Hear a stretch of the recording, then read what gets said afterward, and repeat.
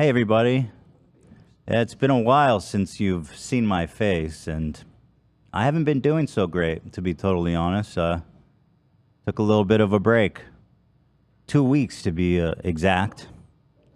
A lot of people have been saying things about me that aren't really quite true at all, and it doesn't matter if it's true though, does it? No. As long as it's entertaining, right? You guys having fun? Take it away.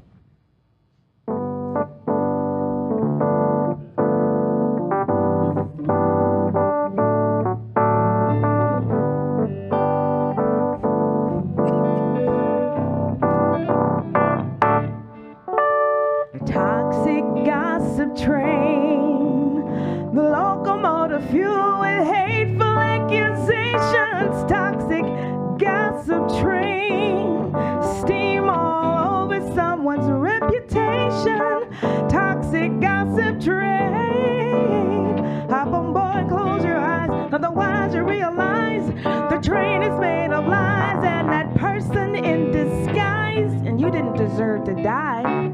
And hey, yeah, you know, I made this little apology. I forgot to mention a few things, but they're not big deals. For example, my brother's a pedophile.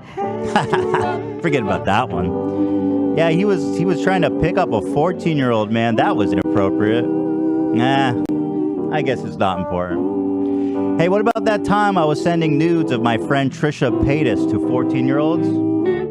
Nah, nobody cares about that. Yeah, let's talk about this toxic trade. Listen, there's nothing wrong with a little inflation porn, to be honest. Shout out Dad. That one is totally fine, to be honest. He did nothing wrong. My dad is innocent. Well, it's been fun. Especially that time I made kids put tampons in their mouth to take a groupie photo with me. Not a big deal. What's with all this gossip? Come on. It's not like I was talking about my sex life with kids, talking about my divorce with kids, gossiping with two children about children, trauma dumping on kids. Oh yeah, and assaulting a girl on stage. It's really not a big deal. It's just a bunch of toxic gossip, and man, as long as it's entertaining. Train, the locomotive fuel with hateful accusations, toxic gossip train, steam all over someone's reputation, toxic gossip train, tie me to the tracks and arrest me for the past rumors, look like facts when they don't mind the gaps. You won't deserve to die but crash, but okay. Wow. You guys are speaking to me. That's exactly what I feel. Yeah, but what do I know, right? Fuck me, right? Nah. You guys wouldn't understand anyway. The least worst thing about it is the inflation porn. Nothing wrong with the little gassing up. All right, guys. Well, thanks for being here. We've been gone for 2 weeks, and we got so much to talk about. I thank you all for being here, and I look forward to having a great show. Thank you, guys. Let's get right into it.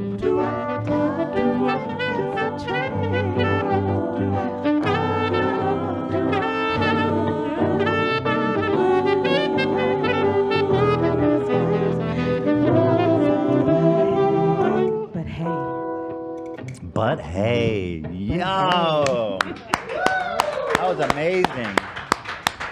By the way, do you guys have a name? The band name? What is it? Bo-Fi? Bo-Fi Choir. Band on Fire. Choir. That's what's up.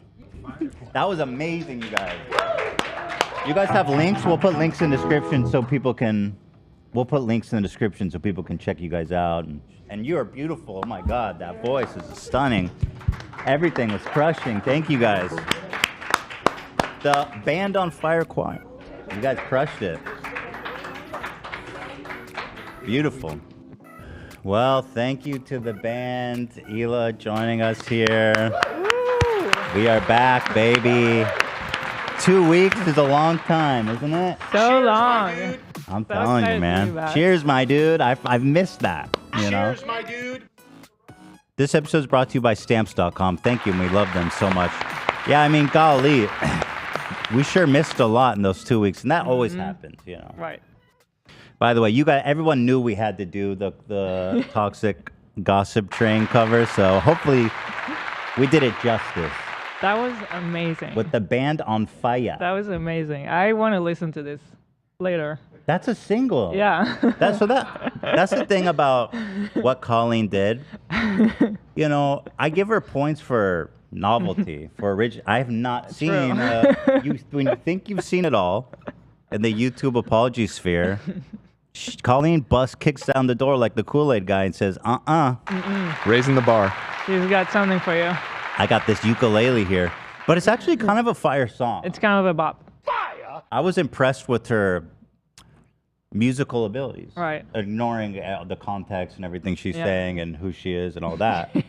I was like, pretty talented. Good singing. Thank you. So obviously, I have been trying to insulate myself. Obviously, I watched her her apology, if you could call it that. I don't think it's an apology. So it's kind of the opposite of an apology. Right. What's all aboard? Yeah, Wait. this is a new category. Wait, what is the opposite of an apology? Stick it to you? Doubling down. A doubling down video? This was a doubling downology. Melodical double down. Yes, a melodic double down. See, that's a new genre, and we have to applaud her at least for that, right? Denial. Yeah, right? Maybe a denial. But anyway, I've watched it. I was so tempted to make an Ethan Klein video. I resisted the urge because I wanted to come here. I wanted to do it with the gang.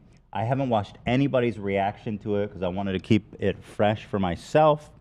I know a lot of you guys are probably tired of hearing about it, but you will not deprive me of the joy and the content. Okay, it's not my fault that she had to drop that shit the day we went on break. She had to come out here with a ukulele and shit. 10 minutes on the ukulele. 10 fucking, you know, 10 minutes. My first reaction when I was watching it, I was like 1 minute, and I was like, okay, she's doing a cute ukulele song. But then I was like, wait, it's not the whole 10 minutes, is it? Right. The whole 10 minutes was on the uke. The uke. How much rehearsal you think? Dude, how many hours? That thing was very rehearsed. She had buttons on specific words. She had like, it was choreographed, 100%. That's what was impressive. That was like Broadway ready. It was absolutely horrendous. Like, I don't know. As a performance, I thought it was impressive. Right, but I don't see her on I don't see that song on a Broadway stage. She's off Broadway. She's right, off she was Broadway. actually once on Broadway, and I did see it. Was she on what? On Broadway or off Broadway? It was on Broadway. She was on Broadway? Yeah. On Broadway. On Broadway. That's not very interesting. So true. Well, anyways, I'm glad that y'all are excited to be here. We have 52,000 live already. That's amazing. Wow. Thank you guys for being here. Thank you, everybody, for waiting patiently. And, boy, 2 weeks has been a long time. I'm really glad to be back. So thank you, everybody. And so much has happened. Like, love is here. Oh, yeah, love is here. My God. Love is here. Love is in the air. Oh, yeah. Yes. I'm below 200 pounds. I posted that. I got to be honest. You gave me that mayo up the dome at the end of the live show, and I made it under 200, but I squeaked on by. It was like 199.5. That works. That counts. Got a 1 in the beginning. It's got a 1. That's right. Cheers, my dude. Cheers, my dude. So let's see. Another thing I wanted to mention before we get into all the Colleen stuff is we talked extensively before we went on break about this conspiracy someone had about why Alfredo wouldn't go in the basement, right?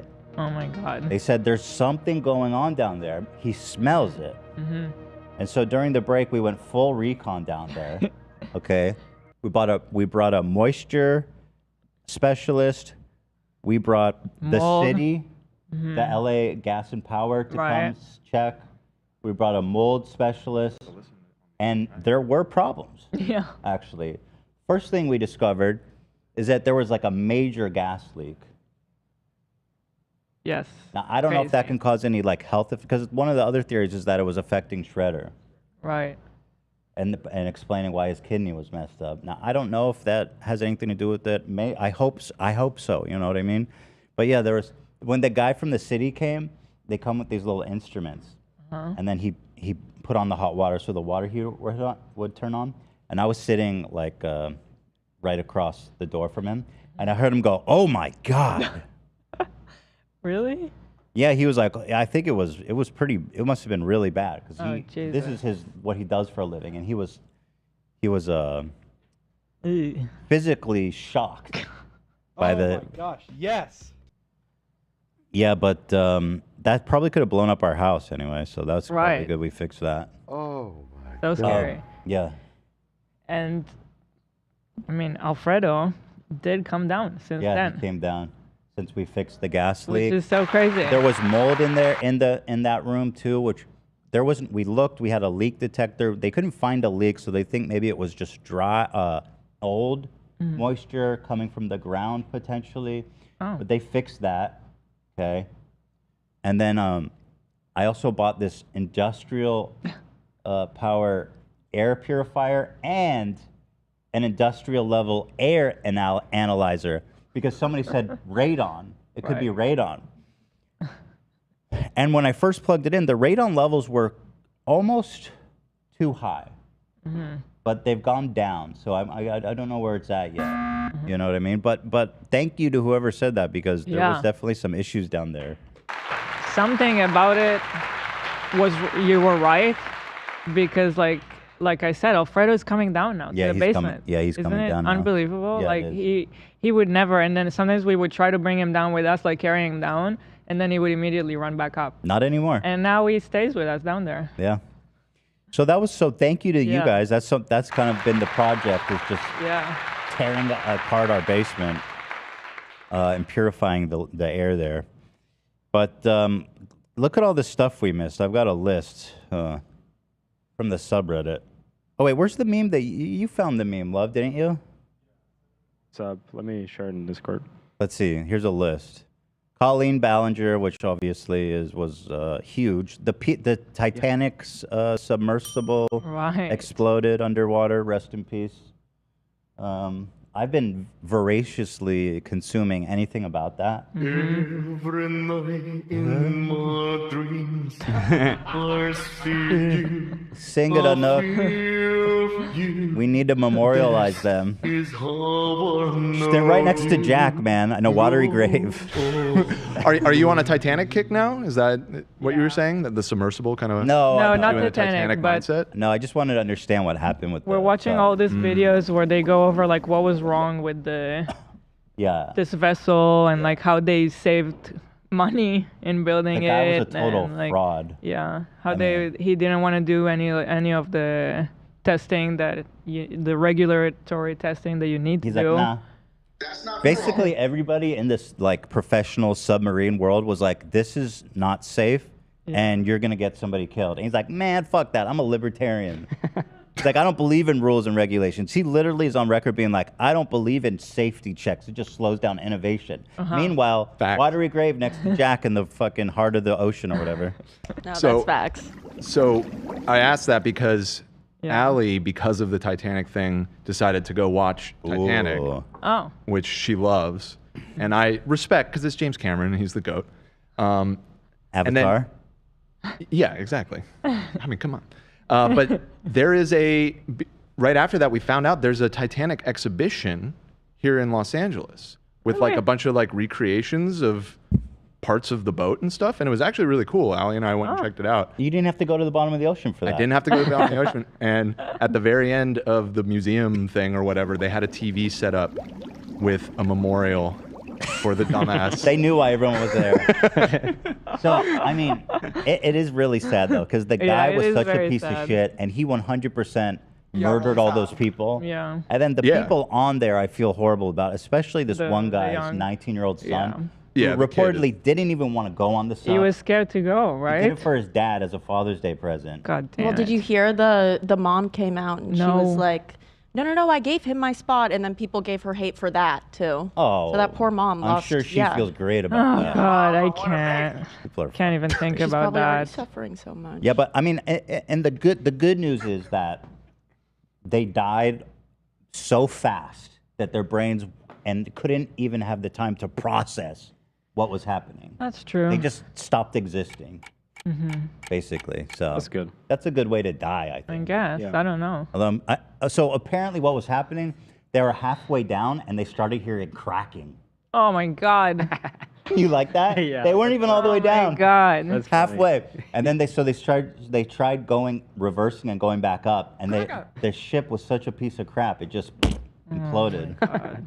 So they were definitely terrified on the whatever time they had left. Lovely. I didn't know that. Wait, Thanks I for didn't that. know that either. Terrifying little Thank you detail. so much for letting me know. Yeah, there's the call that the command had up on the boat.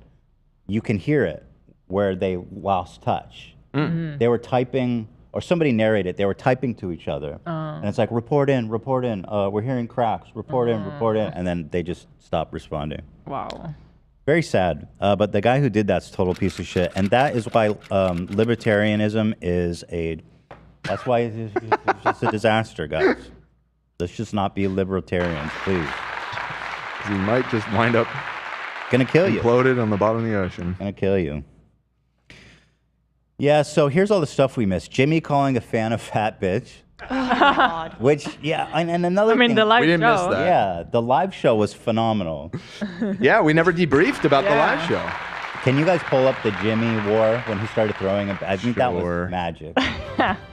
The live show was so much fun. It was the last show we did of the run there, and it was so fun. And thank you guys to everybody who came. I think it was a very wholesome, very fun event.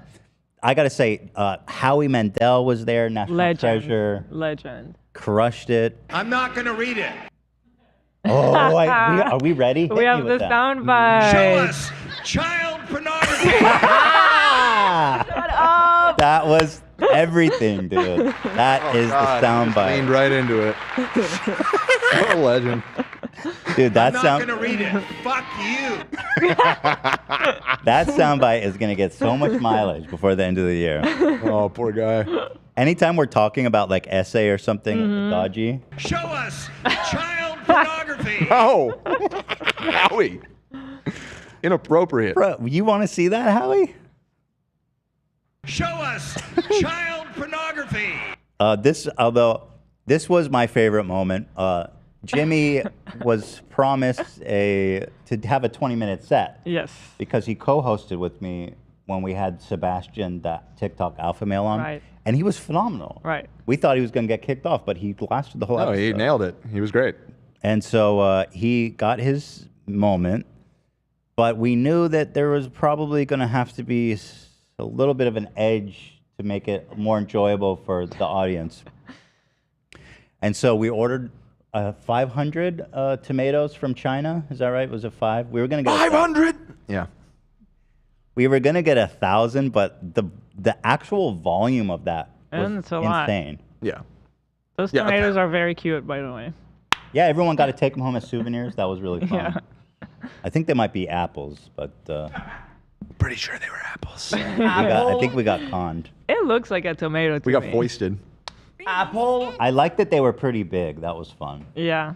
Yeah, so it was so funny. Oh my God, it was so funny. Here, let me give you guys a taste. My God. I was What are you dying. doing? You looking for a buffet? He started calling this one girl fat. That was my God. And people started turning on him big time. all love and strength to her. She held her own so well. My God, what do you eat for dinner? Furniture? Oh, my God. Will you stop? Wait a minute, the Jersey Outlaw. Okay, wait. Now, Hold on, sit the Jimmy. hell down, you rat bastard. Hey, Jimmy, we'll give you more time. That's a nice shirt. Stand up, young fella. This guy right here, stand up. What time's the circus going? Sure you want to get closer, Jimmy? You want to I was like, you're going to catch a beer glass in the face or something. Yeah. Don't get too close, man. They were out for blood, man. He's going to work the cotton candy machine. And look at this guy. Stand up. Yeah. You want a banana? My God, he looks like a gorilla. Jesus Christ. Like, My God. He was, you know. why does he What's think your he can name? do those jokes? He's Jimmy Lee, man. We've been through it. Yeah. And he comes, he does the same material. Yeah. But he actually, I've You never got seen him just something be like under fat your bitch chin. to Oh, somebody. it's your other chin. Stop throwing tomatoes. With you, it's not a rice, it's a barbecue. All different flavors. What are you guys doing over here? Thank God nobody's throwing tomatoes. How you doing, big guy? How you doing? I took you I into think the he pointed out 7-Eleven. You didn't come out till Avery, I 6:10. I think. know Yeah, you. yeah, look, we touched You him. son of Yeah. a bitch. When you sweat marinara sauce. Will you stop throwing That's a the good joke. goddamn I've heard it, tomatoes? My God, you guys are killing How me. dare you come for Avery? I'm coming Yeah. back up here. All right, Jimmy, wait. Let's reset. Let's reset. Well, I have jokes on you I'll give guys. you more time. I'll give you more time. Yeah, but I got to get to the part where he started fighting back. But, Yeah, that's where it really went off the rails. This is when it I want went. to come back on the show. I told Sam, stop with the tomatoes. Here it is. There you go. Jimmy's fighting back. This shot. Oh my God. Dude, iconic. Just iconic. Jimmy's fighting back. And And then Martin out of nowhere. Yes, Oh, When God. you get on look at him on stage. stage. I can't emphasize, let me mute it. I can't emphasize how out of nowhere Martin came. I did not expect him to be there. I saw him, and then he's like, okay, I'm part of the show now. He came up on stage. I do want to say to the girls in the front row that Jimmy was harassing. Thank you for being good sports. Everybody was a good sport about it. Hopefully nobody had hard feelings about it. It's just Jimmy, you know what I mean? Jimmy's pretty spry for an 80-year-old. You know, picking I up those agree. tomatoes. You know, he's, you know, don't count out the old horse. You know. And you know, I'll Well, he's say a 90s kid, so he's, you know. Oh, right. Forgive me. Yeah. Yeah. he's 43, please. He's just 1 year older than me. No, you're 43 now. Nasty. Do you No, you're know I'm birthday 38. Ethan, Stop. This is a it's new. cheap. Stop He it. buys generic rubbers because he's a cheap fucker. Yeah. So anyway, it was so much fun, and I'll tell you, I was on stage next to Jimmy, and I could tell he was trying to hurt them. He was angry. He was throwing those tomatoes hard. He was. I was pissed at Jimmy because when he walked out, he totally snubbed me. I had my hand out. He just walked he's right big by time. me. Oh, is that dude. right? Totally big time. Got no time for you, Zach. Well, I saw him in the back, and he was sitting around. There was like 5 guys like fanning him, and he goes, "AB, what just happened out there?" I'm like, I don't know, Jimmy. You tell me what just happened. He's like, "Was it good?" I was like, "Yeah." No, it was better than good. It was iconic. It was so fun. It was literally my favorite part. Stop with the tomatoes. Stop with the tomatoes! I mean, I went back and watched that one a few times. It was so fun. But yeah, shout out to the girls in the front row who are good sports. We love y'all. But yeah, well, I'm thinking we should put on our tickets for the next live pretty soon, Dan. We should lock it down and get it going. Sure, yeah. I'm planning on getting the ball rolling on all that this week. Do it live. Oh, Jimmy even apologized? He said, everyone, hey, everyone, I defiantly went too but far. too far saying fat bitch. I know now that is completely unacceptable. It was never meant to harm or hurt her. She is family, and we are here for each other. So much was happening, and I went a bit crazy. My apologies go out to her, and no hard feelings. Okay. We love that. The top comment is, Jimmy, we aren't mad. Your life was on the line. And that's technically true. He was fighting for survival in that moment. Let's see. We go on the 2-week break. Colleen drops the apology. iDubbbz lost $250K on Creator Clash. Yes. That was unfortunate. Colleen's, oh, dude, that was a huge revelation that she was sending the Trisha the nudes to minors. And also she was basically... While being a friend of hers. It was recently. Because when I first saw it, I was like, is this from like a long time ago? No, it wasn't. And they started this podcast together. I frankly felt bad for Trisha. I mean, that's a horrible thing to discover that your supposed friend's been doing. Mm-hmm. Like, hey, get a load of her. Isn't she nasty? While doing a show with her. Yeah. Oh, yeah, and Trisha made a response video, which, guys, I got to tell you, That was a huge moment for the internet. It's been a long time. She wasn't on the kitchen floor or anything. She held herself together pretty well. She leveled up, actually. She did level up. AB saved some balls. What was that? Yeah, what was that one? What is that? I didn't even see that in this meme. These my cousins were throwing a volleyball and it kept going in the lake, so I had to keep getting it. Right. And obviously you cut the part where it was you throwing them. Right. Put your balls in my mouth? Sure. Interesting. Cocaine in the White House. Gabe goes full uncle. Okay, I was not aware of this. Wait, what is that? That snuck up in there. I don't know what that is. When did this happen? I don't know. I haven't seen it. I don't know anything about it. It says Gabe goes full uncle and drops F's. What? I didn't see that. no way. Me neither. Really? Oh, Gaby, what are you doing? I didn't see it. I saw people mentioning it, but I don't know what it is. So. Huh. Oh, Martin posted a clip. Let's see what Marty Boy. Honor Smolier's here. Hello, everybody. Cheers. Oh, God, he's such a legend. Honor Smolier's Love that man. I was like, what the hell? He's like, the man just takes control. He's like, give me the mic. Just give me the mic. The king. I was like, all right. There it is. The water drops of bliss. And so, yeah, there's so much that's been going on. Grimace, the shake thing, which I'm happy not to talk about. What? The Grimace purple shake McDonald's thing. Yeah, Okay, I missed not a big that. deal. The advertisement that everyone fell for. Travis Scott not charged. That's a shame. World War III talk with Russia. Twitter shutting down. Yeah, Twitter limiting the frame rates on people was pretty good. That was ridiculous. I'm officially a thread head, by the way. Give it up. I've been mass posting to threads because, like, as much as I hate Zuck, Right. I hate Facebook and everything they stand for and do, Yeah. I also hate Elon Musk and everything he's doing. Yeah. And, you know, Elon Musk, he always says this. He thinks it's very profound. He goes, whatever's the funniest outcome is the most likely to happen. Have you seen him say that? He thinks it's really No, profound. I haven't seen that. So I says, well, undoubtedly, the funniest outcome is you losing $44 billion and having to shut Twitter in disgrace. Right. So that's why I'm on Threads. I've been off of Twitter already for a while, and so it's kind of nice for me to have an Instagram version. I get the hate, though. We have some haters here in the office. For Threads? Yeah. It's not there yet. It's fun.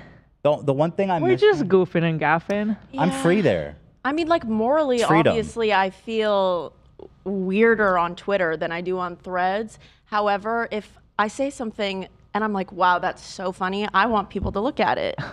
And so no, I can't cross post. Are you kidding? Seriously? Oh my God, I'm not literally Is that like pathetic? 80. You posted on Threads this morning, Olivia. I saw. Yes, I did, but I would never cross post the same thing. Really? So you have exclusive So content. that's a big For no-no. each. for Twitter. Are you kidding? Exclusive content for Interesting. Thread. Okay. I agree with you. That I love the fucking Threads. I hate Twitter. Thank over it. you. I'm a Threadhead. I'm listening to Threads up. Reddit. Threads up. The only thing Thread is missing currently is the trending tab because I go there for news to see what people are talking about. If they And put well, that- And for you, DMing like- and I don't care about that. and also being able to see when people quote tweet you and Don't care. pretty much No. all care. of the Don't features. care. And a desktop It's pretty version. bad. I'm not gonna lie, but Yeah. it's still fuck Elon Musk, so whatever. Twitter feels like object forever. permanence versus Threads, which is just like, We're you never know threading. where that goes. Well, here's the thing. The more time I spend on Twitter recently, it's just unusable. It's I mean, unusable. It's That's the unusable. point. The bot. I've never seen so many bots, crypto scams. Never. And literally every like any tweet that goes even remotely viral, you go to the replies and you have to scroll through like 500 of the dumbest people on the fucking planet that have the fucking blue check mark. Yeah, they're all Yeah. Nazis. It's just Nazis. Yeah. Blue checkmark Nazis. Like scrolling. it's not even worth it. It's horrible. It's never been worse. So whatever. I haven't. Yeah, I'm off Twitter. I love Hitler. What? About Hitler. Also, Dan is on Threads, so that's reason enough alone. Right. Thank you, Dan- Lena. That's true. Thank Yes. you. We love it. You know We love what? to see it. Seeing Dan on Threads is like the biggest joy. You got good threads there. He was talking to J-Lo I this agree. morning. I Wait, agree. what? I haven't seen that. I agree. pretty Dan has awesome. good threads. I agree. In Crazy fact, you guys were able to connect like that. Yeah. I'm gonna pull up. Dan has been crushing it. Absolutely. I'm gonna pull some up. Word. You're loving threads, Dan. What are you I'm talking loving it. about? You never even tweet, and now you go. J-Lo's a crystal mommy. Yeah. Well, look at this. Obsessed. Look at this thread that J-Lo said. She goes, Monday morning thread. I learned recently that hummingbirds flap their wings in a figure 8 motion, which represents infinity. What's something you've recently learned? Yeah, I don't think the hummingbird is doing it. I don't think the hummingbird. I don't think it represents anything. It's just a way of moving. Yeah. The hummingbird. Don't you see? Oh my god. There's a vortex at the center of the figure 8 of the hummingbird's. It transcends time. Oh yeah, this cracked me up too, Dan. So the CEO of Cloudflare posted stats that Twitter's traffic is tanking. Mm-hmm. And Dan quoted it, and he said, concerning. And I thought that was concerning. I was concerned about that as well. So that's it, you know. Let's see, what else? Selena Gomez used my sound. Yeah, right. And listen, as much as I love my girl Gomez, Daddy needs to get paid right now. Don't even look at me right now. Are you kidding me? It was the first thing literally you didn't give us time to bask in it. You were like, oh wait, Rare Beauty posted that. Well, we were during break. Well, how are you going to bask so in true. it? Yeah, we need some revenue during the break. I just Yeah, hello. I was so excited and people were tagging me in it like the entire break and I knew that I was like, we're about to be enemies. She's not even going to find out. I'm just going to shake down her fucking makeup company and they can afford it. They can afford it. They can. They are doing very well. They're a very successful brand. That's it. Run by a won't even very notice. successful woman. Just throw me a couple 100,000 and we don't have to talk about it anymore. Right? Well, a couple 100K. Well, then another angle was I told my lawyer, well, tell them, you know, if she wants to come on the show, we'll let bygones be bygones. Agree. We love her. It's so true. But also, I'm suing you. Yeah. Not really suing. Well, if she doesn't pay up, I'll have to take her to court. Girl. I'm sorry, dude. Are you kidding? You can't use my voice to sell products. No! You can't take Selena Gomez to court. It's not her. It's Rare Beauty. Okay. Ugh. But Wait, that's her company, though, right? That is her. I'll never get a PR package. Well, maybe I'll have to depose her then, and maybe when I depose her, maybe when I depose her over this lawsuit, I'll start asking her questions about Justin Bieber. Yeah, and Haley. Wow. Let's get to I the bottom of remind you, this. Selena, you are under oath. Right. Right. Here it is. Also, I don't know. Okay, girl. First of all, this is posted from the Rare Beauty TikTok account with Selena Gomez in it. Text is, when someone asks me what product I used in my brows, and I remember my new Rare Beauty brow pencil hasn't launched yet. This is so commercial. The It's use so of this amazing. is so commercial. Such a smart. It's such a business slam move. dunk for me. This is such a smart business move on Selena's part. Kobe! Boom! We are in such a fight, you and me. Listen, I have to enforce my how do you call it? My Morals. no, there's a legal use to my personality, likeness. Mm. I have to enforce my likeness. You know, I can't be. If they want to use me, they got to pay up. Thank you, Selena. We love you, girl. You know what I mean? We're never meeting her. So moving on here, Love. Do you want to do the spicy chip thing today? Is that something we want to do? Because Love. Actually, I could do that. Sure. Are we doing? Can I maybe give him a reprieve? I don't. Did Love tell you what happened to him this morning? No, what happened? I did almost break my hand. Yeah, he had a bit of a boo-boo this morning Yeah, I and had a was in little a lot of pain. Yeah. And so what? Are you eating it with your hand? Why do I? No, this was just done. No, I'm kidding. What happened? Wait, does it still hurt? Yeah. Yeah? It might be broken. What happened? I was carrying up boxes, and when you have a box in your hand, you can't really see what's on the floor. And when I came up the stairs, I just ate shit over something that was on the floor with the heavy boxes. Ugh. And I got my hand stuck under the box when I hit the floor. So are you? So are you trying? I mean, I'd be. Okay. I'm not trying. I didn't bring that up. I was. Yeah. This was just me feeling bad for him. So I mean, listen, we have a lot to get to. So I might be okay moving the spicy chip to Wednesday. Right. So that's true. Yeah, maybe my finger will be unbroken Wednesday. Yeah. No, I'm kidding. I'll do it whenever it fits the show. So. Because we just have. Okay, so maybe we'll move it to Wednesday because we just have so much to talk about. Sure. Yeah, and actually, we're at break time. Oh, wow. Oh, that was fast. So we only have one sponsor. So, guys, stick around. I'm going to thank our sponsor, Stamps.com, and we're going to come back, talk about a couple other things that are really fun. For example, Jason Nash was asked about frenemies during a comedy show. You will not believe what he said. You will not believe it. So stay tuned. But anyway, let's thank our sponsor real fast, Stamps.com. We love Stamps.com, man. Yes, we do. Stamps.com is the best in the game. If you are mailing anything, if you're just a personal person, or if you are running a business from home, or even if you're a freaking huge business, Stamps.com is the solution for you. You got to make every penny count when it comes to business, okay? Cheers, my dude. Cheers. Stamps.com gets it because for the last 25 years, they've been helping businesses like yours save time and money. Okay, why do you use Stamps.com? One, you don't have to go to the post office. It's super convenient. Two, the discounts. The discounts. They work with so many people. They get up to 84% off USPS and UPS rates. 84%. That's ridiculous. Have you tried mailing something recently, like out of state or, God forbid, international? Or I don't know if this is international, but maybe it is. But it's insanely expensive. It's so expensive. You know, it cost us more to get the tomatoes here than it did to pay for the tomatoes. Isn't that right? Correct. Yeah. Tomatoes. Tomatoes is the proper pronunciation. Stop throwing the tomatoes. Yeah, so you get fat discounts. And here's how it works. They send you a free scale. Okay?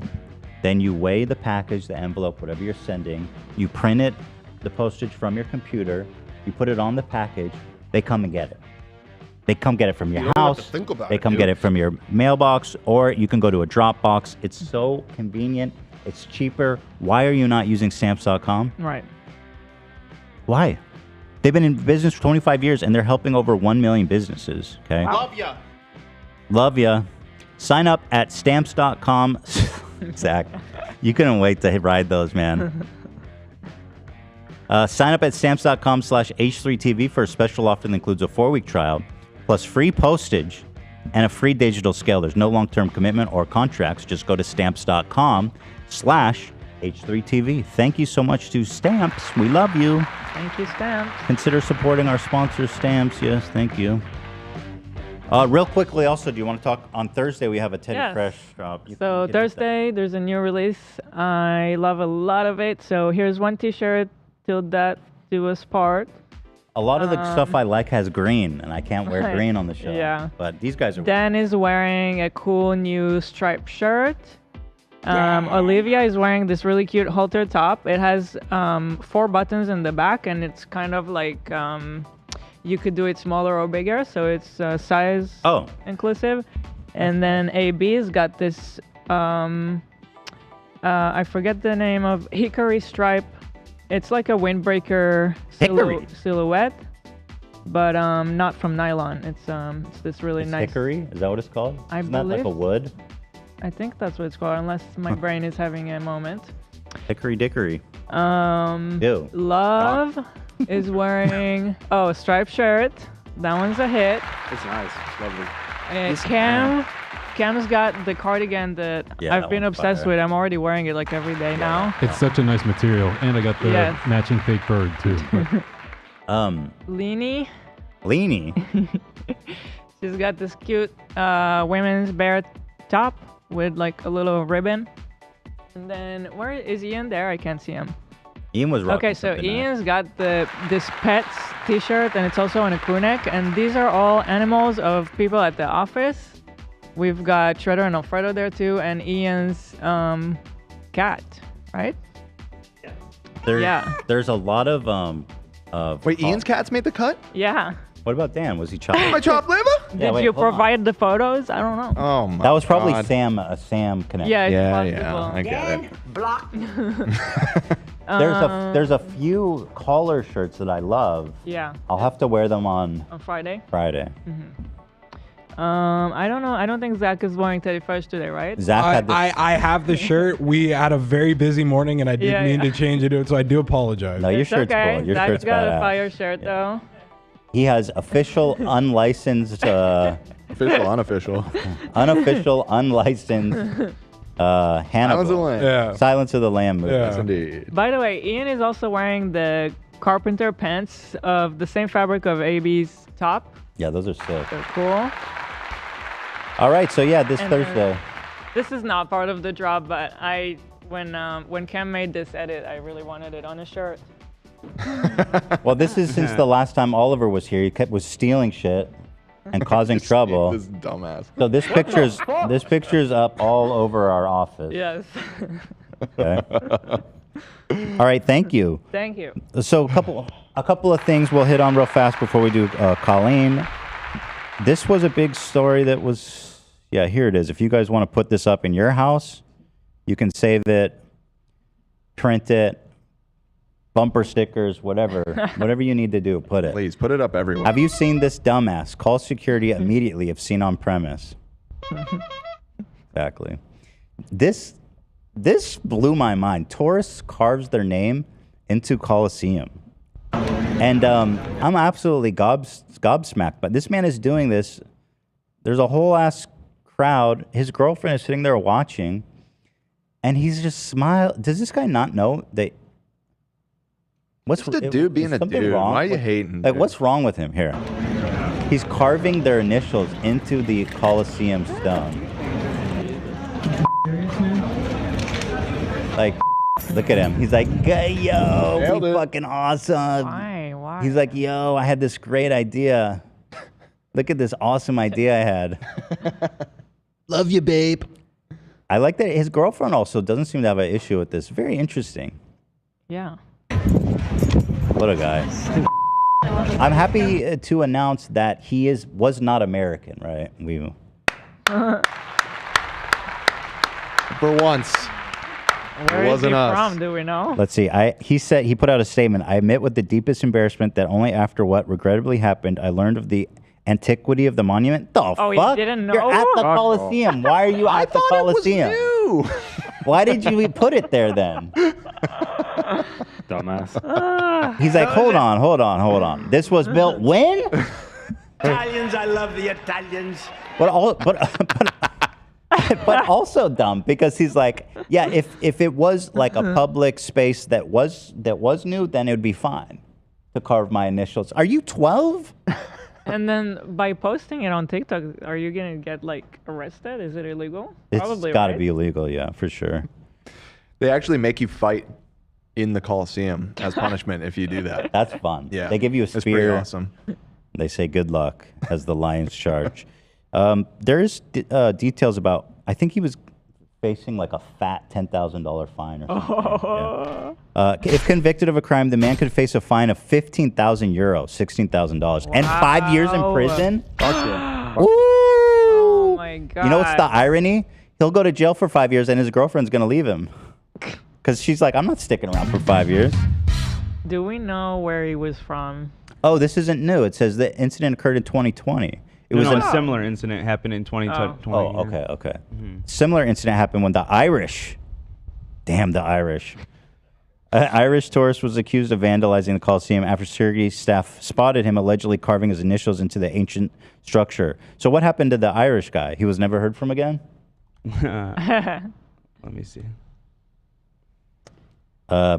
You can shove your coronation, shove your coronation, shove your coronation up your ass. Oh, we have a whole nother Lizzie in a box, part of the great classics.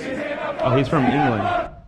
This new guy was from England? Yeah, that's what I'm Oh, the saying UK. as well. The whole, I mean, Little America. These guys really got to get their shit together over there. I told you. And you know, they're always being like, oh, Americans, so uncultured. They're uncultured. Okay, Watching well, your Arena. ass is, you know what I mean? This is a referendum on all English people. Booyakasha. Booyakasha. Everything ivory. Ollie G isn't even that dumb. I'm dreaming of my next Tucker. So there it is. We salute the English today. Have a pint. Hey, let's carve our initials in the Colosseum and have a pint. Smoko. Not a great accent, admittedly. We have some Steven Crowder stuff, which is awesome. As you know, he recently was abusing his wife, what caused this huge divorce. Yeah. Watch it. Watch it. That doesn't work for me either. No, that doesn't Work either. Work either. And he's a massive homophobe and transphobe. It's part of, like, he's riding that whole wave. And as you know, one of his favorite activities is dressing up as a woman and then infiltrating pride events. But what's funny is that he's just participating. He's just doing pride. It's not even ironic anymore. Like, there's some new clips here which are really fantastic. Watch this, and you tell me where's the parody. Hold on to your pussy. Here's the thing. Don't. This is my pussy hat. So what did the world's biggest feminist protest teach us? Well, not much. Namely that sexual objectification is bad unless women do it. Tits are fun. Bras do legitimately suck. Not gay Jared's a surprise. Here he is kissing, and not gay Jared is someone who works for him, who is gay, right? I think so. I think he is gay. Yeah. And so here he is, Wait, and I'm sorry, but this isn't a pride event. What is it? This was like the women's march. I'm So gay. like, there's really no reason. Like, there's no. Oh, it's reason. not even on brand. No. Actually, I'm not. But so he took Like, not his, that lesbians wouldn't be welcome there, but it's like, why are you? he didn't need to do that. So here's where it gets interesting to me. He went to this march to show how crazy they are. Mm-hmm. In doing so, he got in full. Is drag derogatory? Can I say drag? No, he's in drag. Yeah. So he got in drag with his gay friend and kissed him. At the women's march. Also, like the level of look at detail. this. I mean, he really thought about the outfit. I feel like because he coordinated. Yeah, no, it doesn't look like a bad costume, you know. He did this for fun. Yeah. Yeah. Now, one of pleasure. One of the things that people speculate against Crowder is that he is gay, Mhm. and that kind of is why he is the way he is. And he's even said that he had a bisexual phase in college, and I think that his love for Jesus is he can love Jesus in other ways. Love ya. There's more than one way to love Jesus. Didn't it also come out that he was constantly showing his junk to his male Yeah, employees? Yes. yeah, just whipping it out at work. Putting his balls on, you guessed it, this guy, Yep. not gay Jared. Mm-hmm. But Homo. But like, as someone who's like homophobic and transphobic, doing this is not a parody. This is just you kissing your homie goodnight. Like, don't you see? This is just you participating. Everyone but him can see.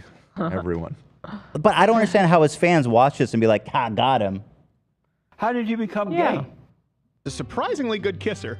Twice! Ah! 2 kisses! Not gay 3 Jared. kisses! He says he's a good kisser! Not gay Jared's a surprisingly good kisser. What the And hell? Donald Trump wants to infringe upon women's rights, but we're not exactly sure which rights, something, pussy. But what did we accomplish? Well, not a whole lot either. Awesome, man. Well, I know what we accomplished. You getting to live out your fantasy of being a woman and making out with your homie. I mean, really. And filming it all somehow. And Felt good your fans think that this is a own of liberals somehow. about ourselves. Well, it is. It felt good to go on down to the feel owned? protest. They're holding hands. You don't feel owned right now? Wait, what? Yeah. Did Jared just grab his Yeah, crotch? are you embarrassed, Ethan? Do you feel owned? Hold the fucking phone here. Hold on to your phone. Fucking got you. So we're grabbing dick to own the libs? Is it possible there are? A couple? I mean, I they think- both seem very like Right. comfortable He's just physically. divorced. I mean, he's I guess- available. Jared has a wife and 2 kids, I believe. Oh, wait, so he's not So he's not gay. Okay, so Not gay he's Jared. Not he's not gay. It's So he's calling him I don't not know. gay Jared because he is not gay Jared. Now, if you, I don't know, would you feel uncomfortable if you saw me making out with my homie and grabbing dick, or would you think that's cool? I'm genuinely curious if this is crossing some kind of line, because like there's a lot of making out and dick grabbing. The dick grabbing is actually throwing me off quite a bit. This man just literally grabbed his dick. Go on down to the I would be wondering, like, hey, are you having too much fun here? Yeah. Do we need to unpack this? Right. You know, I would wonder.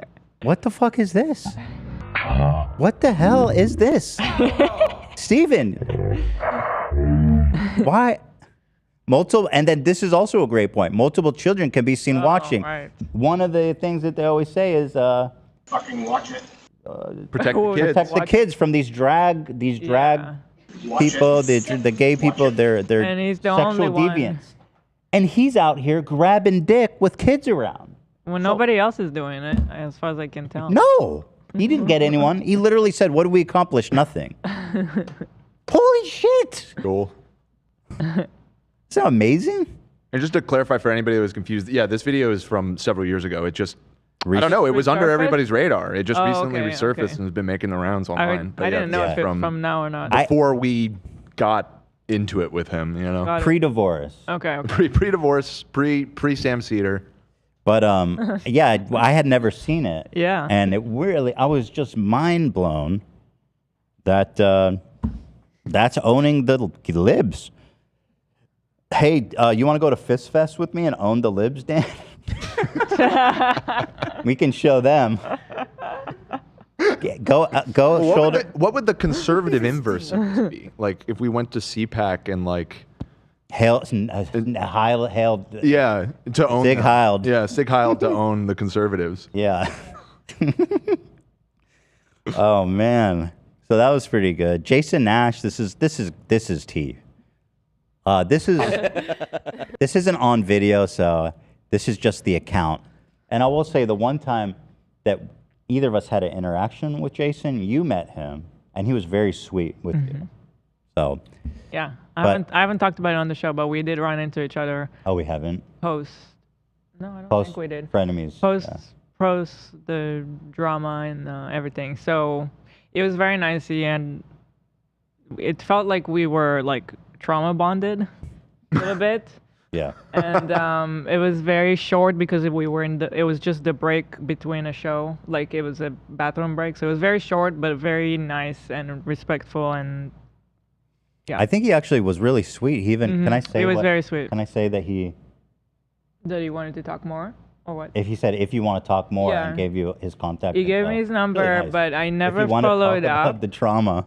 Like I feel like I probably would want to talk to him about it, but also at the same time I've been just kind of like, it's been better for me to just put this behind me Yeah. and not talk about it to anybody really, because it's like I feel better when I don't. So I haven't opened up that door yet. I don't know if I will. But Yeah, and don't he was fr- nice. I mean, though. listen, you He was did- very nice. He was nice, and obviously Jason's has problematic stuff, so it's like better to just kind of steer clear and stuff with all the Seth stuff and all that. But he was nice. That's all I'm saying. So they said last night Jason did his first show on a comedy tour in Boston. During a set, he mentioned Trisha driving into his house and mentioned David in the vlogs, but didn't go further into any of it. At the end, he did a Q&A segment where the audience asked very boring questions like, what's a piece of advice you have for an upcoming YouTuber? I soon realized no one was going to ask anything good. Shout out fam. I decided to say something. His daughter and mother were on stage with him for the Q&A portion, and his fiance was the one walking through the audience with the microphone. There was time for one more question. I flagged her down. She held the mic for me, and I asked, Jason, on a scale of 1 to 10, how relieved were you when Frenemies ended? I mean, that's kind of a good, funny question. I mean, it's not that bad, right? Is that an inappropriate question? I mean, I don't know. The crowd was silent. I feel like people would have laughed at that. And Jason sort of laughed and said, so relieved, so relieved. That was the worst time of my life. The vibe got awkward, so I mumbled into the mic, I'm glad you got through it. And he looked straight into my soul in a very serious voice and said, they'll get what's coming to them. Then he changed his tone and said to the audience, okay, we need to end on a happy question. they'll get what's coming. I was like, well, So- me? What did I mean, I didn't do anything, Jason. Don't put a pox on my house. I don't know because I had the personal interaction with him. I have a feeling it's not about us. They, though. Who's they when you say frenemies? Right. But So there's no recording of this? No. This is just one, and that's why I say this is just one person's recounting. This was at a comedy show? I could see... It's a deadpan. I could see that being a deadpan joke. Yeah, yeah, Right. yeah. Me too. Mm-hmm. Okay. He's forgiven. We letting you off the hook this time, Jason. Patrons ignore robber at nail salon. Oh, this came out recently. This was pretty amazing. This guy's trying to rob them. And, dude, look at my... Okay. These guys installed a Chrome extension that puts MrBeast in every thumbnail. I am so sad because I saw this over the break and I was like, it would be so fucking funny to put this on Ethan's computer and not say anything.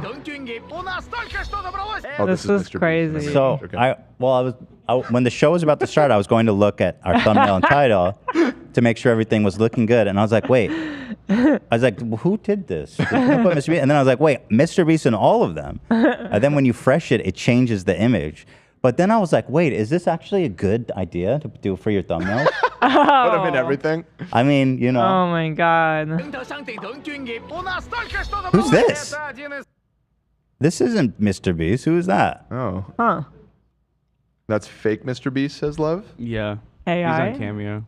Oh, okay. I'm glad he made the cut. Mr. Yeast. Mr. Yeast infection. Anyway, here's a little fun thing. And then after this, we'll get into Colleen. Wait, so this extension is something you can install? Yeah, it's just a Chrome extension, and it just, when you go to That's YouTube. so I was funny. so sad that he saw it before the show because I really wanted him to get confused while going to YouTube Well, on the show. there's but- some really funny Yeah, results. Like, look at this one. Woman attacking people with metal pipe fatally shot by police. Oh my God. And that looks great. The one above it is also funny how he's like kind of serious in that. Chase, wild high-speed chase of stolen Jaguar through LA. I saw this one on Twitter. I'm sending it in chat right now. That's like if he expanded into news, Beast News. Oh no! That was Look the at this. most unhinged Oh one no, I I was so saw. sad to hear this, but Grace held Yeah, it's such held big. horrible news. She says she has breast cancer, and obviously we support her Absolutely. And wish her the best. Yeah. But This Mr. is- Beast, I mean, inappropriate. Yeah, this is, however, how I He's learned wearing about a the suit extension. though. He suited up for the occasion. Yeah. That's not appropriate. And we wish you well, Grace. This isn't a chestnuts moment. Nice. Don't play the chestnuts song, Zach. Thank you. We wish her well. That's horrible. I was that is genuinely sad. horrible. I was like, damn. So here's this, and then afterwards we'll do our story. These ladies are cold, man. Icy, icy veins. Everybody get down! Give me all your money! It's got the boxes! Give me all your money! Dude, Get down! Have the money! he answered the phone. He's just on the phone. He goes, hello. Give me the money! What is this? Everybody give me everything! She's just like, you wanna? Give me She's everything. She's opening the door for him. Dude, look Wow. at this. He's like, fuck this. This is so good. That is What? Poor guy. Yeah, I feel bad. He tried. Oh my God. Oh shit, it's so funny. pretty amazing, huh? That's epic. Wow. They could have at least given him something.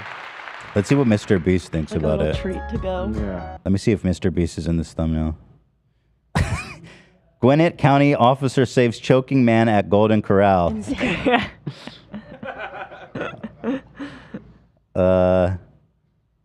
God, this is the funniest plugin ever. Trying to find the robbery one. After choking on grape, 8-year-old boy left unable to communicate. Wow. Oh my God. Okay. Stop it. Oh my God. Oh no, that poor child. No. A grape? Get it off my screen. By the way, always cut your grapes in half. Right. Always. But I didn't know you had to do it for 8-year-olds. Shit. Beast, that's fucked up, dude. I'm not laughing at that. No, That's horrible. that is horrible. No, that's horrible. Arrest made in shooting of off-duty Gwinnett DA office investigator. I feel like this would actually be the thumbnails that he would make if he were to make those videos. I think he needs to get into the news category. Yeah. I'm living for these, actually. Let's see. Police report explains how South Fulton mayor got arrested at stranger's home. But you'll get a free iPhone at the end. Georgia lemonade stand acts legalizes minors selling certain products on private area. Please, lemonade. I need lemonade. All right. Fantastic. We love it, folks, don't we? Woman taken to hospital after tree falls on her house.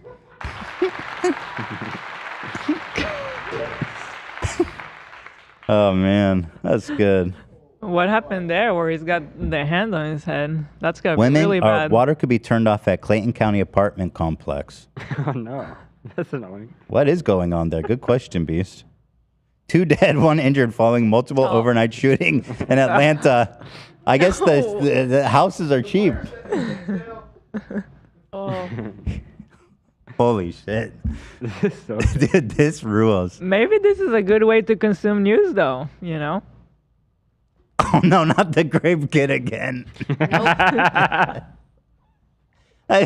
Hold on. It's a little fucking questionable that they're using that image of him. That so poor child.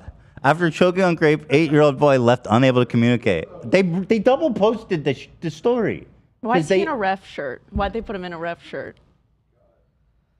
Because he's like, that grape is offsides. I'm calling a red card on that grape. That's horrible. I like how there is covering the end, so it's just like, ew. Which one? The one next to the poor kid. Oh, yeah. Ew. Like, ew. All right, there it is. Poor grape kid. Shit, man. He really is a beast. All right, well, at this point, I believe it's time. Can I do a bathroom break? At long last, I need to pee, too. Yeah, real Fuck quick, me, right? I just wanted to shout out a person named All Aboard who donated, I think, 100 subbies, members. Oh, thank you, guys. I want to say that, first of all, thank you to our beautiful members, our wonderful members. We will be doing a members stream tomorrow. Back on schedule now that break's over, so I'll see you guys there tomorrow. What the fuck? This guy, Jersey Lawman, is killing me. Hold on. You got to I love the Jersey Lawman. You got to pull this up. I love the Jersey Lawman. Hold on. Here, check out this true crime website or this channel. It's really cool. Teen allegedly strangles ex on graduation trip. No. Yikes. Murder of college athletes leads to execution. Oh, man. Delphi murder updates. Suspect allegedly confessed to stabbing. That is so fucked up. I recreated Willy Wonka's chocolate. We are currently This one is too much. It's just too far. Mother accused of killing her 4 babies pardoned. Jesus. Really, in the Willy Wonka outfit? I recreated Jimmy? Willy Wonka's chocolate. We are. Oh, apparently it was 200 subbies, by the way, from All Aboard. Thank you guys so much. I appreciate you. I'm so glad to be back. Thank you to 74,000 people who are watching us live. That's fantastic. That's amazing. Wow. So we're going to get into the PowerPoint now. We basically have, and I'm going to be reacting to the apology. I've watched it one time. I'm going in as virgin as I can go. Perfect. All aboard! So that's actually her saying that? Yeah. Yeah. I really It's can't. my favorite believe part. I've been just shouting it in the apartment with Allie. All aboard! Hey, Zach, as we wait, you want to play your version of the song? I would love to. I'll go to the bathroom. You play. Zach made a cover that's really fantastic. Thank you. All right. Yeah. Here we go. All aboard! All aboard! Yeah! The toxic gossip train, chugging down the tracks of misinformation. The toxic gossip train. You got a one-way ticket to manipulation station. The toxic gossip train, chugging down the tracks of misinformation. The toxic gossip train. You got a one-way ticket to manipulation station. Toxic gossip train.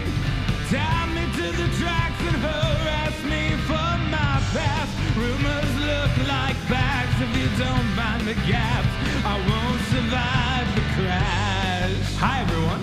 I've been wanting to come online and talk about a few things, even though my team has strongly advised me not to say what I want to say. I recently realized, though, they never said I couldn't sing what I want to say, so here I am! Oh my God. Train, chugging down the tracks of misinformation, toxic gossip train. You got a one-way ticket to manipulation station, toxic gossip train. You're chugging down the tracks of misinformation, toxic gossip train. You got a one-way ticket to manipulation station. Thank you very much. Thank you very much. Thank you. It was a lot of fun. Took me all of 5 minutes to learn 3 words. Amazing work, Zach. Thank you, Cam. I would love to see you live. Are you planning any live shows? Oh, matter of fact, Zach Lewis live in San Diego. Can't wait to see it. I love you, Cam. I appreciate that. Where in San Diego? It's called the Soda Bar. Soda Bar. Soda Bar in San Diego.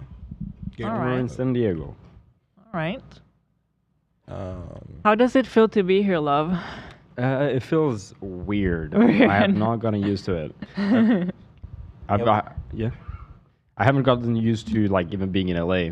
Yeah. So the studio's even weirder. Well, we didn't mention it, but Love's living in our backyard. Right. Yes, I am. We have a pool house detached from the house that Love's staying in. Yes, sir. And you're a fantastic house guest. You're, Yeah. You know what I mean? You're welcome to stay as long as you need. Yeah. Thank you. Ethan, did you know that I think it was on 4th of July, your mom texted me a photo of Love? And What? just like What? a smiley face? What? Yeah, it was a photo of Love in your pool, and your mom sent it Oh. to me. It was just like having a great time over at the client's house. Bet you wish you were here. I mean, I was happy to get it. I'm not sure why she That's felt compelled funny. to send me that. I guess she's photo, just but- thinking of you. Like Well, you're the dad. I think she wanted to send it to the crew because we were talking about I was gonna head to the crew later, and she was like, "Oh, I just got dad." I see. Yeah, I think that's kind of the train of thought. That's there, So, but- funny. do you guys ever see him like, I don't know, like 1 in the morning? He's like at the refrigerator or anything like that? Or, No, honestly, I barely No. see you. Yeah, You've been busy. You're like, Well, I've been oh. busy, and I sneak in. No, I mean, He doesn't need to go through the house. Yeah. Past curfew. Yeah. I on because you guys are so gracious letting me stay there. I do like sneak in, and I don't want to bother you guys Well, at all. So. you were gone You for don't 2 days. I bother didn't us, even realize. I was like, "Hey, Love, are you there? Because we're gonna use the pool, and I don't want to like walk in on you." He's like, "I'm not. I've been gone for 2 days." I was like, "Wow, okay." Yeah. No. This is what he sent you. Your mom sent me this, and you can see at the bottom, and just said, "We are all swimming at the Kleins." Smiley face. That's pretty No, I've been sweet, having I a great think. time. The pool is That's fun. very nice. Thank you. Cheers, my dude. Cheers, my dude. Cheers, my dude. Yes. Also, I'm getting my endoscopy. I don't know how you call it. Is it endoscopy? Endoscopy? People were making fun of me last time. The first time. First one you said. Endoscopy? Endoscopy? Yeah. Endoscopy? Because I feel like that's what I was saying, and then people were making fun of me. They're like, "Oh, it's hurting me to hear them say it like that." I'm like, saying. Endoscopy. Anyway, that's tomorrow, and I'm a little bit. Wait, you're doing that tomorrow? I think, yeah. Wait, hold on. Yeah, let me look. When? Because right, good point. Isn't that gonna like make it hard to talk? I don't No. know. I don't think so. Oh, okay. No. Oh, really? Maybe No. you've done it before, right? Yeah, I was fine. Oh. But I was really, well, not me, but some other people that were waiting with me, they were very dizzy right after theirs. Dizzy? For like a couple hours. Oh, wow. Because they put you under. That's what I'm confused about. You say you're kind of awake, but not. Like, I don't want to be awake at all. No, you're knocked out. Okay, good. Oh, okay. I'm telling them, I'm like, Is there "Listen, any guys, preparation, or you just go? just Put your go." balls in my mouth. I think maybe you're not supposed to Yeah, eat that's step one. or Yeah. drink Really, for a then? certain amount of time before. Step 1, go. Sorry, what was that, AB? I think you're not supposed to eat or drink a certain time before going. That's it. People are saying it's endoscopy. Endoscopy. Actually, you know what? Can you check on that, Lena? If I'm not supposed to eat or drink? I don't know. I didn't think about that. Let me see. I don't know if she can hear me. I'll tell her. But yeah, that's tomorrow, so a little nervous. Wait, yeah, they put you under for that, right? Yeah. Well, yeah, you can't eat. You're gonna be pro for like a long dude. time before, right? Well, not like a long time, but Can you check on that for me, because Alina? they put you under, isn't it dangerous if there's stuff in your stomach? I don't know. Yeah, I think you're supposed to not eat. At least 8 I'm hours. sure you'll be fine. Don't eat or drink anything. I'm gonna go to In-N-Out before. Yeah, whatever. Just start projectile vomiting while I'm asleep. Yeah. I'm saying not to eat or drink at least 8 hours before the procedure. I thought it's 12. I'm gonna play it safe. I'm gonna do 12. Thank you. Sure. If you have it, yeah. Thank you. But I saw some people saying they're like kind of awake. Dude, this is what I see. Guys, please. Somebody don't just read wrote. that I woke stuff. up during a colonoscopy endoscopy. Talk about human centipede. It was okay though. Don't see. Let's keep that to yourself, please. Don't read anything, please. You woke up during a double header. Dude, my friend did his colonoscopy with no anesthetic. Oh God. What? Nice. I've never heard of that. Yeah, neither have I. He did it. Why? I don't know. To save money or something? No. I guess the doctor said maybe they didn't go deep enough up his ass, but he did it with no sedation. Is that a new? Is that a new game at Fist at the? Fist Fest? Yeah, Fist Fest. Yeah. That's the doctor we need right there. Yeah. All right, let's. Are we all ready? Or I guess we're waiting for Ian still. I'm Ian's here. Where's Dan? I went to the bathroom. So we have basically the PowerPoint. We're going to talk about everything since we last left off. All aboard. I hope you guys enjoyed Zach's song, Masterpiece.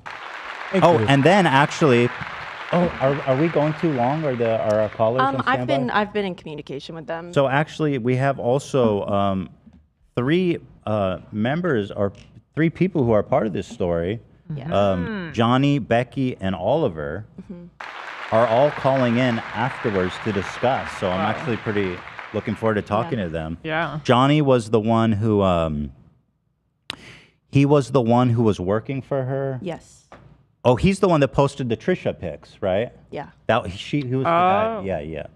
And then Becky is the girl who were on stage, the split situation. Okay. And then Oliver is the guy who her brother was pursuing. Yeah. Oliver. When he was 13. Yeah. Oh my God. Yes, Adam was unable to come today. Sadly, he had a pre-planned trip. But we do wish that he could have been here, obviously. Yeah. But I hope he has the best time ever. Well, he said he's going to Disneyland with his mom. I was like, yeah, that's way better. Stop. He planned it like a year ago, apparently. That's what I'm serious. I'm saying that's way better. That is way better. That I day wouldn't sounds cancel that. so much more fun. All right, well, let's just get right into it, I guess. All right. So let me open this up. All aboard. Part 2, baby. Oh, I wanted to show you guys No Filter Jimmy. What the fuck? Is that awesome? It looks like a video game. It does. All right, guys. Now, right off the bat, I do want to pose a question. Like, in a sense, before the All Aboard song, it felt like her career was like hopelessly kiboshed. But after the ukulele song, is there a chance for her to retain any fans? Is she still on tour? I certainly hope not. I know her Boise show was canceled. A show this week was canceled. Was it the venue or was it her, I wonder? That I don't know. I just know that it was called off.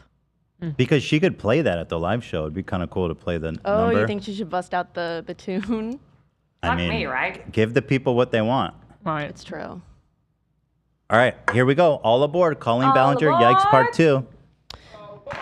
All right, so before we begin, these are some affirmations from our girl Colleen. She said this 8 months ago.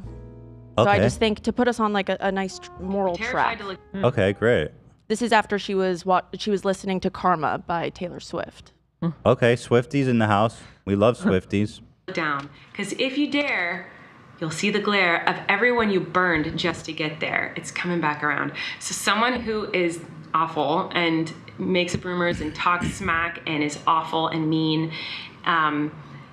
everyone they've burned, they're going to have to face someday because karma is real in the sense that, you know, whether you believe in woo-woo karma, like there's some like person or God or universe or just life or something, make sure to go like, take note, that person's not nice. If you believe that, or if you believe just like that's true. Karma in the sense that like, if you're a good person, good things can happen. And if you're a bad person, you know, that's going to catch up to you. That's pretty deep stuff. Wow, she's so right about that. This video is talking about my obsession with Taylor Swift's new album for 40 minutes straight. I mean, same girl. Same girl. Mm-hmm. All okay, right, I'm moving affirmed. on. I'm fully affirmed. So, just some housekeeping. That's a pretty cool Have you been photo, living by the under a way. rock? What's up? That's a cool photo that she took there. That's true. Yeah, The it's double. artistic. It's beauty. Yeah. Yeah. Oh my God, it's so over for Miss Colleen and Miss Miranda. The both of them. Yeah. This isn't a Dr. Jekyll, Mr. Hyde situation. They're both going down with the ship. Yeah. Okay, so Shane Dawson, who is famously horrible, literally warned us about Colleen Ballinger circa 2015. This is a clip did? that resurfaced.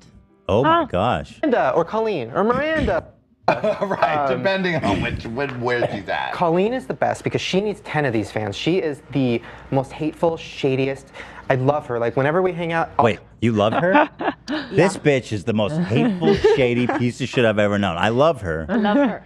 Literally, the first words out of her mouth are, okay, like, what do you got? Who do you hate? Who's next?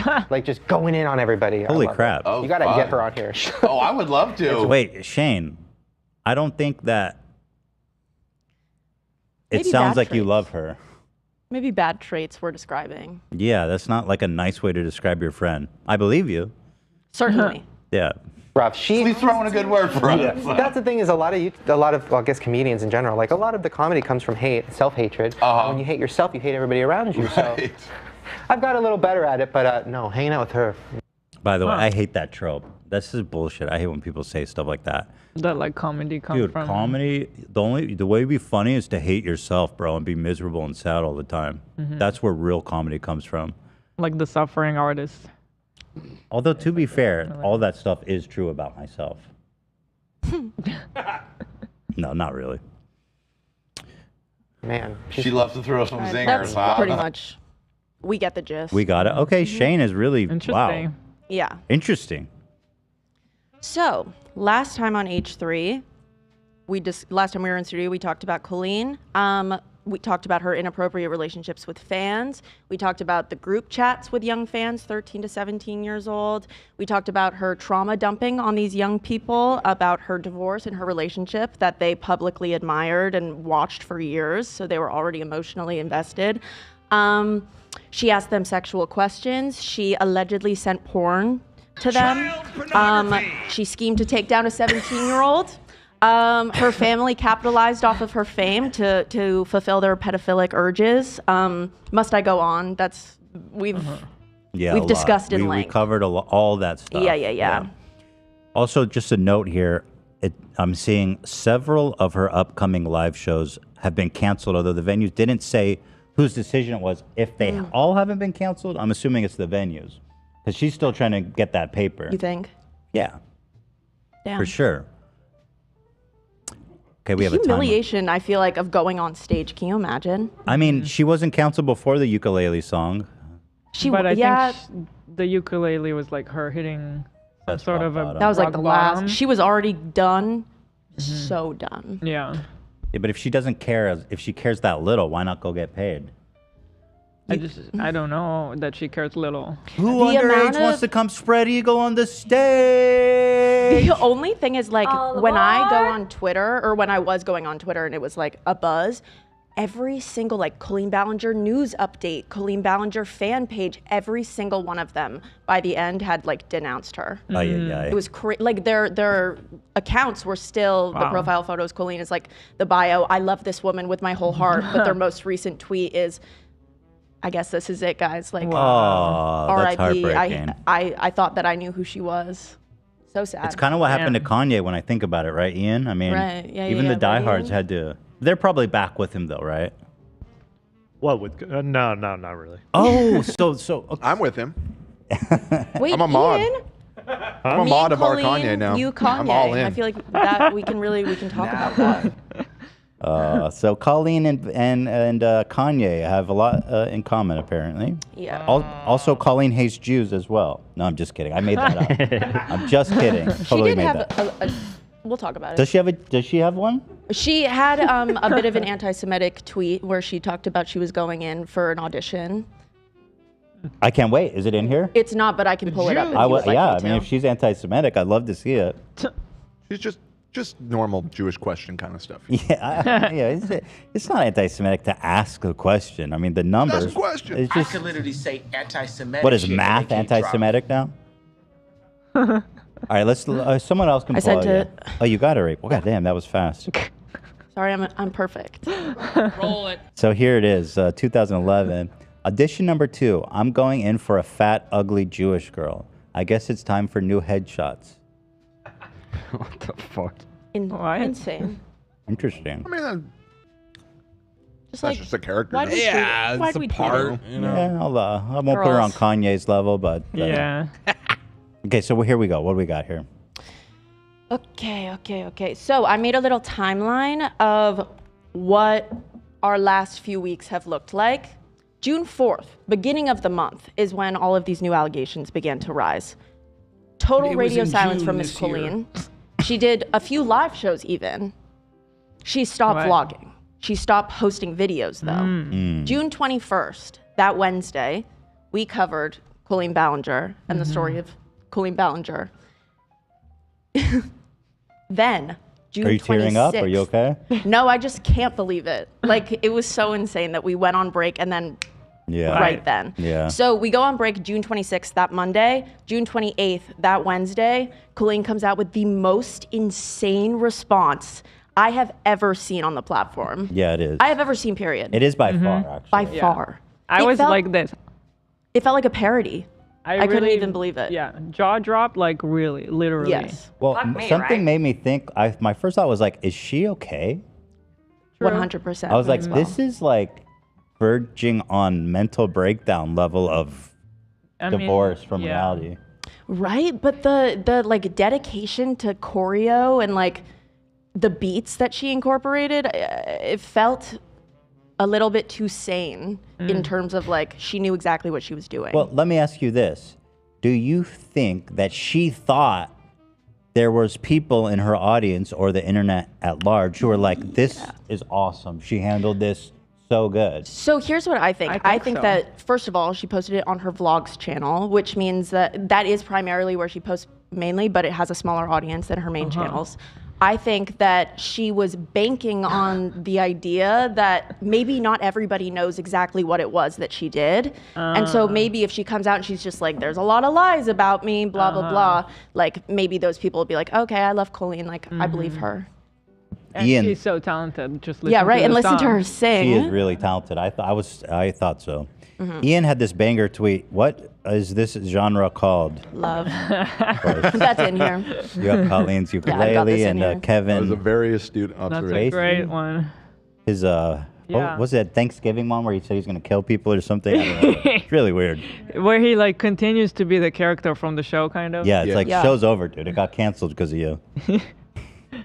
Actually, didn't get canceled, but All right. So, what did we miss over break? Besides literally everything. I put, these are screenshots of all of the articles that dropped while we were on break. Okay, this is something not a lot of people talked about. Go to the next one. Hold on, I want to read these. Oh, okay. All the grooming allegations against Colleen. That's the independent BuzzFeed News. Colleen is facing serious backlash over her insensitive and inappropriate song. Oh, brother. She's a children's YouTube star. Her fans say she groomed them as teens. Brother. HuffPost. Those are not good headlines. No. Los Angeles Times. Colleen Ballinger denies claims of grooming minors by singing a song. Okay. BuzzFeed, again, all over this. Variety, the most reputable paper, in my opinion. Colleen Ballinger, creator of YouTube's Miranda Sings, denies grooming allegations in musical video. That's a very generous title. So 24 full hours before Colleen's response went up. Corey DeSoto, her best friend and assistant, posted to his Snapchat stories a black screen, and the the caption was, "The truth will set you free, ... So everyone's like, what? What is he talking about? And then 24 hours, All Aboard came out, and I guess that's what he was talking about. So that's the truth? I assume so. I assume that's what he was talking about, which is crazy. Corey is basically, he's in on all this stuff. He was he was like in group chats. Yeah, he was he had his own. So you're saying that he already knew what she was working on. Oh, yeah. He would like gossip with them and everything. Yeah. Yeah, he had his own group chat with minors called Corey's Clit. Corey's Clit. Yeah. Okay, so he posted that on his Snapchat story. Then, 24 hours. What truth, by the way? Literally, I don't know. For a moment, time stood still. For me, a moment really, time stood still. I lost my mind when I saw this. Maybe let's just press play. So, by the way, 10 million views. Not bad, girl. Wow. That's probably the most views she's gotten in a minute. Oh my God. Good for you, girl.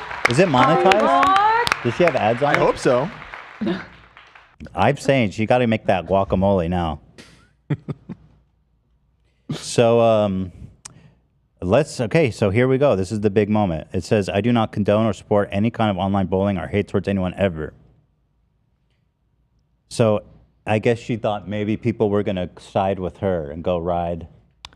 How could she? I think it's very delusional.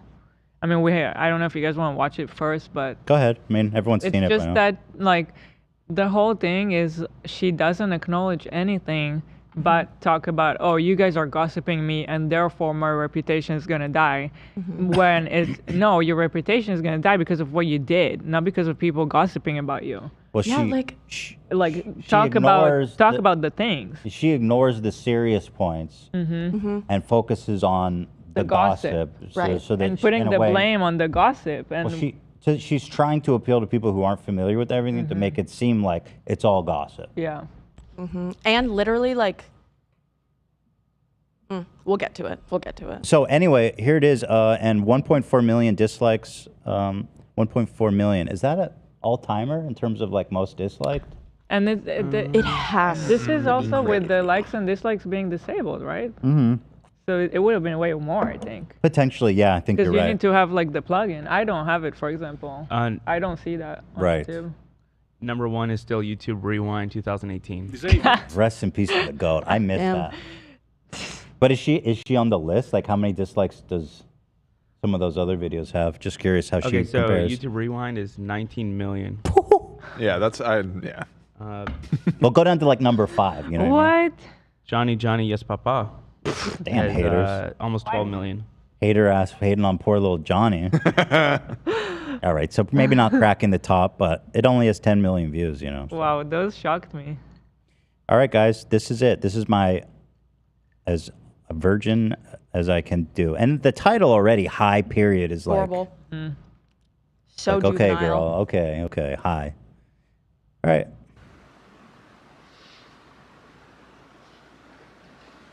At this point, I was like, no. Yeah.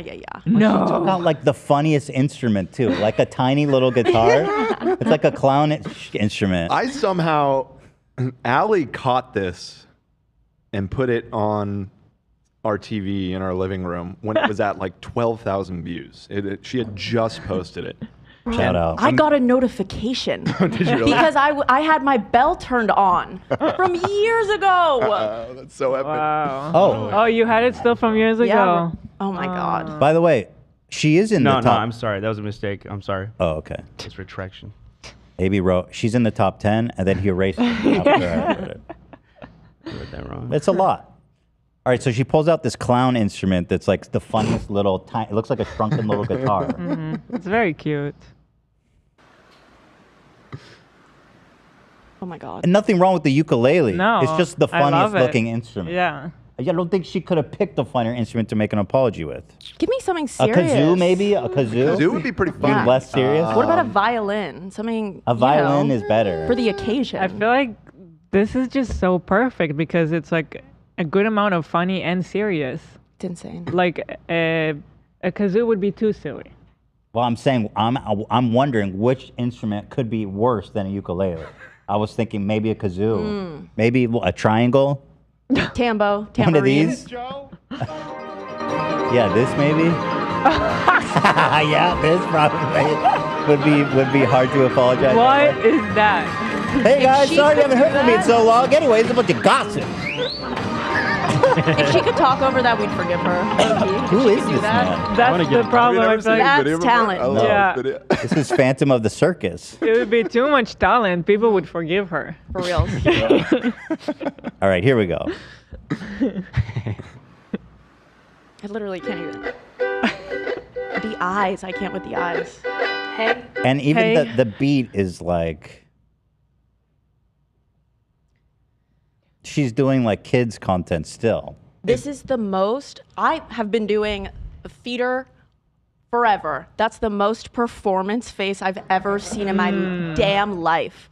And also, when I watched her show, Haters Back Off, there were some, she has like a few acting tells, and you can literally see them like in this.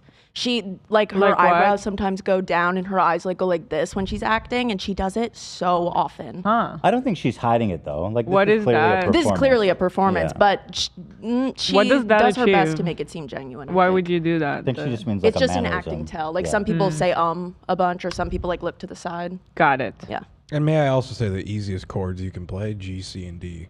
Oh, and I Brian. have some insider tea about those chords. You do? That progression. Yeah, I do. You're gonna save it? Yeah, it's in there. It's in there. Okay, here we go. It's been a while since you saw my face. Not that long. I haven't been doing so great, so I took a little break. So a lot of people are saying some things about me that aren't quite true. Doesn't matter if it's true though, just as long as it's entertaining. So yeah, like Oh here, my God! So she's like, As long as it's entertaining. she's not gonna say what. She's not gonna address which ones are and aren't true. Yes. She's just gonna say some of it's not true Mm-hmm. and move on. Yeah. What if I address this in song? I swear it's like a parody. This is like a spoof movie, like Naked Gun or some shit. When she started hitting the melody, I couldn't deal. I just immediately.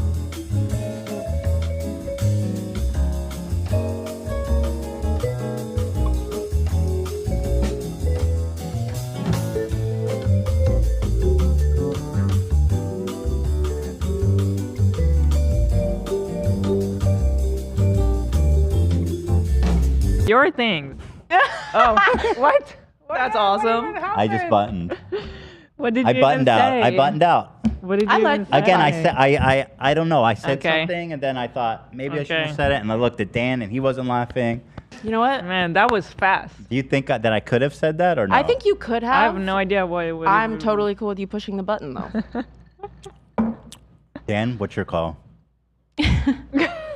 Can I say the joke or should I keep it under wraps? You already buttoned. What's the I point? mean, it wasn't really even a joke.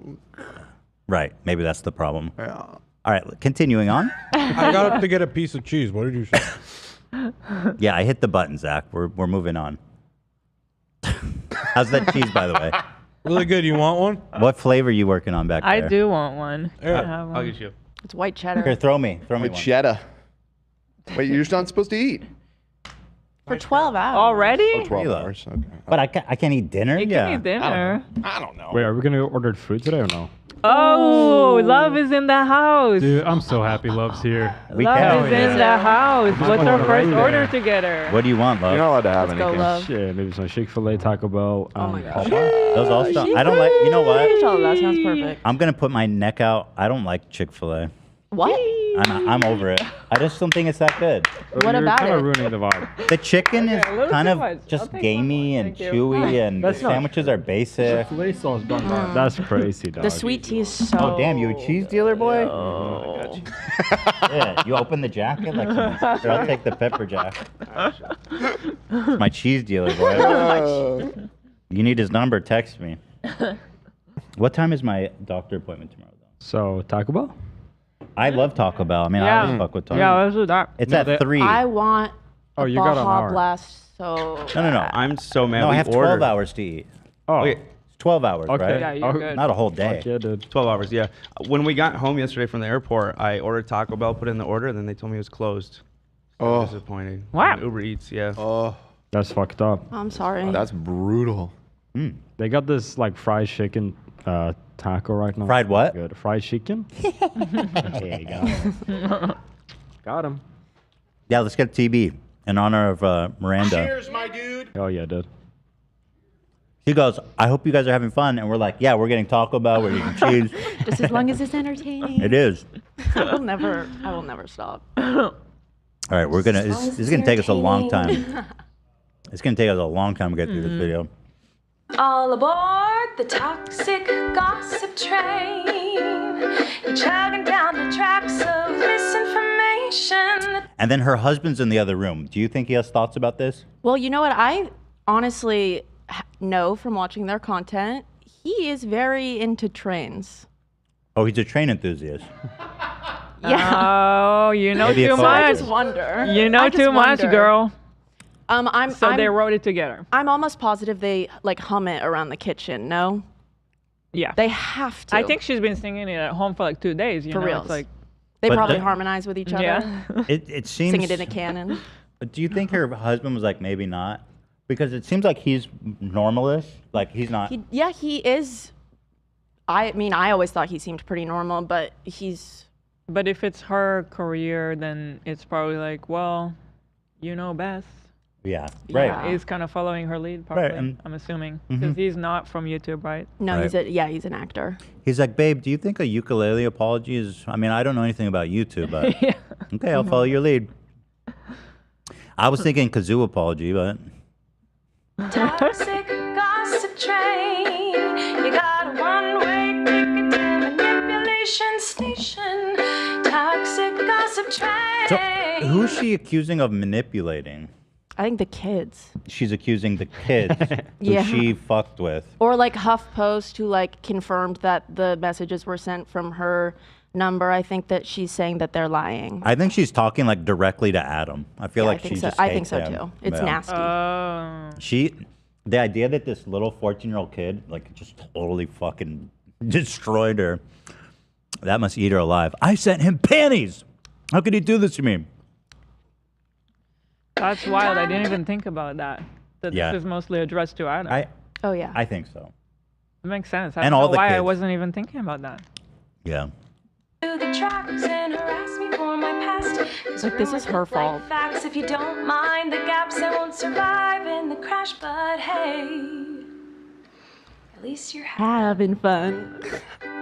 Horrible. Hi everyone. I've been wanting to come online and talk to you about a few things. Even though my team has strongly advised me to not say what I want to say, I recently realized that they never said that I couldn't sing. Disgusting thing to say. Got him. She doesn't know my rules. Always listen to Dan, right? Listen to your team, girl. Listen to the team. Listen to the team. Everyone's like, Also- don't do it. Yeah. Don't do it. She knows that they meant don't sing also. She Yes. knows. She thought it was cute.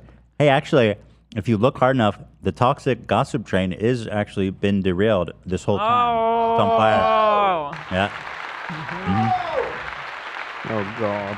Trisha said in her video that she sent her a preview of the toxic Oh yeah. gossip train and asked for her opinion. Train. She has a great voice. She really is a beautiful singer. It is impressive. Yeah. 10 minutes of this is Listen, if I'm impressive. gonna shit on her for all this, I gotta give. She got a nice voice. Yeah. Do we no, think she I did took a- away from this like, okay, she's talented. Yeah. Do you think she did a second take or like another take because she thought she didn't sound good? Oh, she for sure did many takes. Yeah. For sure. It's like she got all the words right, but she was like, my voice sounds kind of bad. Yeah. Well, this is all one take too, which frankly is very impressive. That is very impressive. Very. Very. Mhm. There's no cuts. Mm-mm. No notes. Here I am, and today I only want to talk about the facts. So I hope that you'll be willing to listen. So my brother, yes, he was texting with a 14-year-old and trying to meet up with him. And yes, I did send porn. Oh, she's not going to say any of that. Yes, I did send porn to minors. Many years ago, I used to message my fans but not in a creepy way, like a lot of you are trying to suggest. It was more of a loser kind of way, where I was just trying to be best. In your opinion. The problem is she thinks her perception is the ultimate reality. So she's not willing to hear them talk about how it affected them. She knows, she goes, at the time, I didn't think it was creepy. My intention, I wasn't being creepy. But then everyone's being like, no, I felt in retrospect now as an adult that it's creepy. And she's refusing. Yes. She's showing no growth. No. As a person. Like she's stuck thinking that was just, oh, I'm just a loser. Zero like, thoughtfulness. No. You're a grown up now. You're a mother yourself. You need to look at the situation and acknowledge what happened is not okay. You were an adult talking to children. That was not appropriate. You just need to acknowledge. You need to show some growth. Like she's just like, I was a loser. I mean, it was silly. I've been there when the whole internet like dog piles, and it's at first my responses back in the day when I had a less healthy relation, maybe less mature, I don't know, was always to get very defensive. That's the natural way, because you don't want to admit that you did something bad or that you were wrong. It's really hard to come to terms with that kind of thing. Because maybe you didn't think you were doing something wrong at the time. That's where the problem comes from. And of course, people don't go out purposely to do something bad. You know what I mean? Yeah. R. Kelly's like, nah, even R. Kelly knows he fucked up. With everybody. It's kind of like when you go to like a family gathering, and there's a weird aunt there, keeps coming up to you and going like, "Hey girl, what's the tea?" And you're like, ugh. No, it's more like everybody got Worse that than that, molesting though. uncle. Yeah, it's worse than, hey girl, what's the tea?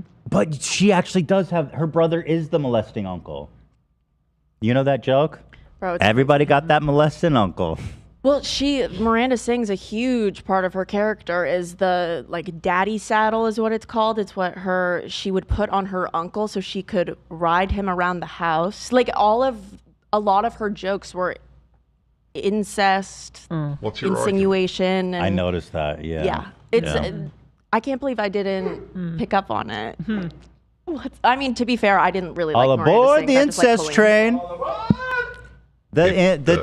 The magical incest train. Yeah. I'm hopping on my uncle's lap. He's got a boner. Saddle, let's go. Nasty. Gross. I know, it's gross. I'm sorry. Stop. I'm sorry. All right. No. Oh wait, let's that keep was watching. me, but in group chats with my fans. It was weird. I've been sharing my life online for over 15 years. Yeah, I just think you're glossing over something that's more serious. God, she was possessed in that frame. Holy shit. Oh my poured my heart out to you, and because of that I feel like I'm talking to my friends. But in the beginning of my career, I didn't really understand that maybe there should be some boundaries there. There were times in the DMs when I would overshare details of my life, which was really weird of me. I haven't done that Well, unpack that. What was weird about it? You know what I mean? What is it you shared? What was weird about it? You're not digging deep enough, girl. Yep. She's minimizing it. It wasn't just weird, it was inappropriate. There's like a little bit more serious.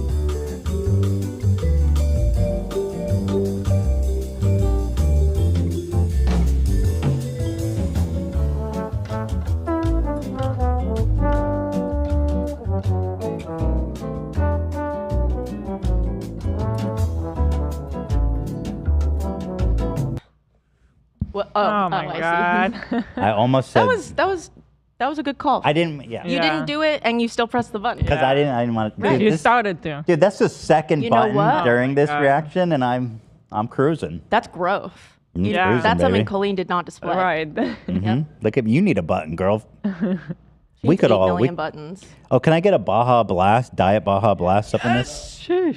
What is the burrito that I would like? I don't know. Do you like the Supreme or the bean cheese rice one? Oh yeah, that one. Okay. Yeah. Anyway, Colleen. Yeah. Anyway. Yes. Yeah. So. Do you want to keep watching? We. Yes, I want to watch the whole thing. Okay. I want to watch the whole thing. Long. Do you want to put it in 1.25? What's the hurry? We do have people calling in. Oh. Yeah. So I just don't want to. That is a good point. Maybe we should talk to them.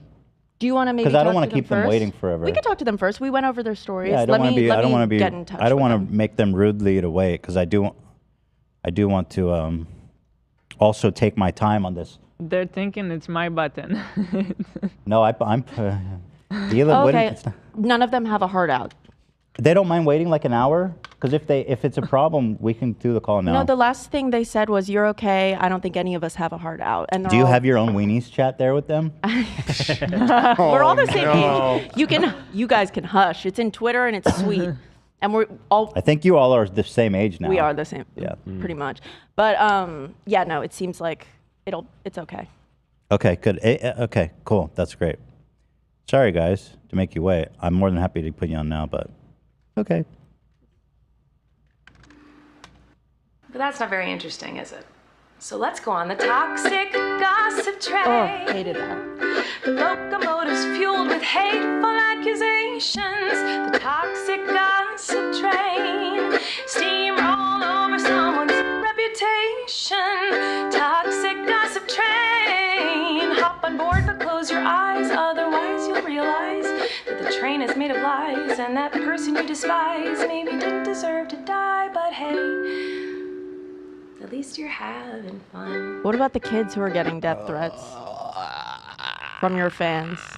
God, that part was so cringe. I mean, it's Holy like fuck. It's hard to fathom. It's hard. It's really hard. It's hard to fathom. I constantly wonder what was her objective with this.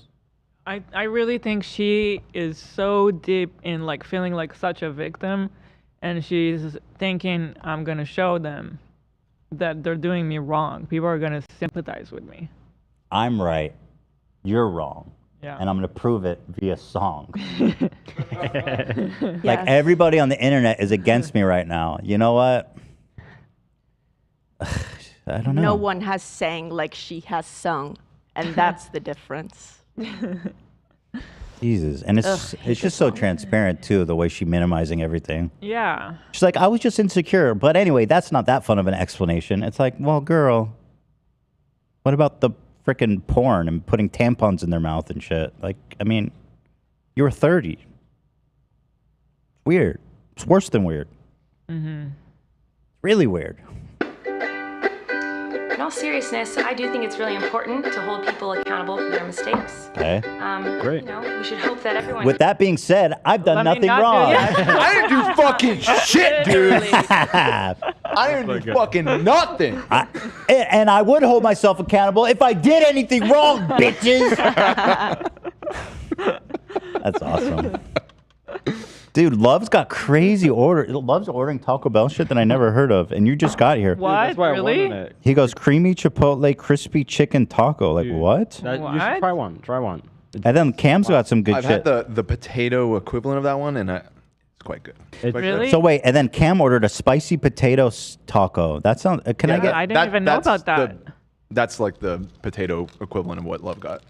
Okay, so I also want a spicy potato taco and a Me creamy too. creamy chipotle crispy chicken ukulele apology taco Me too. Make it 2 of those. with extra sass.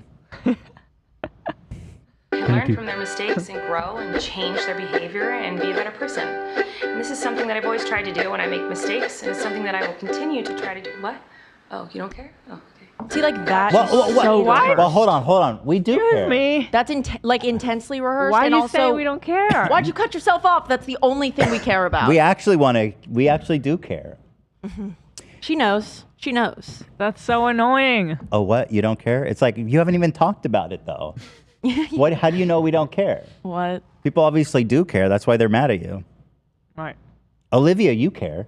I really do care. Yeah. I was really, As an really, ex-stan. really upset about all of this. We don't care. It's true.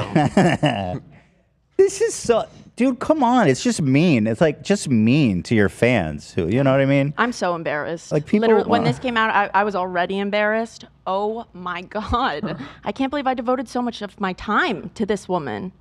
I gave her so much of my time, and then she had the judgment to go and post something like that.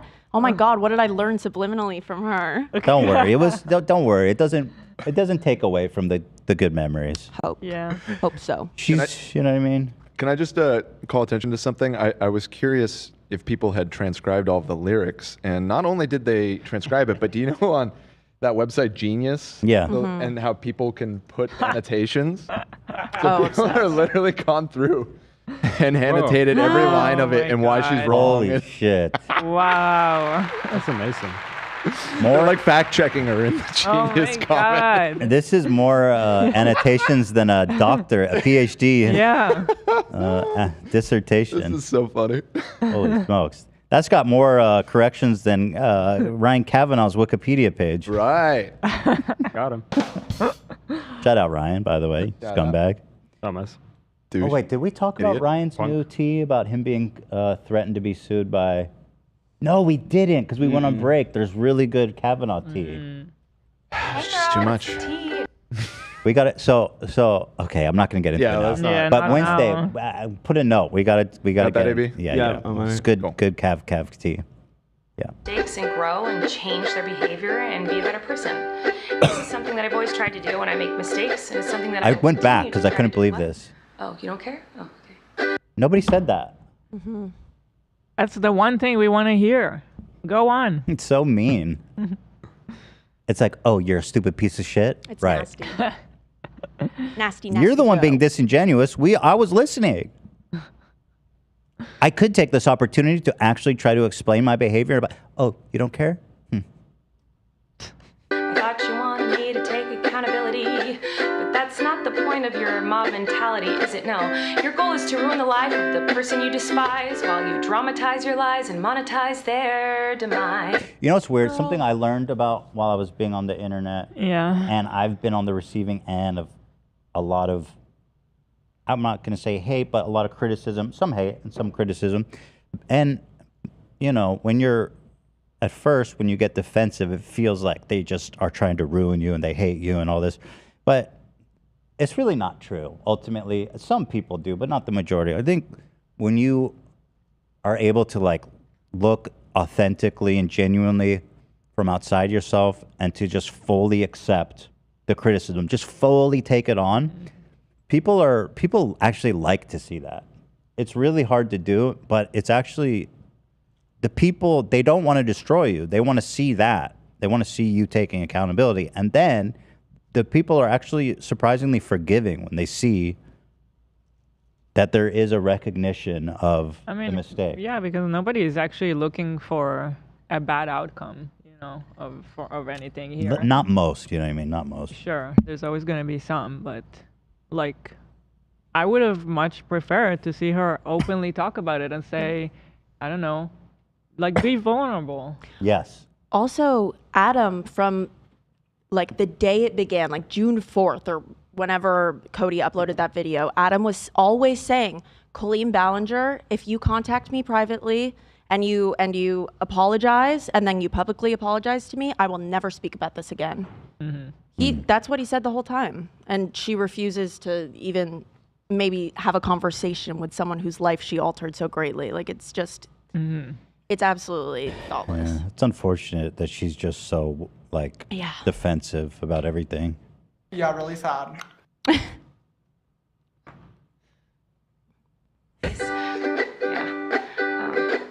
feel like I can already hear the comments on this video. She's gaslighting, manipulating. Oh, she's a narcissist and a rat. I would never make a mistake like that. Oh. No, I haven't sent porn to children, so that's fair. Yeah.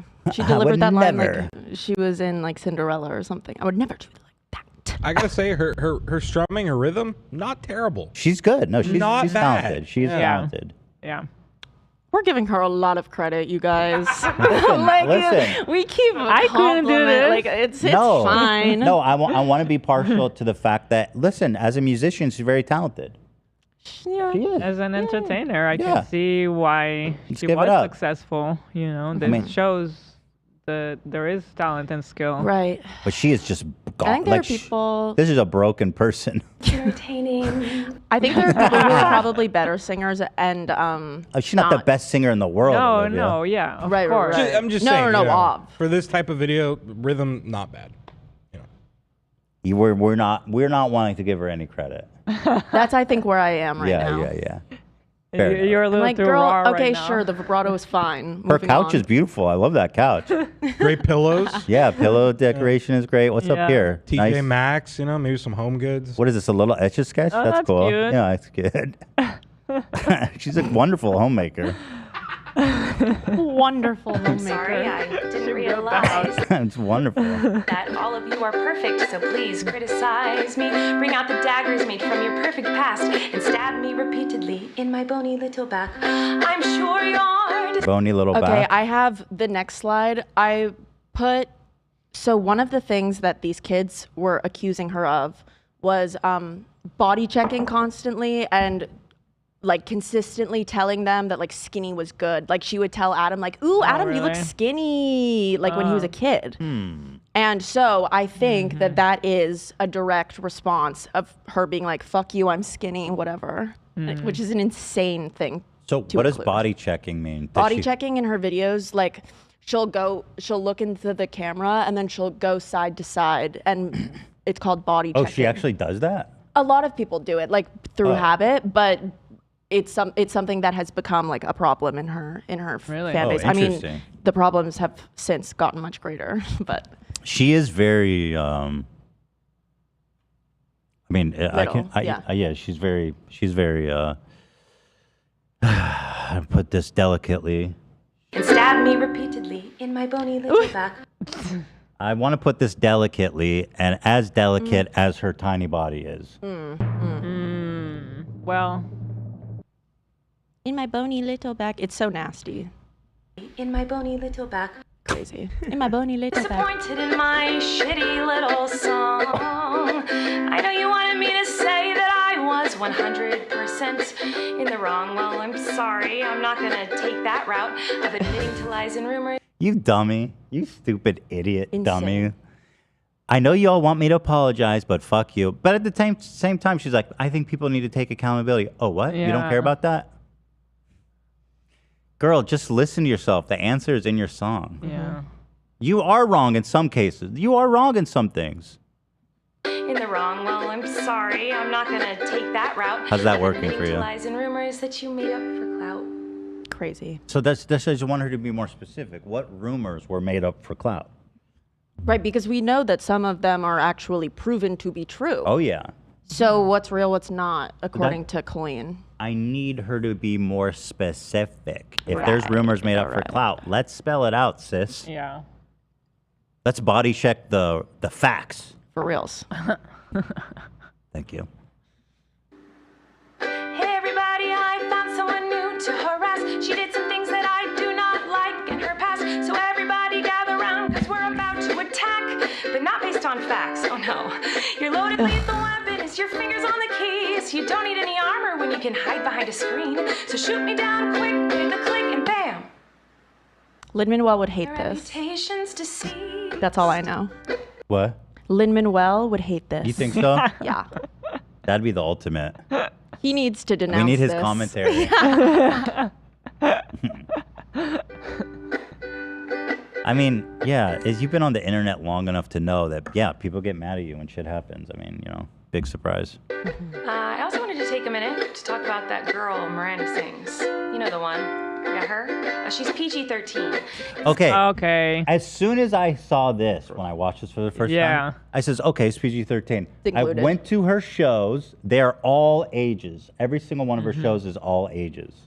Yeah, she added, I have it on a slide, a few slides down. She added a disclaimer a few years ago. It hasn't always so, like, been. It was for kids. Oh, she added it a few years ago? Oh, Or not for kids. interesting. But it is all ages. I mean, if you don't want kids there, just make it 13 plus. Mm-hmm. Like our show was 18 plus because we Right. showed a man fully prolapsing. Right. You know. So true. Cheers, my dude. Cheers, my dude. It says that on my website, and it's always been that way. And that's why you won't find my videos on the YouTube Kids app. Anyway. Okay, well, that's a whole different. Okay, we're not talking about First of all, 3-year-old. yeah, the YouTube Kids app stuff is like for babies. Yeah.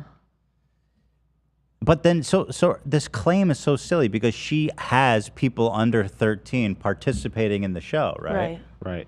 So it's like, what are you talking about? In like her shows today, she still does Miranda things. Yeah, that's She the whole does. show. Yeah. Okay, so The way her shows work is she comes out as Colleen. Okay. And then she sings a few songs as herself, and then usually she would do a song like Defying Gravity, or she changed it to like Let It Go from Frozen for a minute, and she mid-song transitions and like changes into Miranda sings, and then like puts on her lipstick and then sings as Got it. Miranda for the rest of the show.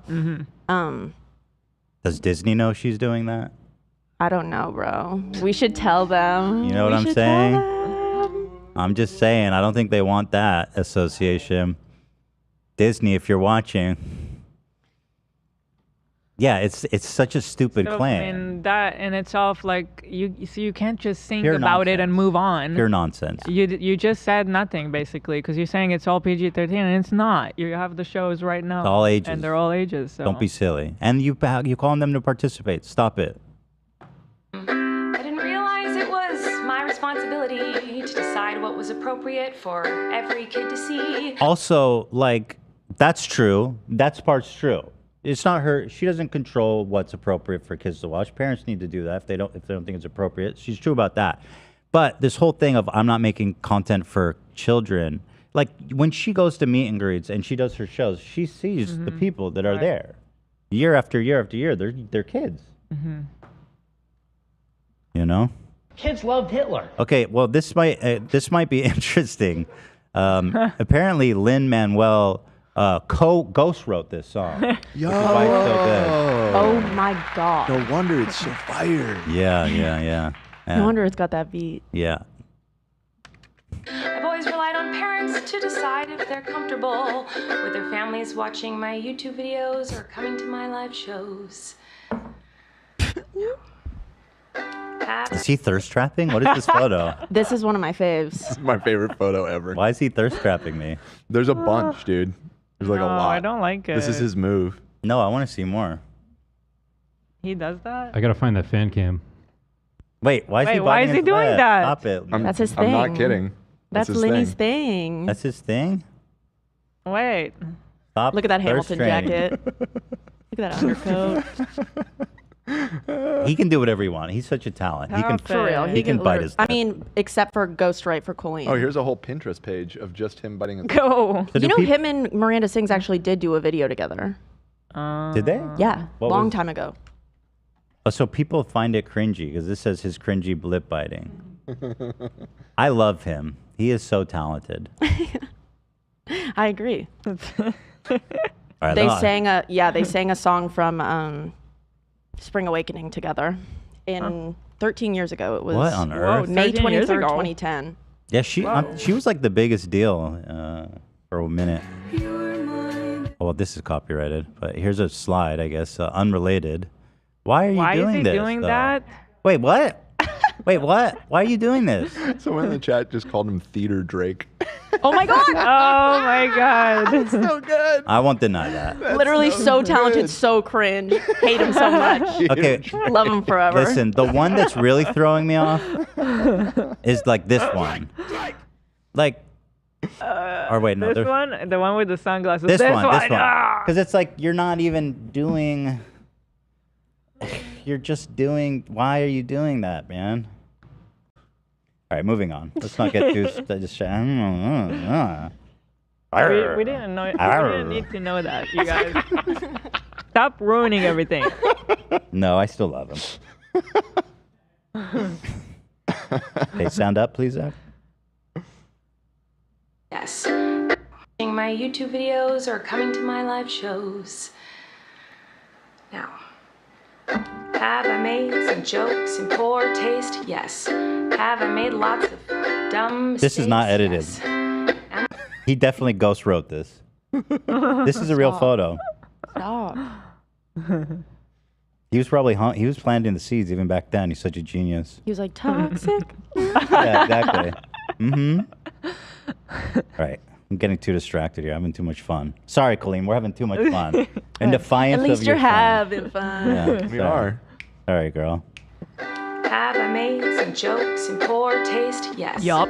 Have I made lots of This is like the yup, dumb nope. mistakes? Yes. No, yeah. Am I sad that there's a man to feel betrayed? Nope. Yes. Was my intention to manipulate? But actually, so this is an important part because again, she keeps going back to her intentions. Her intentions don't matter. Lots of And we know that, right? Even back in the fucking all the way back, the Bible says good. Is it the Bible? Good. The Bible. The path to hell is paved with good intentions. I don't think that's in the Bible. It's not. I thought that was a biblical thing. Yeah, no. But intentions don't equal Outcome. yes outcome. And so sometimes, I think I got to find the origin of this. It was in a newspaper in 1828. People do not know the exact origin. It's a great quote. Yeah. It's a proverb. Yeah, it's a great quote because, like, I think most people and everything they do have good intentions. You could say Hitler had good intentions. You know what I mean? To use an Say it extreme like that, example. 'cause I don't think he actually said this sentence. The road to hell is paved with good intentions. Yeah. Yeah. Okay, this is too far, you guys. Oh my. This is Don't too far. Hey, show it Cameron, back. that's fucked up. Oh my God, you guys are crazy.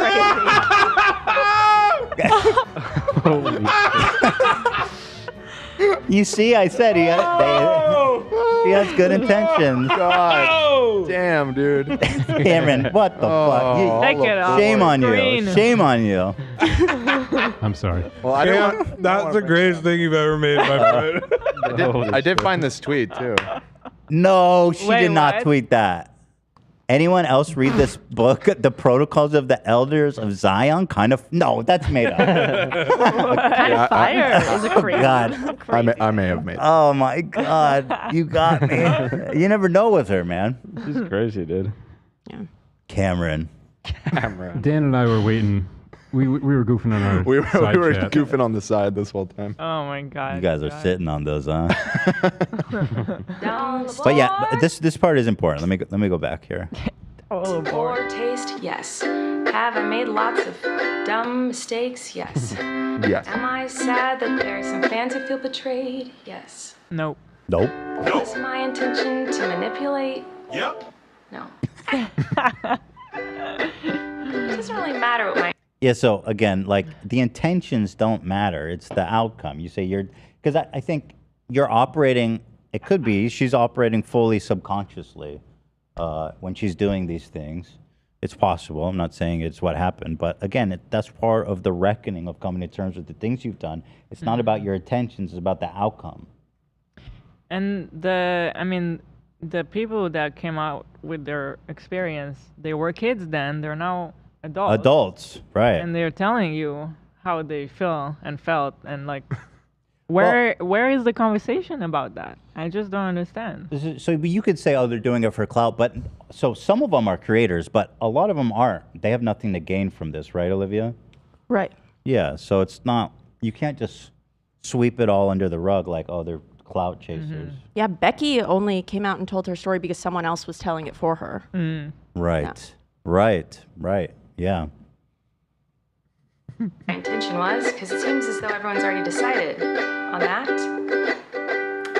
Let me tell you, it's not very fun to have millions of people all over the world call you the most... Girl, it's not that fun to be like a 14-year-old girl and do the spread eagle thing on stage. Like that girl, she's talked about it as an adult now, or as, you know, I don't know how old she is now, but maybe in her 20s or something. About that was a very bad experience for her. So like, girl, grow up. vile, horrendous, disgusting, life-ruining words that a person can be called, in my opinion. What about life-ruining action? Are you sure about the ukulele right now? Literally. Are we sure this is the right move, girl? You know you're playing a ukulele, right? Are true. Everyone just believes that you are the type of person who manipulates and abuses children. Tell me how you're not. Yeah, I mean, that's pretty well supported. Now, abuse as in like, are you essaying them? Like there's obviously a spectrum. Right. I don't know if she's like, oh well, abuse is only when like there's essay or something, but like it's very well supported by many people now that you were manipulating and abusing in a sense, right? Children, like, so again, just a lot of denial here. So I just wanted to say that the only thing I've ever groomed is my 2 Persian cats. That is so disrespectful to every kid who came out and told their story. That's unhinged line. What the? Who let that go? She must have thought like, oh, is that one a little bit crazy? Like, entertaining. The only thing I've groomed is my 2. Did she say Asian cats? Persian cats. The only thing I've ever groomed is my 2 Persian cats.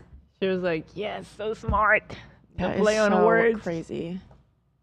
That is so unhinged, You man. think that line came to her in a dream or something?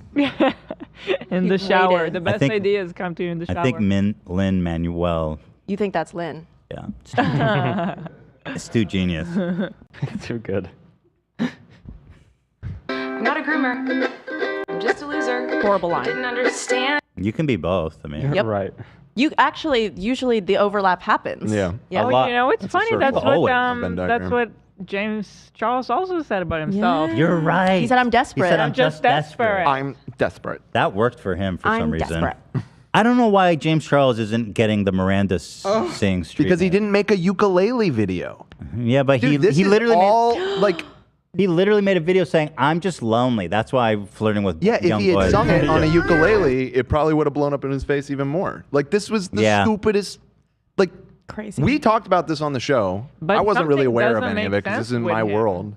It doesn't make sense why he's not getting a bigger Taking this very reaction. I agree. Something doesn't make sense with that whole thing. Because this is such a spectacle. I mean, this went way beyond the borders of like, Right. not just her fan base, but even the people that normally would criticize her. This for is it, you know what I mean? YouTube Hall of Fame. Yeah, this became this is going This was down. like the normies were all aware of this. You know.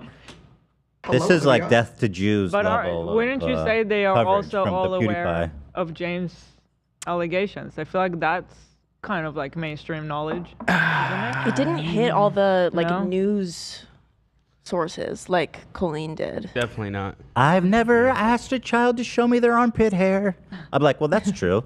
I've never tried to fly a child out to have sex with me. Well, okay, she has a point. Show us. If she just compared herself to James. Right. She has the James verse. Allegedly, by the way, this flying the kid out thing, allegedly. I think that happened, but I'm not sure. I don't want to be sued for defamation anymore. Right. Please. We have a lot to get through. All aboard. Can I see your armpit hair? Send me a picture of you in the shower with your armpits up. Miranda had Time Magazine and Rolling Stone write articles about it, so I feel like it's a complete different level. Yeah. HuffPost. Yeah. And he did not? LA Times. Yeah. They don't fucking write about gossip. James? No, I don't think so. Really? Nah. That's crazy. It's the uke, man. You're right, Dan. She uked it up. She pulled a uke. She uked herself, dude.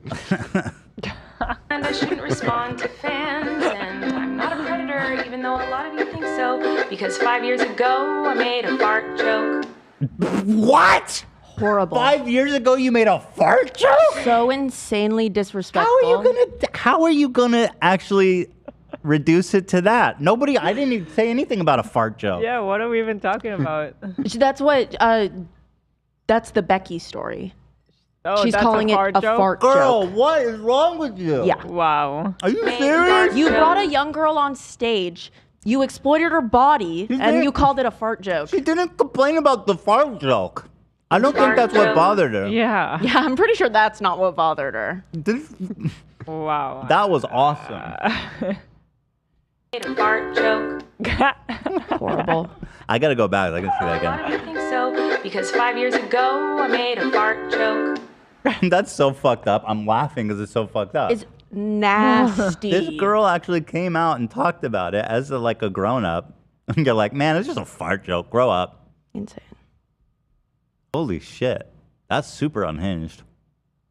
People are saying the age gap being so much bigger with her than with Charles. They Right. think play Ah, into it that's because he's true. much younger. She was 30 when all this was happening. Yeah. Yeah, you're right. James was like 22. I don't know how James is pretty young. Maybe even younger, to be honest. Maybe even It younger, was like right? 20 or 21. Not that it wasn't bad, but yeah, it definitely escalates when it you're, quite by a the bit. time when you're there's- 30, yeah, you gotta, your brain is solidified. It's fully developed. Yeah, you can't, you can't really be doing this. James was 21 in 2020. 21. Fuck you. Fuck you. Dude, James Charles is older than me, and I don't know. I think that I'm not defending. Yeah, James, I know. but I I think know. just to the point of why did this get so much more attention? Yeah. I think the age gap does have something to do with it. Yeah. Yeah. Yeah. Well, actually, yeah. And she sent. Fart joke. Okay. Fart joke. Yeah, I like to minimize some of the things that I've gotten in trouble for. It's like I probably shouldn't. No. Name That's them. not then. Yeah, don't do that. But it could be fun to Fart joke. play that game for myself. It's like James Charles. All I did was trying to find friends on the internet. Not good enough. All I was doing is trying to. Let's see. Epstein being like, all I was trying to do was give children employment. Yeah. Matchmaker. Yeah. You made a history Playing joke. matchmaker. You made a history joke about Ben Shapiro. All I did was make a history joke. Stop. Well, that one I'm not apologize. I still don't apologize for that one. I'm fully Miranda Sings on that bench. Give me the ukulele. I'm never walking that one back.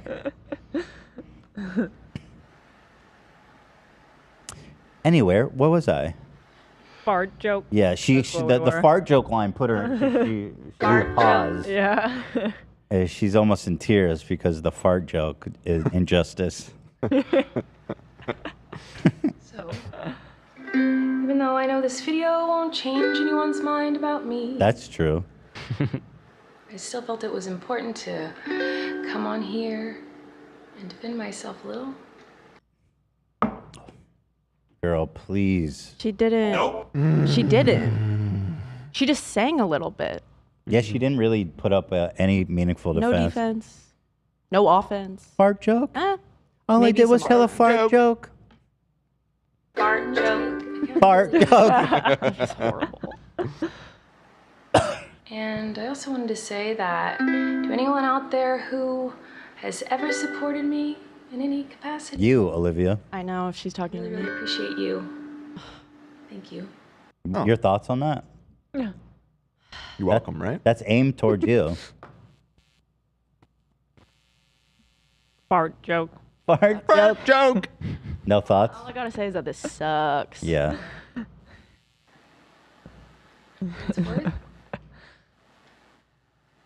And many more. There's 3 minutes left still. At the 8-minute mark, there's a lot of speculation as to what exactly she was doing. You'll see. Oh, okay. Interesting. What is happening? The toxic gossip train, chugging down the tracks of misinformation. Toxic gossip train, you got a one-way ticket to manipulation station. Toxic Master gossip train. train, you tie me to the tracks and harass me for my past.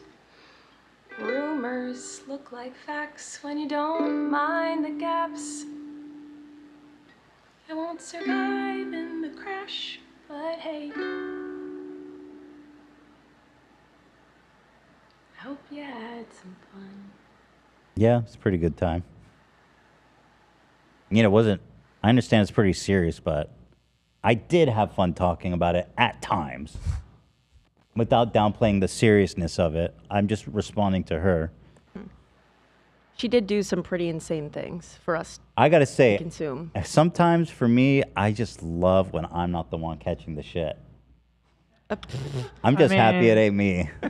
That's how mean- anybody feels on YouTube. I feel like whenever there's a drama, they're not Do it in. so much times, man, and I know how bad it sucks. So, in that sense, I empathize with her, but also it's like She well, deserves this. Yeah, you fucked this up pretty bad, girl.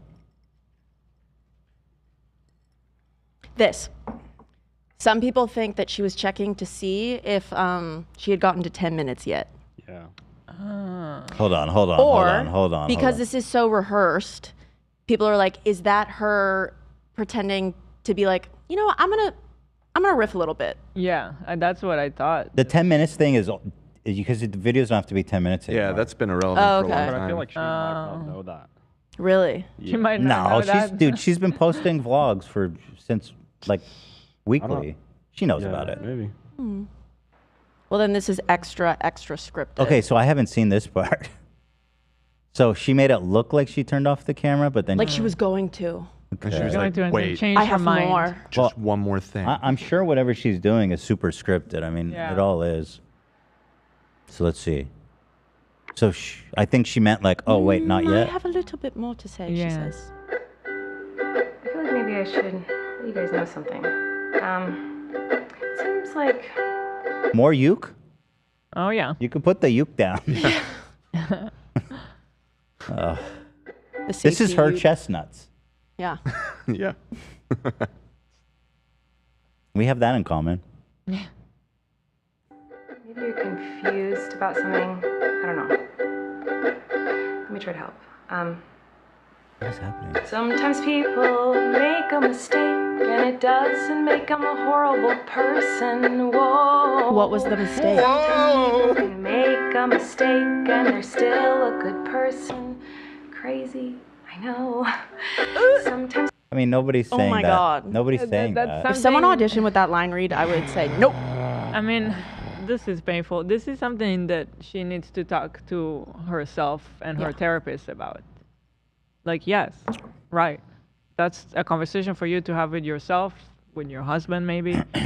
You can make mistakes and still. Yeah. Yeah. Yeah, But that's between you and God. yes. I don't care about that. But she's a far way off of, I feel like, emotionally evolving. Yeah. Because it takes The rhythm change here. It's almost like when Kendrick changes the. right, like a Beatles. Yeah, it's awesome. Wow. Dynamic. Key shift, man. High Yeah. level stuff.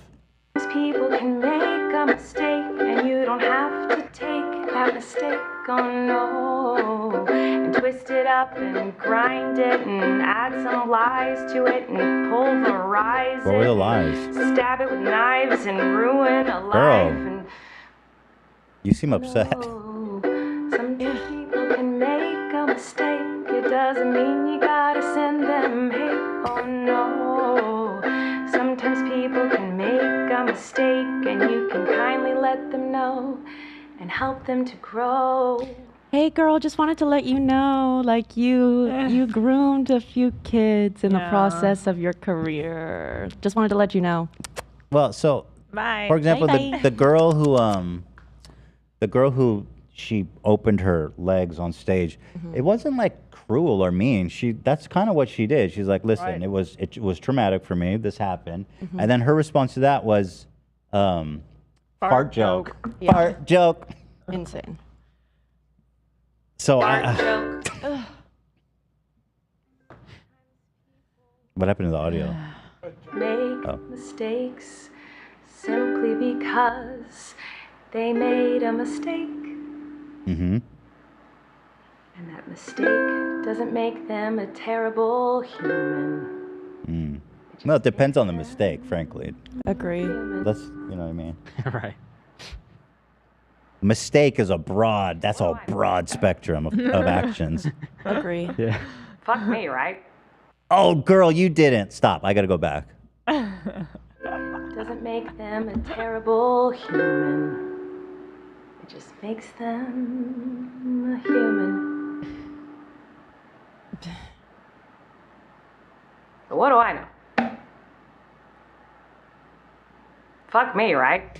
You know her friend, what's his name, who lives with her? Corey. So he's behind the camera. He's like, Yeah. Nailed it. Do you think that What Do I Know, Fuck Me was scripted, or do you think that was her? Scripted. Yeah. Oh, you do? Definitely. All scripted. Fuck me, right? That whole thing is. Especially the way she changed the bit at the end, it was like so rehearsed. Wow. But I just can't rehearsed believe it. to look not rehearsed. Yeah. Yes. Yeah, I mean, that's YouTube Hall of Fame. I can't believe she did a 10-minute, 20-second ukulele apology. I mean, Yeah. it's impressive, frankly. And I applaud the novelty of it. I mean, she is trailblazing in a sense. Famously horrible. Yeah, notorious. Notorious. Fart joke. Fart joke. I'm going to have to ask Becky about the...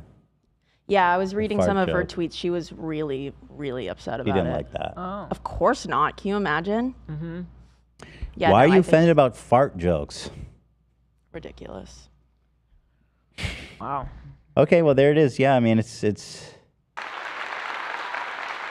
me, right? that's what it would be. EDP making a song. All I wanted was a cupcake, and you guys are making rumors and gossip about me. Yeah, that's true. All right, so I guess we're moving on. Yes. Time stood still. Yeah, it's true. Yeah, maybe refresh it because I moved 2 slides. Okay. Refresh. There we are. Thank you. Absolutely.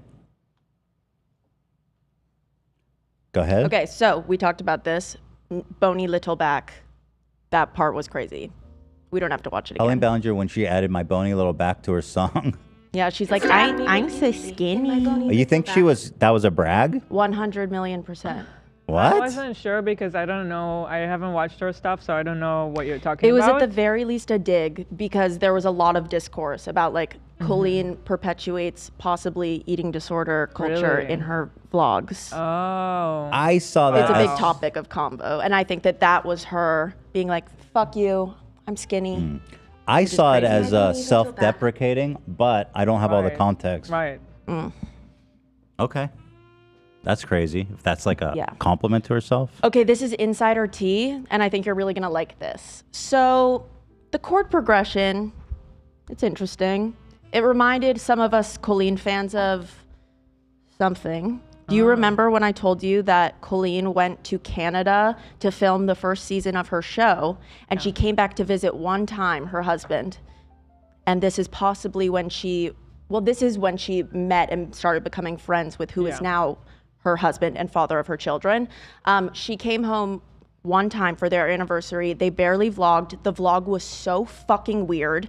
You could tell that something was wrong. And Colleen, in this vlog, wrote a very uncomfortable song for Josh with the same chord progression, the exact same chord progression, and it's called Joshua's Blue Eyes, and it's the least personal I song love ever this. because they were clearly breaking up. I love this. You gotta appreciate like her dedication. She's like, I'm in the midst of a divorce and I'm putting out this goddamn vlog. Wow. So this is her ex. Yeah. Okay. On your wrist before. Look at how miserable they learning seem. things about you every day. Ew, I hate freckles and It's like a moles. little tiny chocolate chip. I didn't get Josh a present, so I'm writing him a song. This is a song I'm writing. Did she do the equivalent of like when dudes become like rich and famous, they like leave their normal wife for like? I don't know. I know that what that she like did? they were weird together for sure. So I don't know, but Because her new husband's like an actor hunk extraordinaire, right? hunk. Yeah. So Okay. I don't know. Yeah, I mean like he's good looking. Maybe I should look at it. Let's see. I don't actually know. He's talented. He did a good job. Hunk of a man. Miranda Singh's husband. Steaming hunk pile of a man. Eric Stocklin is his name. Yeah, I mean, yeah. I guess he's not super hunky, like, but kind of a Dobrik face, isn't it? You see that? Mm-hmm. Hey. Hi, David. All right. Anyway, I can't wait for this. It's amazing. Do you like it? Yeah, I've liked it for the last 20 minutes. Oh. Wait, has she been singing it to him for nonstop? The cut. Well, she's been writing it. Oh. And the cut also after she's like. Ugh. Wait. She wrote this for him in front of him? Yeah, she was practicing it. Isn't she supposed to, if it's like a present or something? Well, she said she didn't get him a gift, so she's been writing him a song. Yeah. Yeah. Brutal. Oh, wow. That hurts. At this point, he's already gotten himself like a dog Oh, my goodness. named Shadow. This guy's dying inside. Yeah. Let's check the time. Yeah.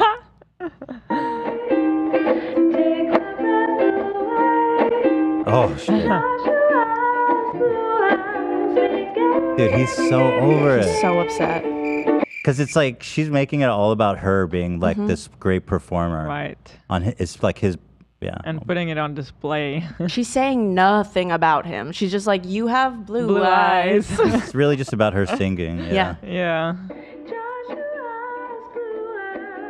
Oh, a ukulele too, eh? Is this Yeah. so? This is the. It's the same rhythm. chord progression. Yeah, it sounds the same. Oh, so she's been marinating on this one for a minute. She's been dealing with this tune. This tune is traumatic for her. Can't get it out of her head. Toxic Joshua Train. Yeah, it's exactly the same. This is incredible. This is really, really good. Fart joke. They won't look at each other. Yeah, by they're the not way. looking at He's each over other. it. This is so. Well, she's like awkward. leaving him. He said in their video, so this was like July, September is when they announced the divorce. In Josh's video, So he he says, already I knows. didn't want this. Wow. Yeah. There's no way he already knew and would sit there. He for had this. at least a suspicion. Yeah, that I believe. Okay. Something is wet here. I don't know. This was wet. I don't know what's in it or what. It's just water, I think, though. Yeah. Wet ass P word. It's just some wet ass P word. Thank you, Zach. This is incredible. I mean, this is really something. Crazy. Look at him. Oh God. Dude. He's so. What the fuck? This is brutal. He's mad. This is almost as bad as the goddamn Gossip Train. Yeah. Like watching him crumble. Yeah. Oh my She's- God! The smile she gives. Oh my god. Oh, that's a good joke. Her brown eyes look like poop. Yeah. Not bad. You were saying that the vlog was weird. I see why. The what? This is the video you were Oh talking yeah, this about? vlog was that was pretty much all of it. They were like laying on the couch, not looking at each other, talking about how much they didn't do that day. And then she's like, we didn't really vlog at all today. Look at Here's a this. song. Look at his like, face. that was it. Yeah, bro. I mean, you can't get a better face. Like, are you serious right now? I don't know if like the majority of the fan base picked up on it, but Oh I my definitely God. know that I posted, like I remember posting on my Finsta a photo of them, and I was like, I'm pretty positive these two are getting a divorce. And then the next week they announced it. Oh wow, you're in tune. Watch his reaction right here. He's there like, why are you doing this? Yeah. What the fuck? Why did she upload this? Yeah, what's the point of uploading this video? I think it was to save face. Because she had posted on Twitter, like people were speculating that they were getting a divorce when she was in Canada because she wasn't visiting. And so she posted a bunch of photos of them kissing on Twitter and was like, yeah, we're getting a divorce. So I think she was Oh just my saving God. face. Oh, and she was like, I'm going to go God. home because I have to film a fucking vlog. But look at him. There ain't no face to save. This man No. is done. Yeah. Look at him. He's talking to the audience.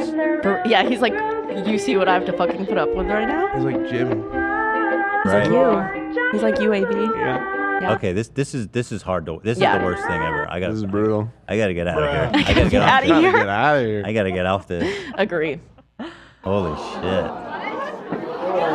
You need to leave. And Josh is like fully openly against her now, right? Like He I mean, you'll talk to Johnny. Johnny had his own relationship with Joshua. Right, I heard that. I found that a little odd too. Here it is. Next. All right, in-house reception to Toxic Gossip Train. Ethan posted on his story when we come back from break so I can do it with the girlies. Thank you so much. Thank you so much. You also put a poll up that said, Ethan Klein video now when podcast comes back, and you still didn't do it, which is so nice, so nice. I know. Thank you so much. I was so close to breaking, and I was like, I was so then- grateful. Then I said no, No. I'm going on break. This is like a break. I'm not working. Right. All aboard. All aboard. Okay. All right, in-house reception. Ian posted that thing. What is this genre called? I said I'd say dark comedy, elements of surrealism, and I cannot believe this is happening. Sam said toxic gossip train. Zach said nothing like an apology video while strumming a G chord, and Cam made a little meme that says toxic gossip train now available on Steam Player. What? Oh, that's Kanye and yeah. Charles Manson. Whatever his name is.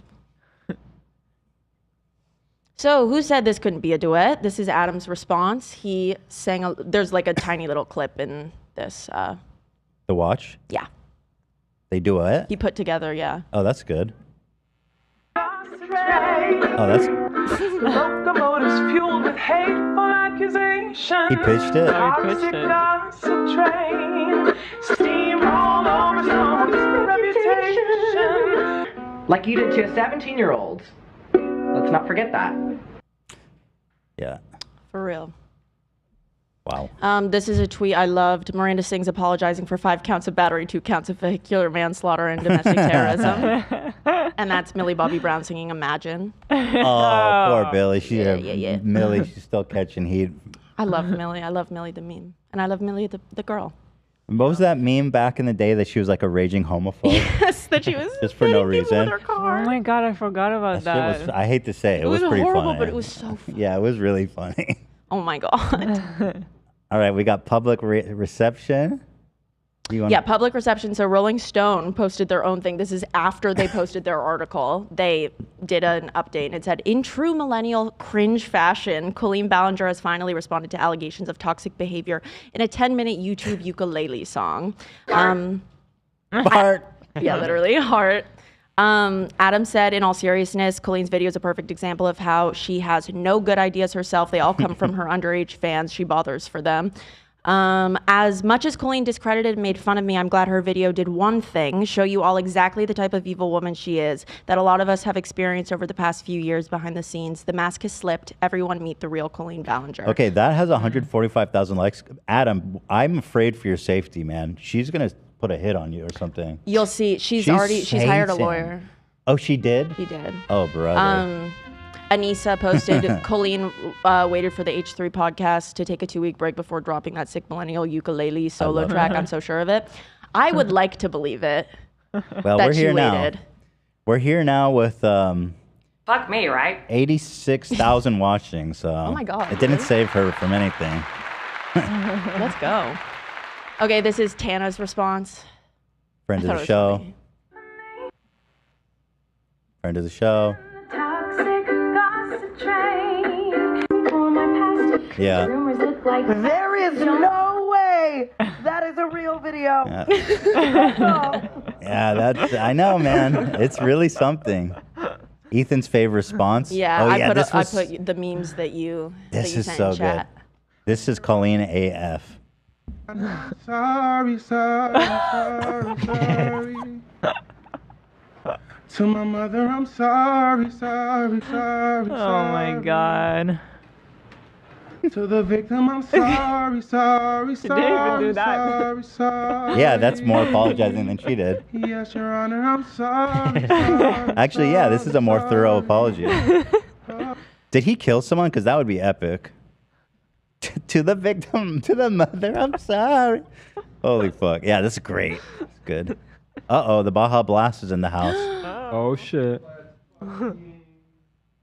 Here's another of my fave response. Thank you. Got a Baja Blast in the goddamn house.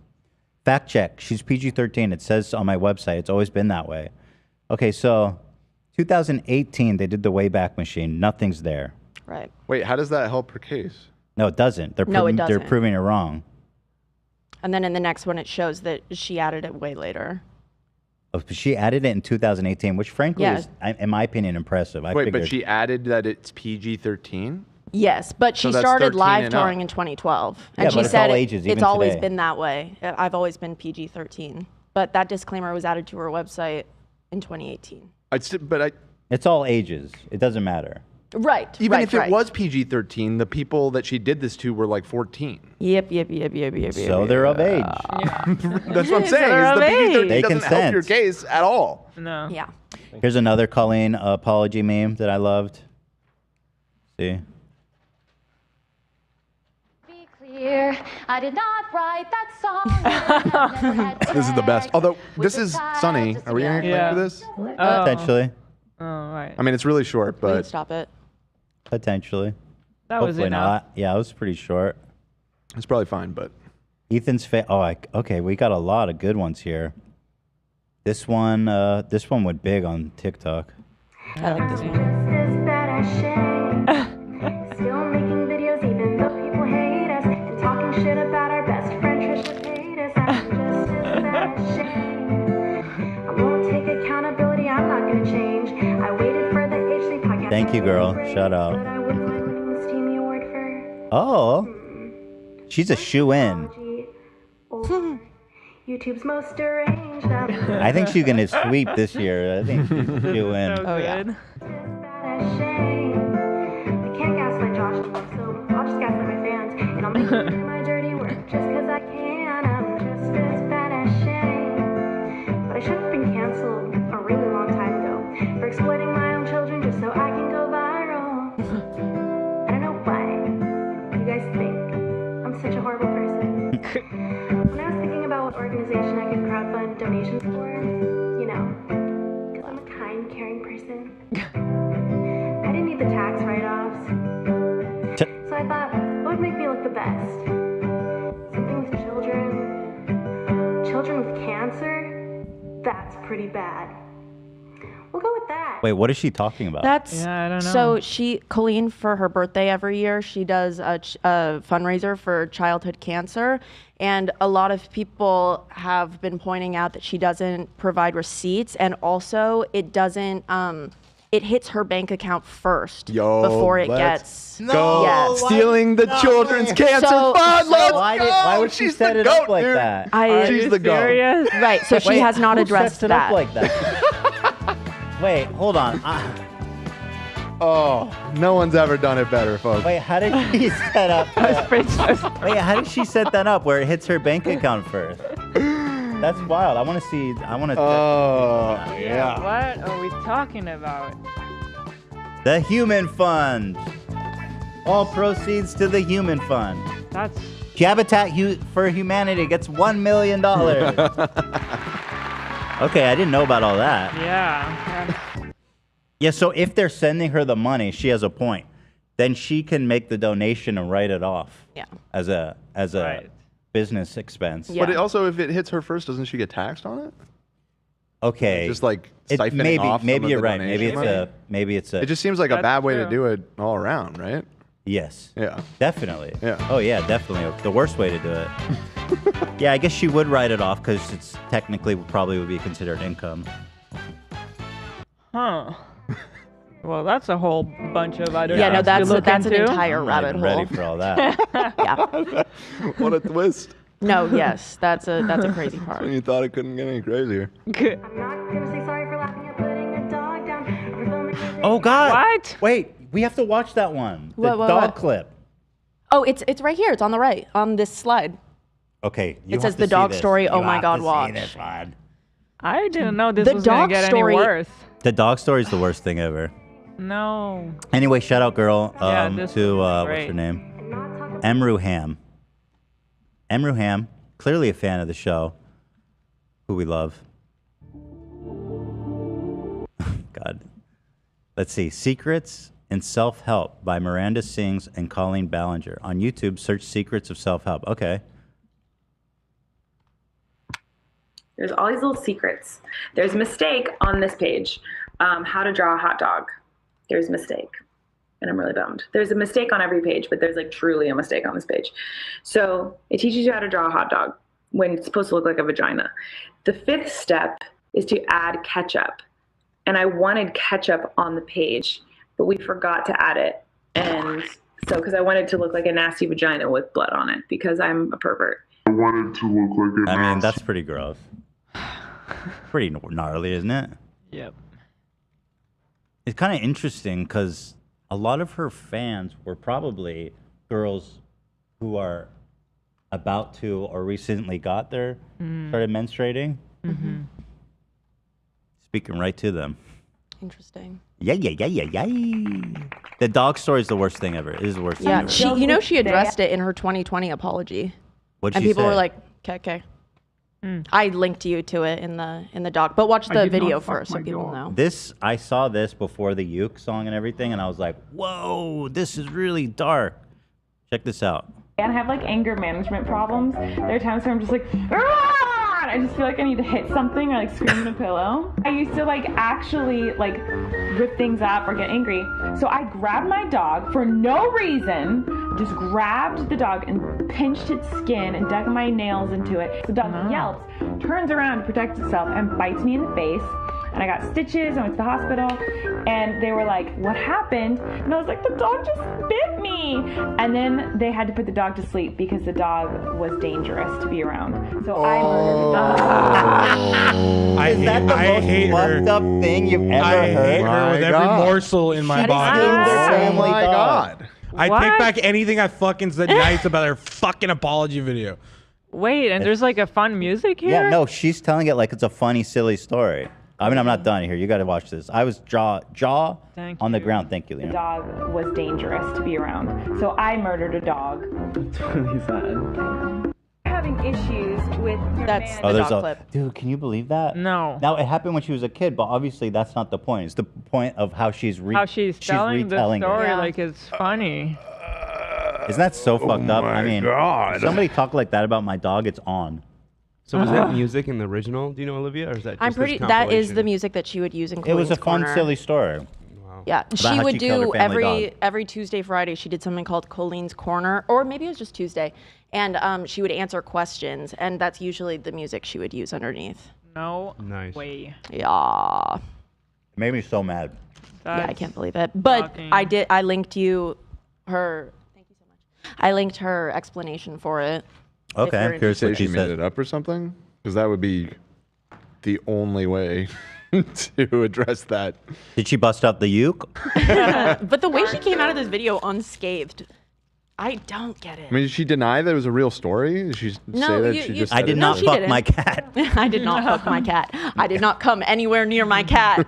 Okay, let me watch this. I'm curious. There are leaks all over my house right now. Brand new house. Oh wait, no, by the way. that's not it. I linked it in Discord. Oh, thank you. I Here. did not come on my dog. I did not. That a dog had bit me, the doctor said that legally the dog needed to be put down. Bullshit. Now, the clip Legally? of me that is circulating from 7 years ago is me talking about this situation in a very insensitive way. When in reality, when our dog was put down, I was really upset. And over the years, I have addressed this a few times in videos talking about how guilty I feel, how upset I am that this happened. Still to this day, as a 33-year-old woman, I feel guilty that our dog had to be put down for biting me. But And then I had a hard time the rest of the weekend. But the problem is that you made it up. Yeah. What? Well, she didn't make it up. She It didn't. was- In this apology, she's making it sound like she felt so guilty because this dog had to be put down because it bit her. She does not mention the fact that she was physically torturing the dog when it bit her. Right. Right. So, look, if that story was true, I would carry immense guilt. I would never tell that story. I probably would never tell it. You know, that's psycho And if I to did, think I that would you be could share It that. would be like, Toxic okay, here's the worst gossip thing. train, for That's like real. trauma. Sing with me. I don't believe it. Holy fuck. Misinformation. That fried chicken one's kind of good, love. Hell yeah, dude. It's so good. Really good. I'm eating it right now. Why is that chicken so good? It's weird. What's Taco Bell doing with that? Yeah, I don't know, dude. How do you know what to order? You just got here. That's what I'm saying. When I saw Love ordering some weird shit, I was like, I need that. Dude, I've had Taco Bell 5 times already. What? What'd you say? Sorry. I've No, had you're Taco good. Bell 5 times. So what's this one? This one is like, what could have warranted this? I'm physically sick. Okay, I'm in. And every time it rains, it leaks. Oh yeah, I've seen this. Just like a teenage girl's vagina. I can't believe I'm gonna say this. It leaks so much like a little girl's creases when she watches me. like a little girl's creases when she's watching Show us strange little boys on YouTube. I can't believe I just said that. Howie. Gross. That's why does she make jokes like that? Why is she so obsessed with that kind of stuff? I think she's. It makes me Fucking very weird. uncomfortable. Yeah. Yeah. All right, moving along. Moving right along. Yes. Why are you like this, Colleen? All aboard! Well, I know the answer, unfortunately, and I'm Made speculating. Mark I don't know anything about this, but it does seem like there's some deep issues going on in that family. Yeah. From her brother, the pedo, Mm-hmm. to her boundary issues, Yeah. to her dad watching inflation porn. I mean, nothing. There's anything wrong with that. Fuck me, right? Want. Want. All right. So this is something we found.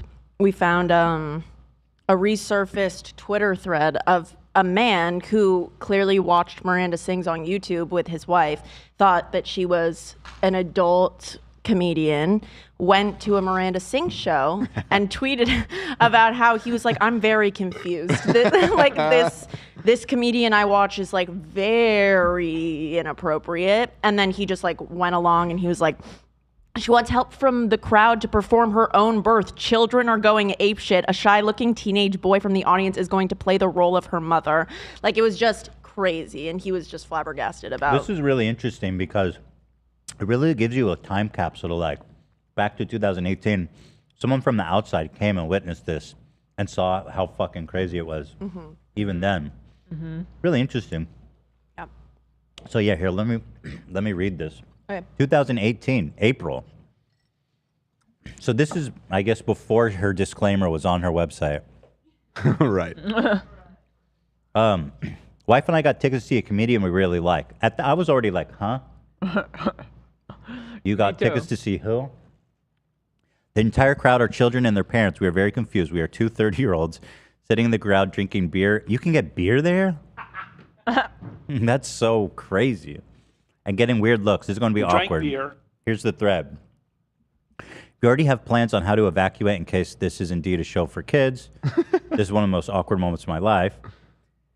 Average age in a row, 10. Wow. Including us. Did nobody tell them this is PG-13?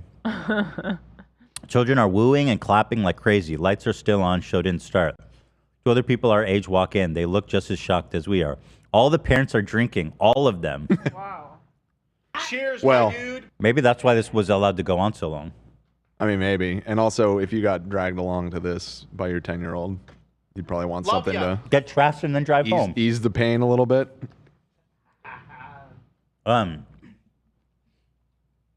She's starting. The children are screaming. I'm deaf. She just said something about eating Tide Pods. Children are wooing. The fuck is going Very on? timely. Holy shit, she just called one of the moms a dick. Oh my God. This is definitely not a show for kids.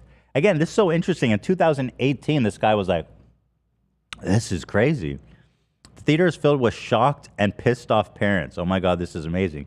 Not even the children understand our jokes. Parents are shocked, and we are just sitting here drinking beer. Cheers. There's a whole monologue about porn going on. All the parents just sighed. Children are cheering. This is beyond amazing. She just brought a girl from the audience on stage and told her that she's dressed like porn. This is so amazing. The word testicle crack was said. She just asked for boys to come on stage. Dads want in too. There's not enough popcorn in the world. What the hell is this? There is wait, what? She wasn't kidding. This dad is involved. Maybe he's just writing for his daughter, trying to make it a good day for her. Probably.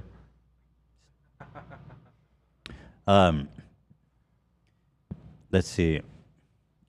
Here we are. Never in my life have I seen so many shocked parents and children that have no freaking idea about what they're laughing and cheering about. Wife just finished her beer, and the mom who sits next to us gave her the stink eye. A Trump joke was said. Children are cheering. Parents are shocked. She wants help from a crowd to perform her own birth. Children are going apeshit. A shy-looking teenage boy from the audience is going to play the role of her mother. Her, what is the smell, Mom? Are you cooking cabbage? Boy reading from a script. No, this is my placenta. Just heard the mom next to us say, "What the fuck?" Now it's a giant parody of Disney songs. Children are losing their minds. So avant-garde. Again, the crowd are kids. This is amazing. Here it is, a comment. I hope you fucking die.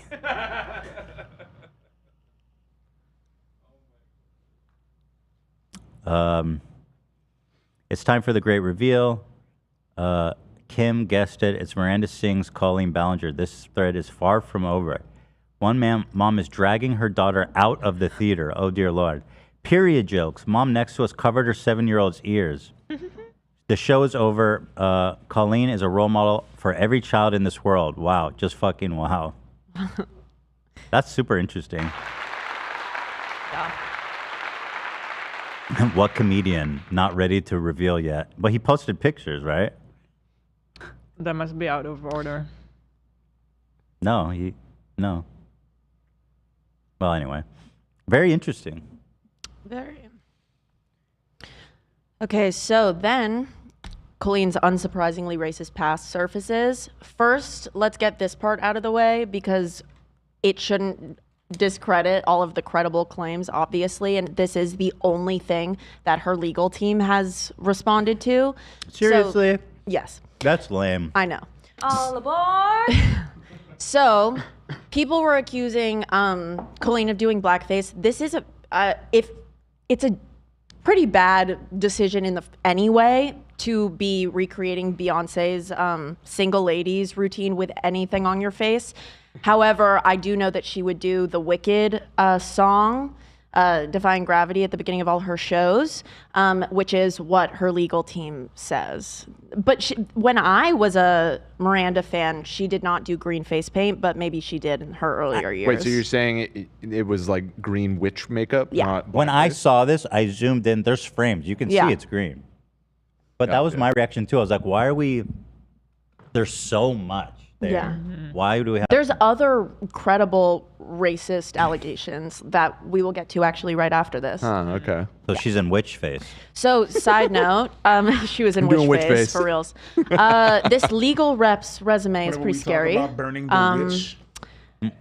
Army Hammer, Prince Andrew. The era where we used to burn the witch. Go on. Yeah. That era never really stopped. Oh, no. Oh, yeah. The type of witch we was burning changed. Right. Right. Right. Right. Sorry, Olivia. All good. Absolutely. I just felt there was a deep we need point to give it up coming for him. So, Colleen's lawyer has also represented people like Army Hammer and Prince Andrew. Whoa. Yes. Yeah. A So, who's who of Epstein's Island. a who's who of child predators. for Wait, hold on. reals. How do you know that? Oh, there's articles about Yeah. it. Because her lawyer released a statement that she was doing wicked face and not blackface. She was doing wicked face. I'd love to see this guy's commercials. He's like, I specialize in defending people from accusations of pedophilia and child abuse. If you've been accused of raping a child, call me now. All right, Wow. so the credible racist allegations. April was a showrunner assistant on Colleen's show, Haters Back Off. And she released an op-ed called on cancel culture, you owe me an apology on cancel culture, accountability, and being in the writer's room with Miranda Sings. And if we continue. This is from June 30th, so this happened after Yes. all this. Colleen Ballinger reportedly insisted on her Netflix series Haters Back Off having limited background actors of color on set because it would be distracting for a show set in Washington. Huh? This was said by Why would that be? by April in her piece. Right, I don't People are understand gonna be like, the man, logic there's there. too many black people walking around here.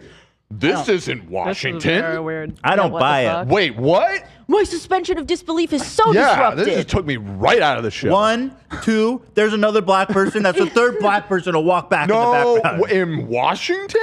Absolutely insane. I am black. Wait, is there no black? That? This is real. According to this I don't know. girl I woman mean, the who Pacific worked on, Northwest is pretty white, but there are definitely black people who live in Washington. she worked on the set, and she's saying that. That's what she said. Crazy.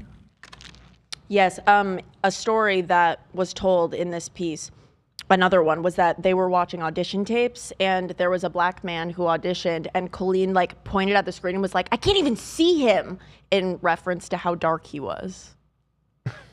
Jesus. Yeah. Yeah, that's insane. Nice. That's Yep.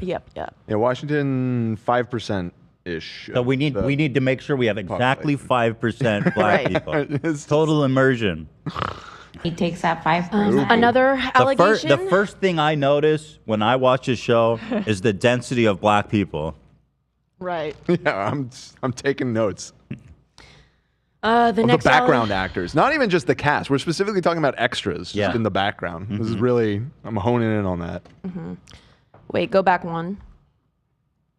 Colleen Ballinger reportedly had an Asian market redressed as a bodega for her Netflix series, Haters Back Off, and demanded, in quotes, that all the Asian shit be removed before filming. Nice choice of photo to go along with that headline. Asian market redressed as a bodega. I mean, that's fine. They're reusing that's the fine. space. We should just get rid of all the Asian shit before Yeah. filming. Okay. Another thing, the showrunner's assistant, April, she said that Colleen was obsessed with adding incest references to That the checks show, out. which, yes, has checked out through her content, 100%. She allegedly pitched stories in which Miranda and her uncle would be caught in compromising positions or stomach-churning moments of intimacy, which I can attest to that You wanna does make happen love? in the show. Yeah, she's got a weird thing with that stuff. Okay, so now we'll get to the part about Colleen Ballinger's cruelty against Trisha. If you didn't know, they started a podcast towards the end of May, and it ran for 3 episodes. And It actually got to 3? I thought it only had like 1 or 2. I gotta say, it makes Frenemies look like The Simpsons with our longest lasting podcast ever. 39 episodes. yes, so they built a set in Trisha's basement, and they started this podcast together. And something that came out over the break, I know that Adam had been insinuating it, like when he was watching the podcast back and he would like do reaction videos, he would say like, Colleen used to be mean about Trisha. Like he would say that, and I totally obviously understand there was no proof given, blah, blah, blah. And then now this proof was posted by Johnny that showed Colleen would host viewing parties with her friends to watch Trisha's not safe for work That's so mean. content. And they're supposed to be friends. That's so mean. Right. So I recognize this friend in this photo, and Trisha said that she's actually hung out with him before. So Aw. this is Colleen's friend from college. And she says to Johnny, who was her ex-employee and much younger than her, not a minor at the time, she would always send him like naked photos of Trisha from her OnlyFans and insinuate that like they were photos of him, and she would be like, you look so cute today. And so Johnny posted them so that people could see that there was proof. And if you go to the next slide, actually, ironically, this was just taken a few weeks ago. This is Colleen talking to Trisha about body positivity.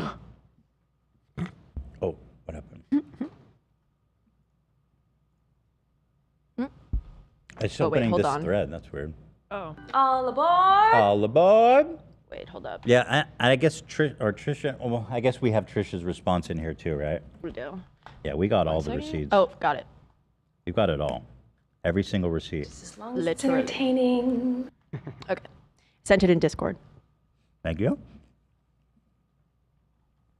How rude to bring up someone's body. Like, no one should ever talk about anyone's body ever, I don't think. I think it's completely inappropriate and wrong, and every body size and shape is beautiful.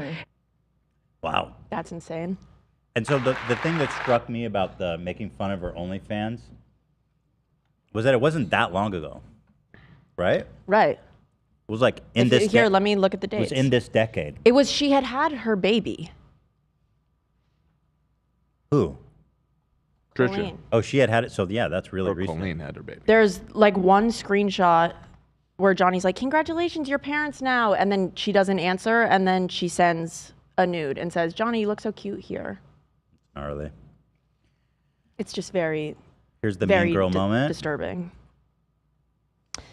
Yes, so now we know that Adam said in a few videos that actually what Trisha thought had happened, but they were joking about it, is actually what happened, and that was that she was given the wrong address to Colleen's house when they were hanging out. So this clip. Wait, what? Wait, Yeah. She gave Trisha the wrong address on Yeah. purpose? Yeah. That is so insane. And this is like a clip of her. Now we know it's not an laughing about accident. it. She literally did give the wrong address to make fun of Trisha. That is like the meanest thing. mean girl high school bullshit ever. Yep.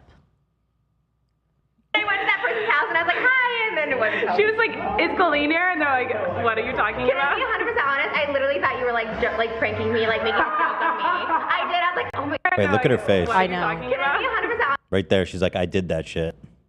Yeah. But how do we know that she did it on purpose? Where's the... Well, Adam says that it was on purpose. Oh, he... Okay, I see. Yes. This is when Adam and Colleen were still in communication. I see. I did. I was like, oh my god, it's like Mean Girls. Like they were like making fun of me. Like, yeah. Wrong address. Like, this is funny. Now she'll never come over. Yeah. Like, I drive all the way out here. Wow, that's crazy. If she actually did it on purpose and then filmed this. Yeah, nobody deserves that. In my bony little back.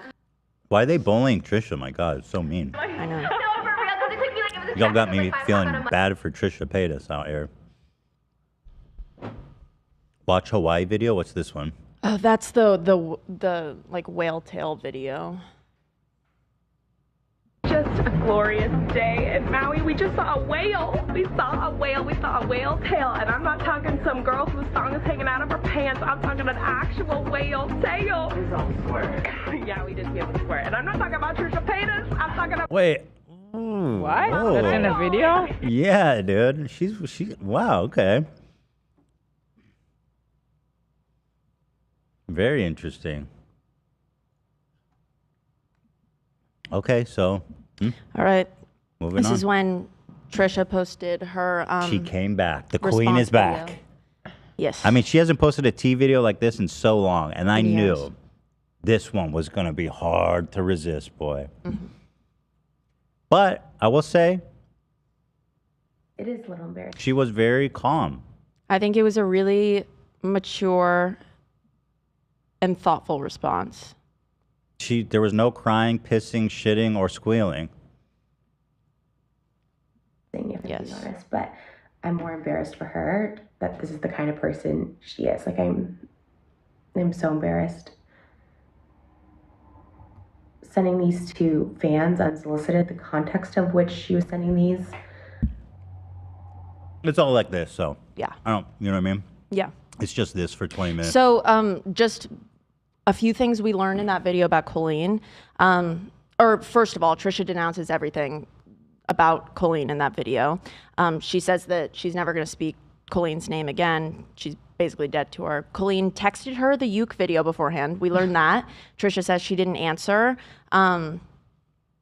Trisha asked Colleen about, so when Adam and Johnny were saying that they had been sent porn of Trisha, and they weren't providing proof, apparently Trisha approached Colleen and asked if that was true, and Colleen actually blamed it on the kids and said that they were sending it to her, which is crazy. Right. And then that's when Jack put out the receipts, right? Right. So just a few weeks ago, Colleen was lying about all of I mean, Colleen's still lying about all of this, let's be real. Right. And before I feel too, before we feel too bad for Trisha, she did also allegedly, I'm not even gonna go, but Trisha's not a saint. Right. You know what I mean? It's nice that she can be mature when it benefits her. Mm-hmm. But no, it's this still is impressive. this is all about Colleen. These are Colleen's actions and the destructiveness that they are or have been. Well done. Thank you. So the next slide, this is, or here, if you go back, they're selling the podcast set. Oh yeah, she's trying to sell the podcast set. That's fun. It's like I Kramer love them. with the extra sitcom. Like honestly, we just honestly. I know don't have the someone that space needs for a it, new like- chair. Right. Oh shit. Wait. That would be kind of iconic. Yeah. Kind of funny. You in the? Should what do you buy think? it and just throw it over where we have the frenemies table over there. We're gonna have a whole museum of dead podcasts. Well, that's funny because Trisha, you know how she was like collecting Adam Sandler's clothes? Uh-huh. We could be collecting Trisha's sets of her other canceled podcasts. I don't know. Who's your next podcast co-host going to be, Trisha? Ghislaine Maxwell? Fart joke.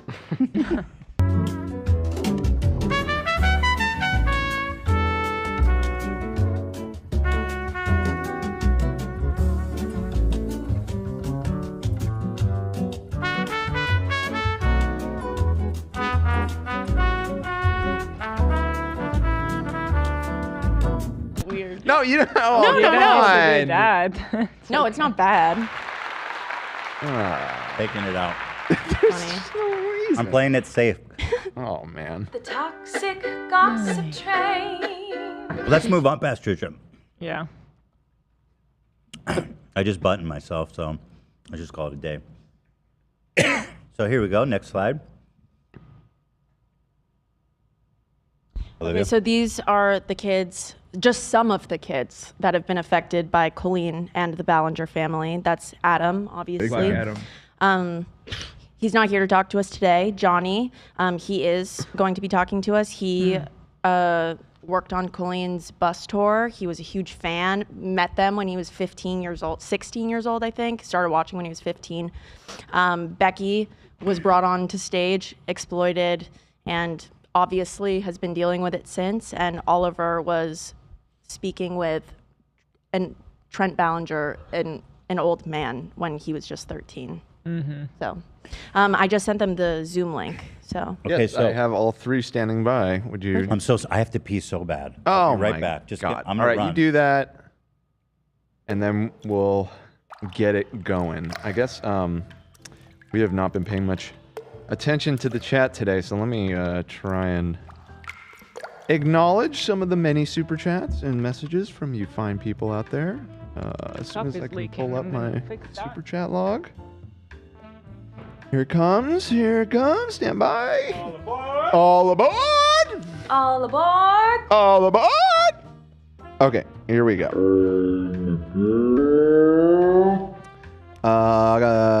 Okay.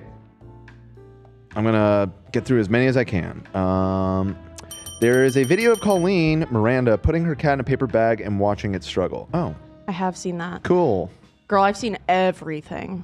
Cool. What a vile person. Somebody donated $10 and said, for Cam making me laugh so hard I cried. Yeah, that was that's good shit. Shout out to Cameron. Oh, he's not. Oh, he's gone. But shout out to Cameron Grants. That He's on the toxic. fucking gossip amazing. train. Let's see. Also, can we recognize marketing content as PG-13 doesn't give you a pass to harass kids? 13 is still a kid. Yeah. That whole thing was very odd to me. I'm not really sure. 13. Also, really quickly, it is so brave of these people to come on the show and talk about their stories. So give them extra love in chat, please. Please. Thank you. Please. Please.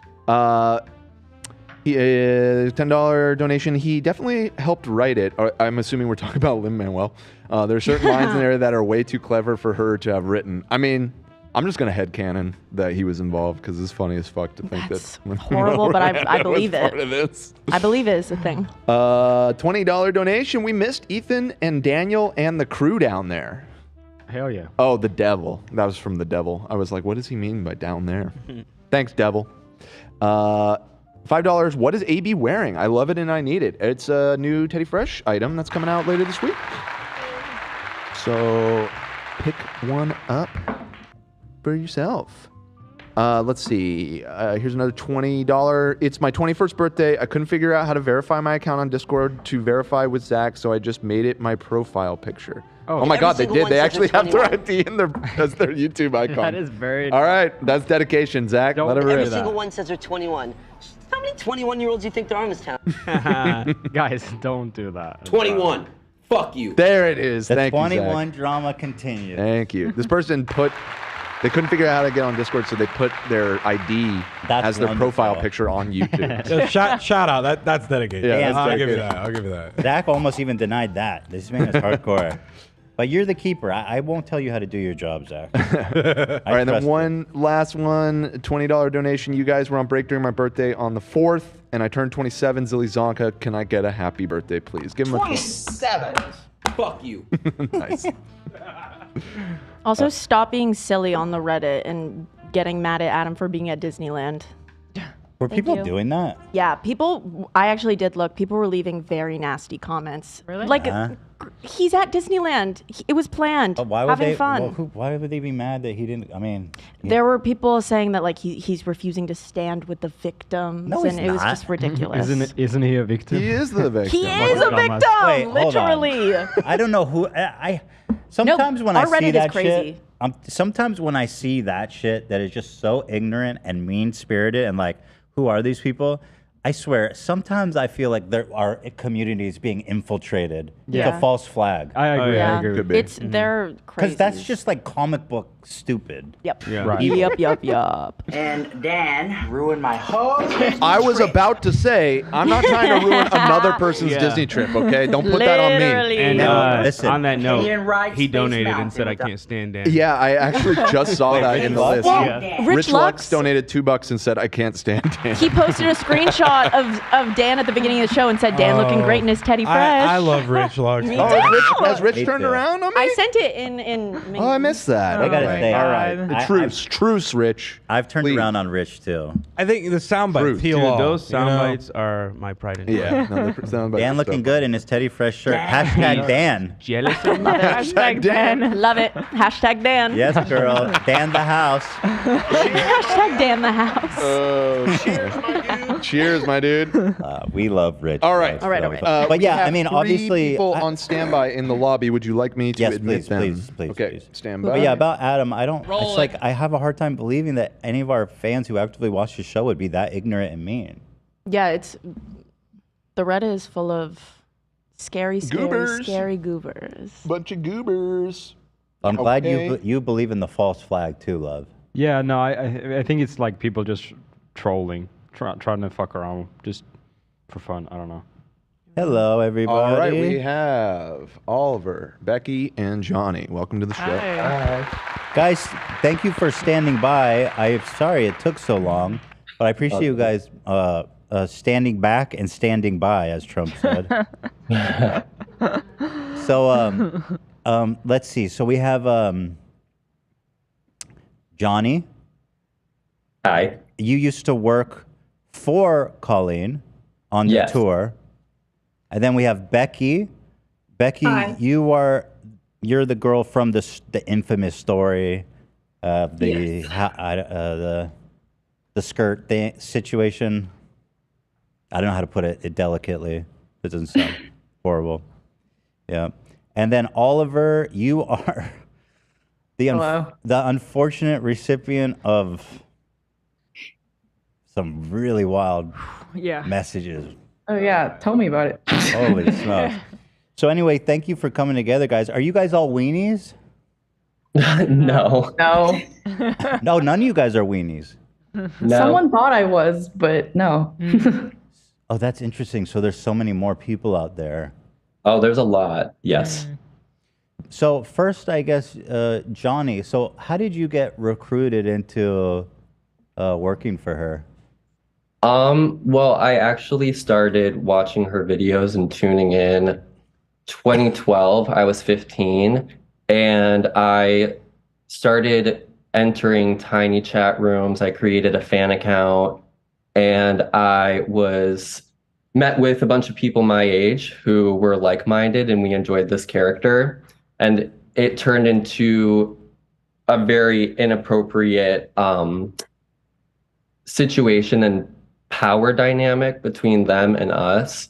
And I was like a part of the OG fandom. Like, we weren't the weenies or anything. We were the cookies is the name that we So wait, coined. you joined a community with other fans. So what was the power dynamic? I'm not understanding. They were Colleen's camp was involved in that somehow? So it started because I was tweeting her off of my personal account, but then I started getting flack because I was just in high school, so kids would make fun of me for it. So I like created this private Twitter account. I created my own fan account, and then I had followed, there was probably maybe like 4 to 5 other fan accounts.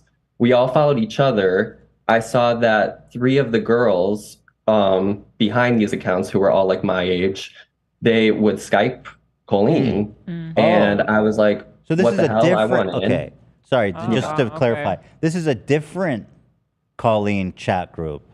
It's different generations. Oh wow, okay. That's why. That's it. Wow, I didn't know that. Yeah, it's been going on for years. And so, okay, so were you on like voice chat with her or like a chat room? Yeah, so Tiny Chat was basically this. It's like a public Skype, Zoom type of situation. And you could either have a public profile or, public chat room, or you could have it private. Ours was tinychat.com/Colleen's cookies. The password that we had to type in to get into the room was queefing. That's how I learned what that word was. Awesome.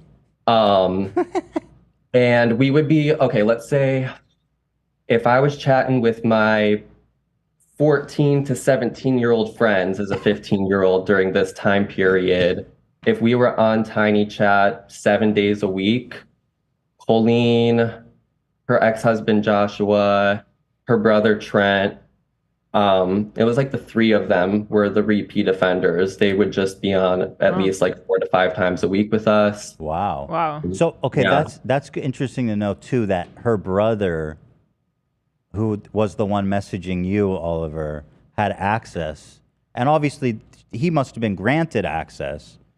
Yes.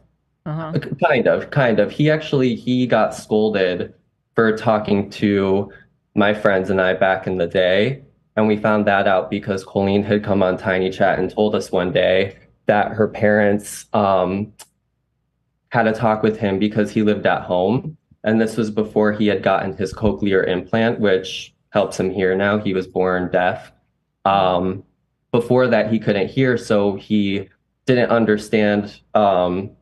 He had to mute his computer. So her parents were afraid that there would be sensitive topics being discussed, within their family that would be picked up on his computer. It's kind of messed up that was their concern rather than their 30-something-year-old child talking to a bunch of kids on the internet. But also, what are they talking about in the house? That's so scary. Well, to them. I mean, are we really surprised that no, I don't want to know. And so, were either the other 2 of you in a chat room with Colleen at any point? No. No. And so, I guess, Jack, what do you think that she got out of coming on here and talking with you guys? Like, she came on, sounds like, pretty frequently. It's interesting because we really don't know what her motives were. I've been asked to try to describe it in one word. I think the power that keeps coming to mind is power, which she clearly abused. I'm not sure if she went into this situation, me and my friends who were fans way back in the day, I don't think it was as malicious back then. But as we know, technology has blossomed and it's just, there's more accessibility. It's so much easier to be in the DMs, film a quick video chat like this. And it was just a different world, but there's a lot of parallels from the video chats and the DM conversations between the weenies and Corey's clit. And so, looking back on that, in what way how is she like abusing her power? How is she interacting with you guys inappropriately now that you're older and looking back on it? Well, abuse of power in the sense that her and Joshua, her ex, they divided the fandom a lot, even before they were married. I wasn't always the closest with Colleen. I was way, way closer with Joshua David Evans. He really swooped in, and that's a whole other tangent. But they would almost like pit us against each other as fans. They would pit us against one another. Like you'd be Team Josh, Team Colleen. Throughout their entire relationship, it was like that. I knew some people who, way back in the day, said they did not like him, and I didn't understand. I liked both of them. It was weird, and sometimes we'd end up fighting online for them, and it would be encouraged. Colleen used to use a hashtag that we came up with. It was drama with like 5 extra A's. So you could look it up and see, like back in the day, she used to use this hashtag, and it was always when there was like drama within the fandom. She encouraged it. It's like she egged it on for us. So it didn't feel like a joke at the time. It felt like she was like, yeah, I want you guys to hate Josh. Well, now it feels that way. But as a child, it kind of just felt playful, just felt like our, in her words, just felt like our creepy aunt coming up, just trying to hang out with us kids. And, you know. It's a weird way to spend your time as an adult. Right? I'm 27 now, which I believe is the age she was when she started talking to me. And there's no part of me that wants to open up my laptop and talk to a bunch of kids or like spectate their conversations, because Tiny Chat had that option. There could be like the 4 of us in a chat room right now, or 5. And then there could be spectators, and they can chat, but they don't necessarily have to broadcast. And they abused that feature. There's actually evidence that I posted of Joshua pretending to be me, talking to my friends as if he was me.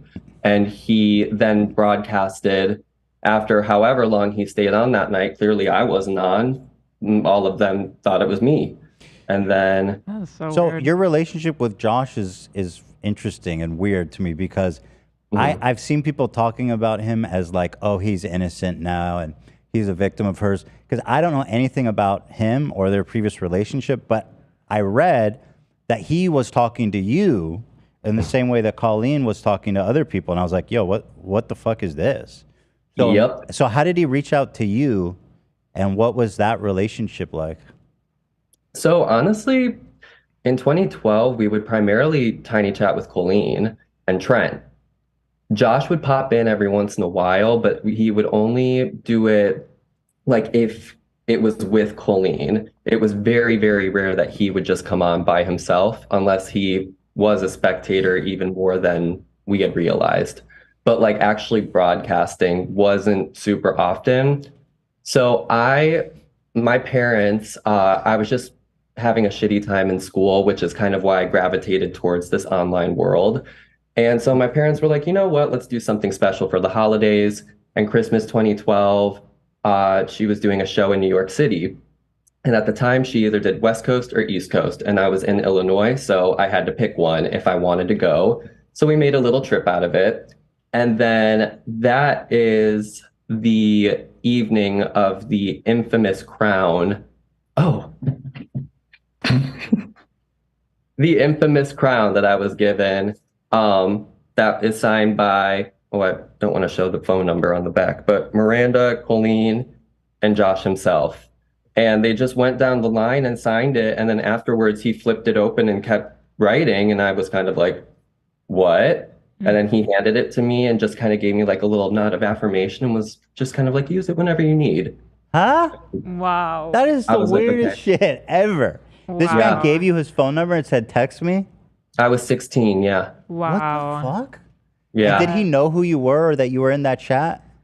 Yes, but see, the thing is, I was really flattered about it because I thought Colleen would be more excited to see me and meet me, but I felt like I had this like weird instant connection with Josh in person. And then I was like, okay, well, Colleen's kind of fixated on like her faves, if you will, and I didn't really feel like one of them. I was just known within the fandom. And I was like, well, Josh seems to really like me. And he started giving me promises. He pinned my YouTube channel, my little aspiring one back in the day, on his channel that eventually accumulated like 1.5 million subscribers.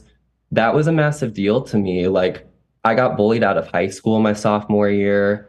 And these people just honed in on me and they were like, ooh, like, this is good. He's an easy target. And I was. And yeah, they just totally abused their power in that sense. They take who they deem as weak, vulnerable people and they create the victims, or they turn you into more of a victim, but they also do it in a way where they pretend to be your savior a lot.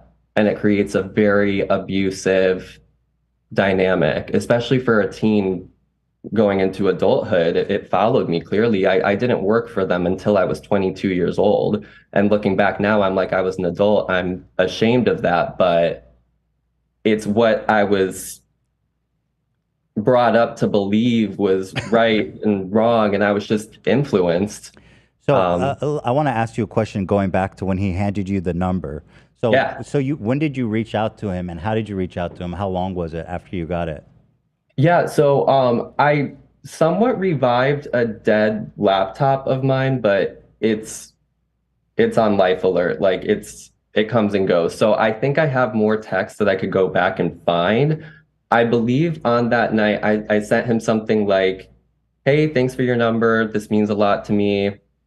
I think I even included something like, I promise not to abuse it and just use it when needed, because I took it as he was going to be a mentor, as he says today, but that's not what it was. And And did he respond to you that evening? He did. Yeah. Okay. And then you guys started texting like on a one-on-one basis? Not super regularly, because I didn't want to abuse it. I didn't want to lose this privilege, because they like gave you little things, but then would kind of hold it over your head. Even if they didn't say it to your face, it was heavily implied. So you had said that he said he wanted to be your mentor. So what is it that you think he got out of that relationship with you? Well, I only just found out like a week ago that he was trying to be my mentor, when he publicly stated that, because he was just my big bro. He was my 30-year-old BFF. I didn't know he was trying to mentor me. I thought I was in a friendship, and I was in my world. Yeah, that whole dynamic, it's just, he had me run a Twitter account for him. It was a character that he ran, a belligerent, drunk, blonde bimbo, if you will, by the name of Saradiculous, who is problematic beyond. I'm sure of it. I haven't even rewatched any of the videos recently, but I'm sure that would spark up some convo. And I ran this Twitter account for him. He approached me and he asked if I would run it, because I was running a fake account. I had created like a spoof of Saradiculous, and he contacted one of our friends who he thought was running it and was like, hey, you want to run the official one? And she was like, no, it's Johnny. So he came to me and was like, do you want to run the official one? And I was like, hell yeah. And he gave me the password, the username, and he was like, your discretion. I'll pop in from time to time. I might, interact on the account and stuff, but it's all you. It was what Colleen said to Adam with that's what's interesting. It seems parallel, where they both asked you and Adam to do free work for them. Did he ever offer to pay you or compensate you or anything like that? No, but he always promised me things in the future. It was always, if I played my cards right, I was pinned on his YouTube channel. I'd be featured in little BS YouTube videos from time to time. He would say things like, if I ever make it big, I'm taking you with me. We're going to make it big together. And I was just impressionable, and I believed him for sure, wholeheartedly. Did you put a lot of time into running that Twitter account? Not just Twitter account, just investing so much time and energy into my relationship with not only him, but these people in general. Yeah. The best way I can describe it is, not fitting in school, constantly feeling like I'm chasing the cool kids. I finally escaped that and found a world that I did feel accepted in, but I didn't realize that I was just chasing the cool kids in a completely different way. That, it's embarrassing to say, followed me into adulthood. And it just turned into like this cycle, Something that struck me as interesting is when Josh and Colleen got divorced, you say that Josh stopped talking to you altogether in that moment, right? Yeah, so they announced their divorce, and I remember like my entire family was devastated. Like my mom cried because they built relationships with my parents too. Colleen referred to my mom as her Chicago mom sometimes.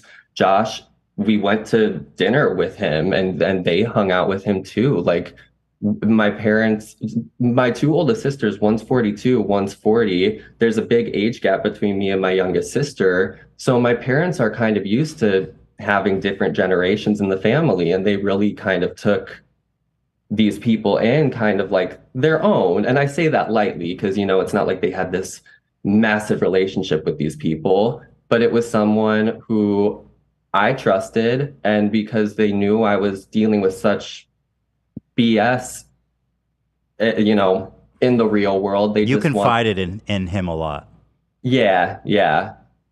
It's just messy how not only did they prey on us kids, but they really went above and beyond to like prove to the parents that they were safe people as well. That's really wild that they spent time with your family like that. And And so- now Josh, he like tries to say it's a lot more minimal than it was, which is infuriating.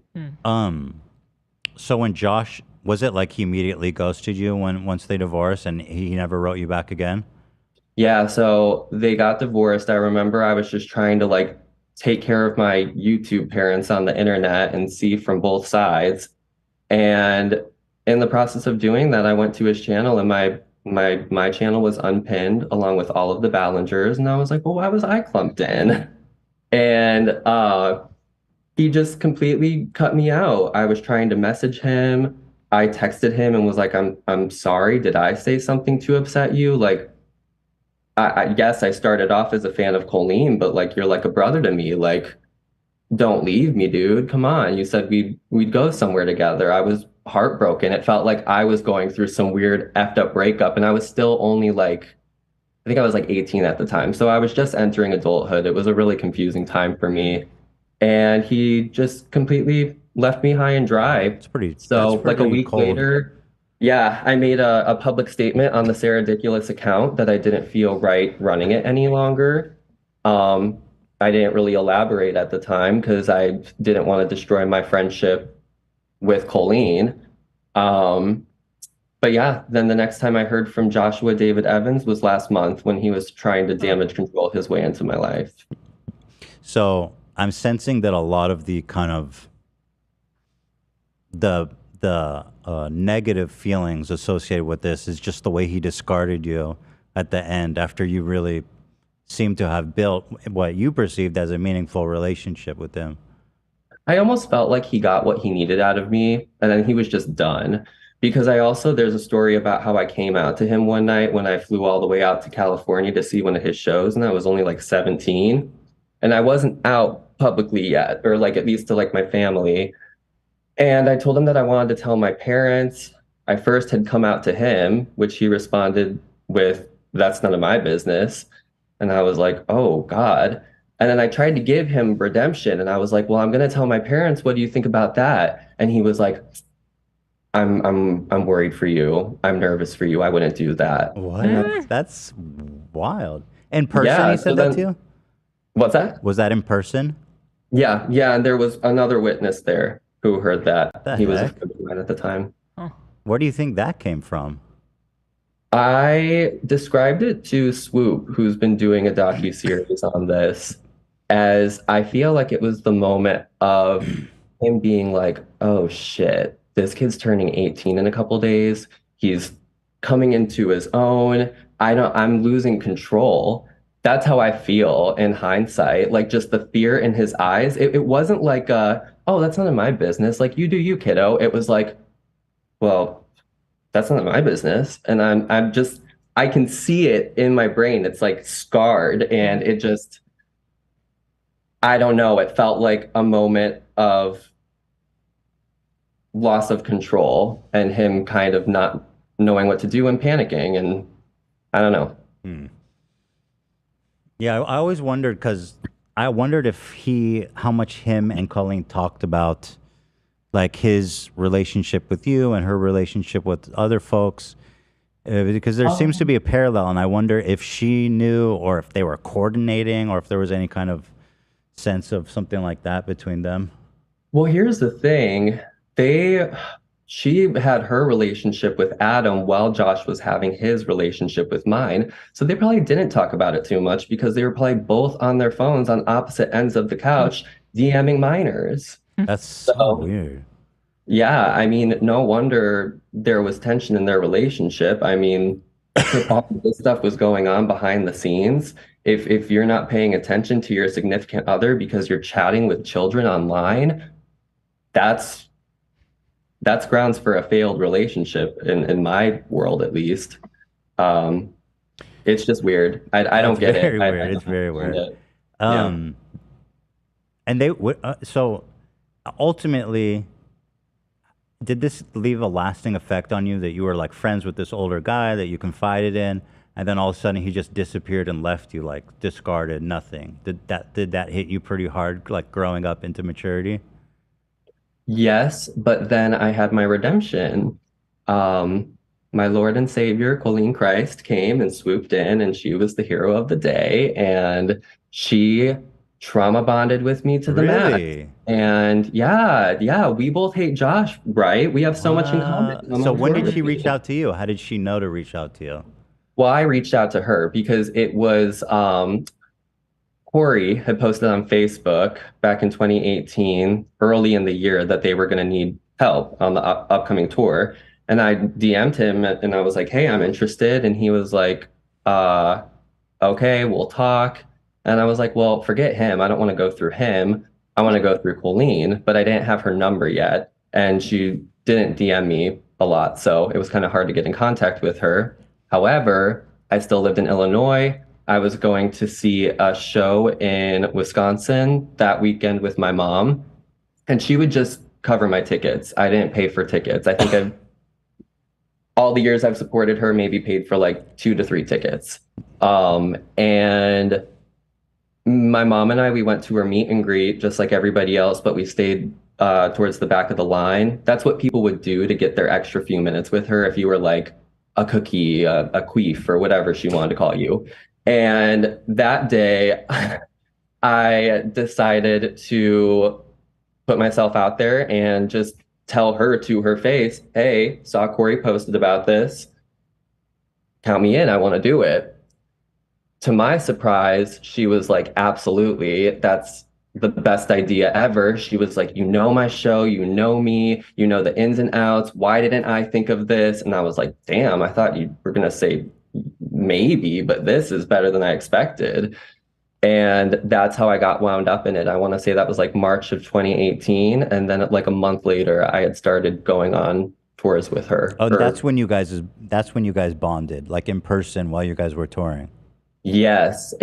But she used a lot of my trauma with Josh to bond with me because her friend Corey was being straight up abusive to me the entire tour. And whenever I would go to her and cry to her and be like, I am absolutely miserable. Like, this is not what I wanted. This is not what I expected. I want to go home.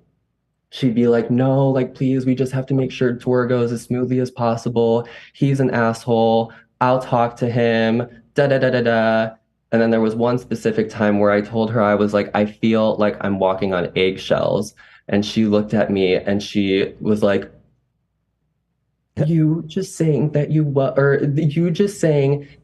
feel like you're walking on eggshells is exactly how I felt when I was in my relationship with her ex, Joshua.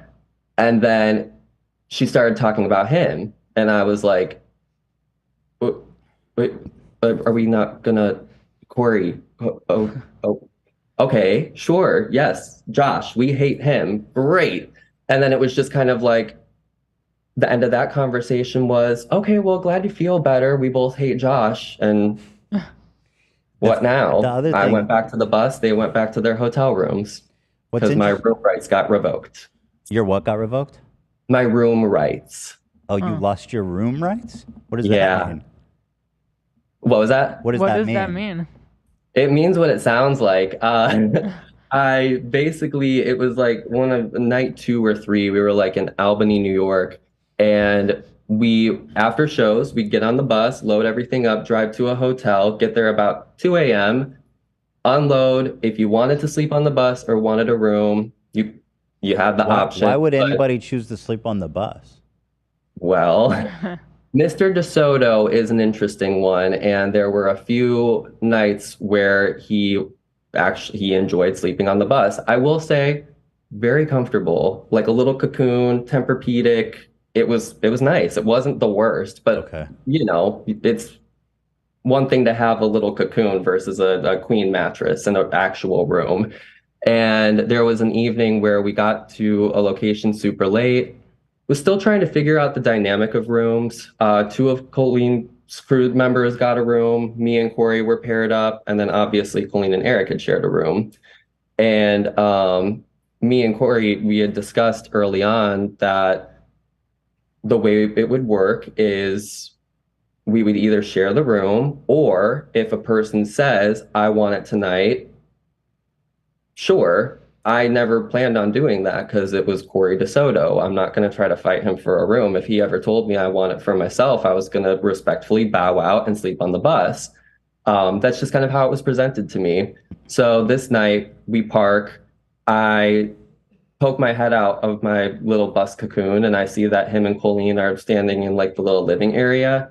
And I get out, we're at the hotel. So I see that the tour manager had left out room keys for all of us. And I see Corey and Johnny.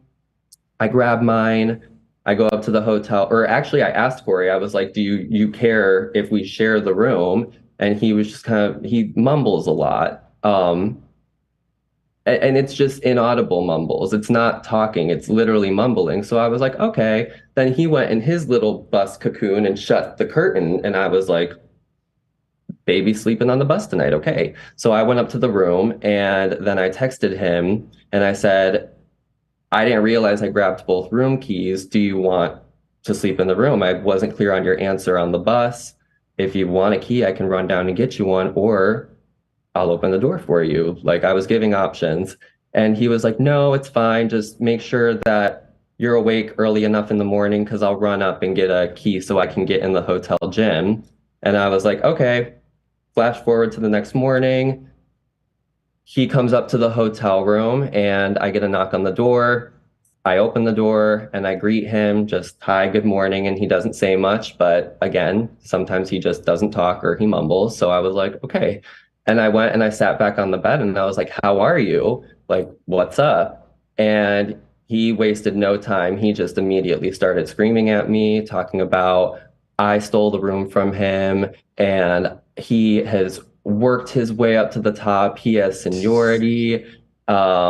He would lick a toilet bowl clean for Colleen. Like, he deserves the room. I don't. And I was like mortified beyond.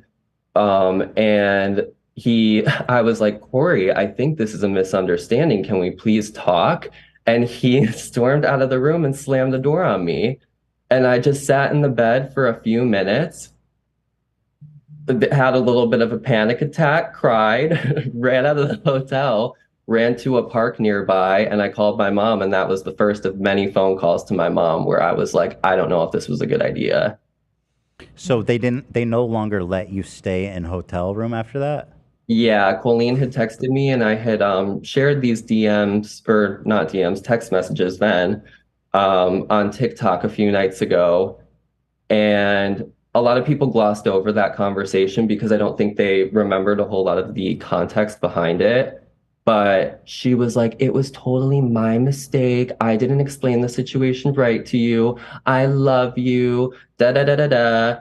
And it was just all deflection. And then I ended up having an in-person conversation with her because I explained that it had bothered me and I wanted to know the correct way to approach Corey because I felt it was necessary to apologize to him. And yeah, when we got to the next theater, which oddly enough is I think the night that Becky was there, if it was the Syracuse. Oh, wow, interesting. Yeah, full circle. It all loops in.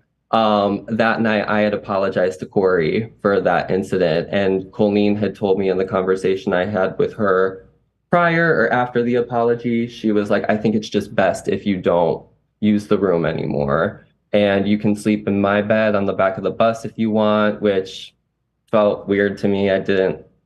I tried once and I was like, not a fan.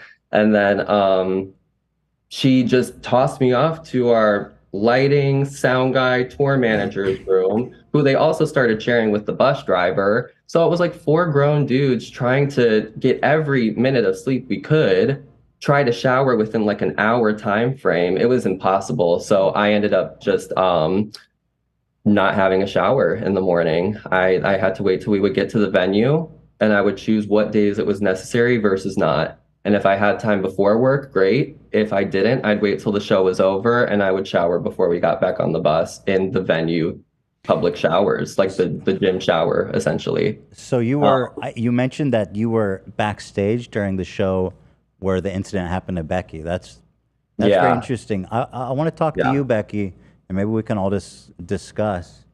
So I can't see Becky. I don't know if that's a thing that you do. Oh yeah, thank you. Hi. Hi. So I have it set to auto switch, so once somebody starts talking, it'll automatically switch to them. So at the time, how old were you at the time you went to this show? 16. 16. And were you you were a hardcore Colleen fan at the time? Yeah. And so you showed up and you wore, can you explain it? How you explained it? You wore like a skirt or something. You're trying to get her to pick you for this porn segment? Yeah, so I wore a romper because, like I was saying, she usually picked girls that were wearing like a little bit of more revealing clothing to go up on stage for that bit. But honestly, like I had worn it before. It was just something I owned and I didn't really think much of it anyways. So you get called up there. I find it really interesting that Johnny was backstage because I kind of want to know what was the reception of the crew backstage. But essentially, Colleen called you up for a yoga bit. And well, it was first a try not to laugh bit, and then it was a yoga challenge. So there was like 2 different segments. So just walk me through how she guided you through that experience. Just from the beginning, like she called me up from the audience. And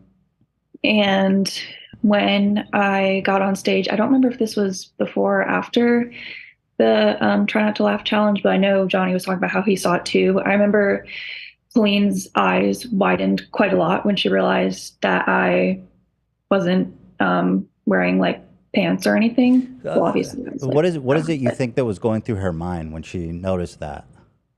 Well, I thought at the time that it was just her being like, uh-oh, like we have to pick somebody else. I honestly expected that she was going to send me off the stage when she looked at me like that, but obviously she didn't. So what do you think it did mean, looking back? Well, Johnny and I have talked about this, and I don't know, we both kind of think that she saw it as an opportunity to make it more funny somehow. Mm-hmm. Mm-hmm.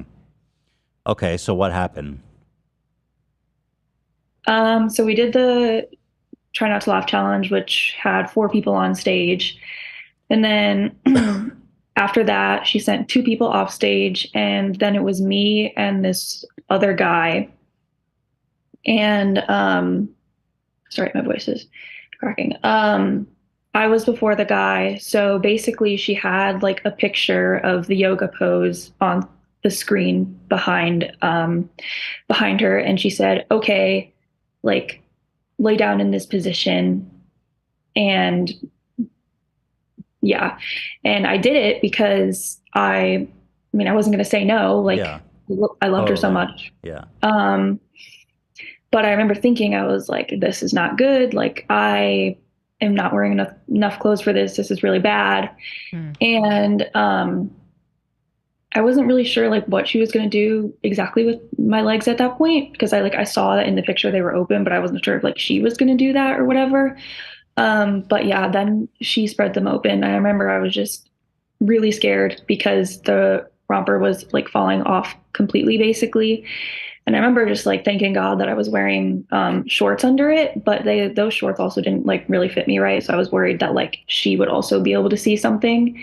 And that was like haunting me because she was someone that like I looked up to a lot and was like big in my life. And I was like, I don't want you seeing anything. This is weird. Did it, when she was doing it, did it feel like inappropriate, or were you just kind of thinking it was happened normal? fast, Yeah. but I would say the excitement of kind of being on stage had worn off at that point because I had already been up there for a few minutes for the Try Not to Laugh challenge. So it definitely did feel like inappropriate in that moment. But it was also just kind of shock. And so, Johnny, backstage, was there a reaction to that? Yes, I was actually explaining to Becky that it wasn't a good evening on the bus. The atmosphere was very strange because when it was happening, Becky has mentioned that her eyes widened. And I remember it didn't feel like, oh no, look at what this girl is wearing type of reaction. It felt like, she was squeezing the mic kind of like, yay, like, this is a thumbnail waiting to happen. These are clicks. Like, that's the way her mind works. That's the way her family's mind works. So I think, as Becky said, it was an opportunity.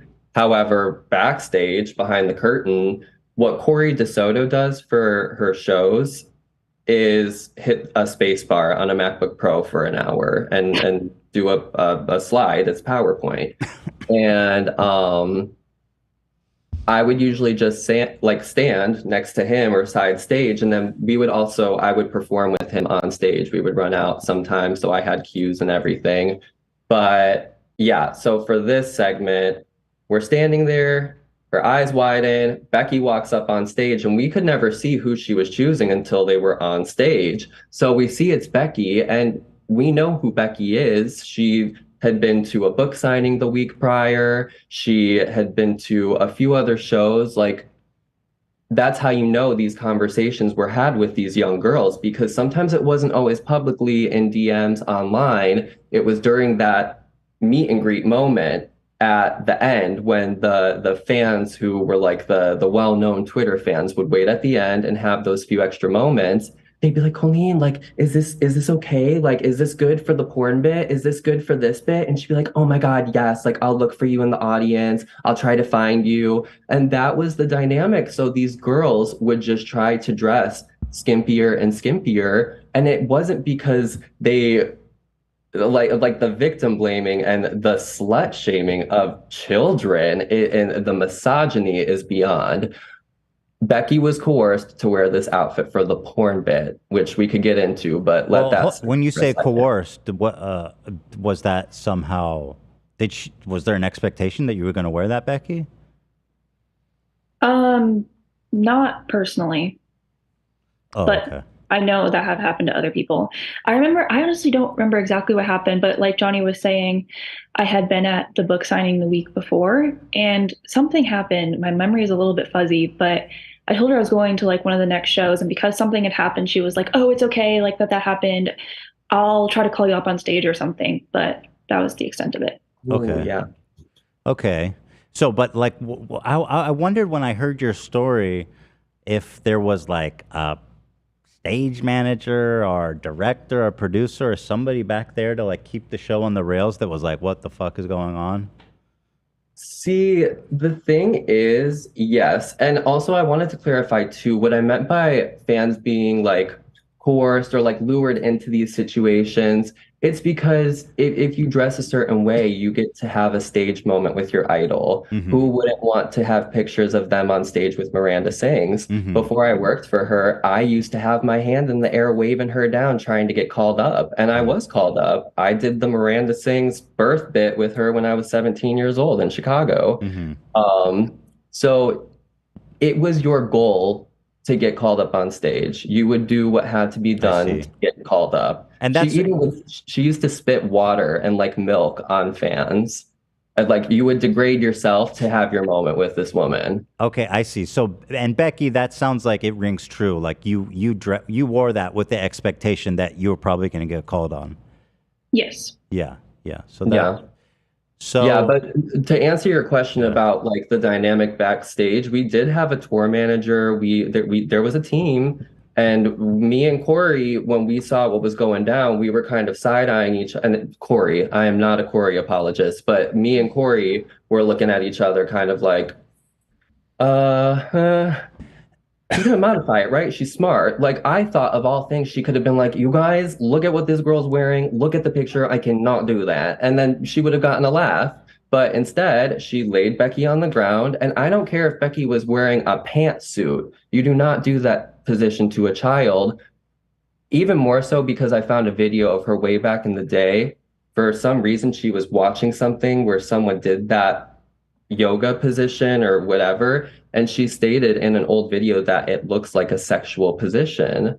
So why are you incorporating that position into your show that is all ages according to you? And according to the box office. Yeah. And her reaction after the fact, she got off stage and it was the instant hot topic. What had happened to Becky that night. They really? Talked about it afterwards. Absolutely. Oh, you mean that's how I backstage know or there during was the drama. show? Yeah. Oh. Yep. They talked about it backstage or during the show? No, backstage. Okay, that was okay, interesting. So what were people saying about it? Well, Colleen got off of stage and was kind of like giddy about it, kind of like, oh my God, did you see what she was wearing?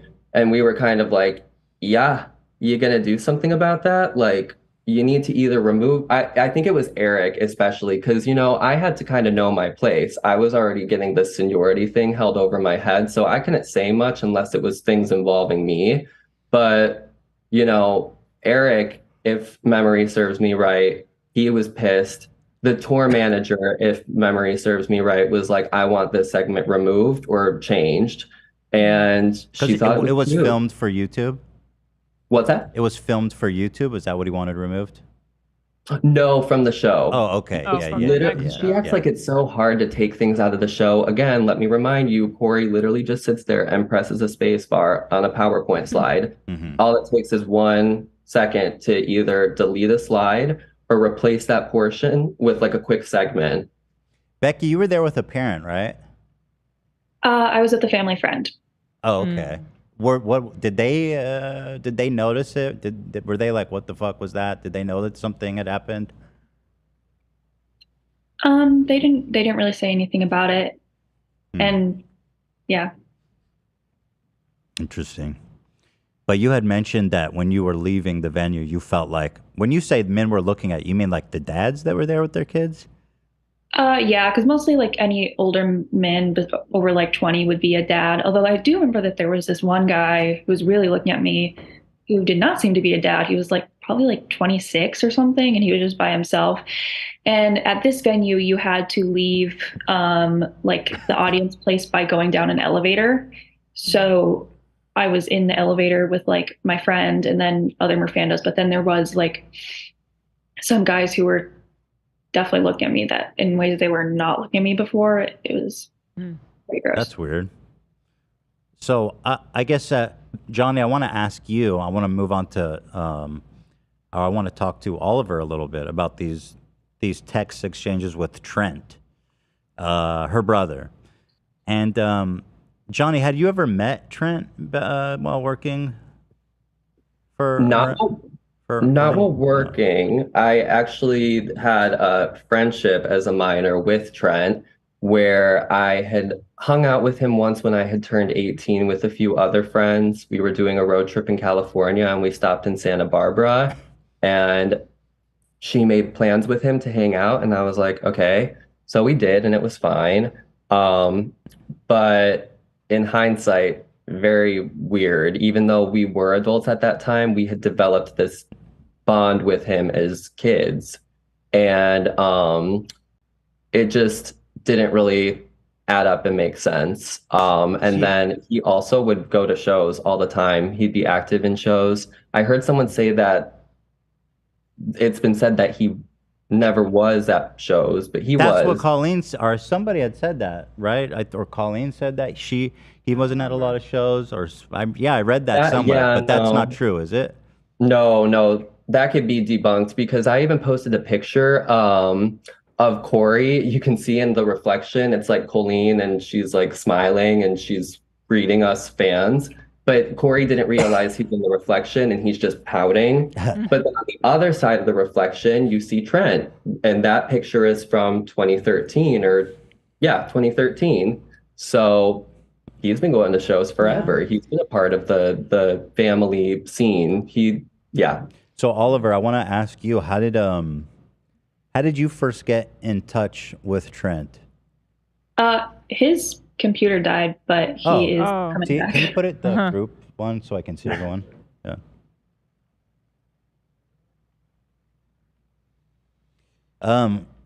Yeah. Trent is her older brother, right? What's their age difference? Yes. Honestly, I'm not sure. I think Trent is, well, actually, wait, Oliver said, how much older was Trent than him? Like 10 years maybe? Oliver's, or no, 20 years. That wouldn't make sense. 20 years older.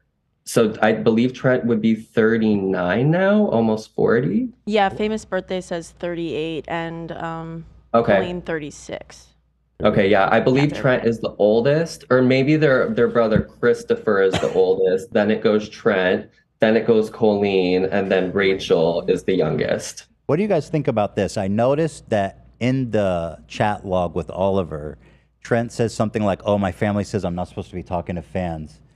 I find that really odd, especially considering that he kept attending shows. So they knew he had this tendency, and he was still allowed to attend the shows. I don't know if that stood out to you. Well, they also had conversations like that on bus tour because he's been in hot water plenty of times. On bus tour, I remember we were in an Uber to Mall of America one day. And I use these specific details because I feel like it's important in case Colleen or any of them are watching this and need a refresher. We were on our way to the mall, and I remember she had been talking about, it was kind of like the generation in between Colleen's cookies and the weenies. There was a generation in between there, and some of them have kind of spoken, but a lot of them haven't yet, maybe. But there were a lot of group members in there having issues with Trent. With Trent, So yeah. he had a history of being a creep to kids. Oh yeah, he called me. He granted me the name Xmas sucker when I was 16 because in his words, I was sucking on a sucker. I was minding my business, chatting my friends on Tiny Chat, and I happened to be eating a candy cane. That's crazy. And he kept calling you Xmas sucker. He even changed my caller ID somehow. I called my job a couple of years ago in 2020, and my boss, the next time I came in, said, "So why when you call people, it comes up as Xmas sucker?" And I was like, okay, I'm gonna go swim my Pacific Ocean now. Wait. So Oliver, now that you're back, I wanted to ask you. So, how did you first get in touch with Trent? How did you guys connect? Right. So basically, at the time when I was a big Colleen stan back in the day, everyone wanted follows from not only her, but also her family.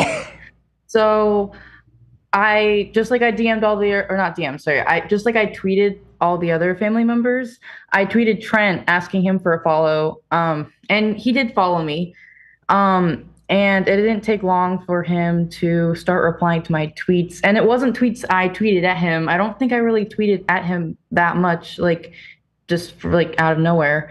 But he would respond to a lot of my tweets. And these are mostly just tweets that I was tweeting out to my friends that were my age that I made through the fandom.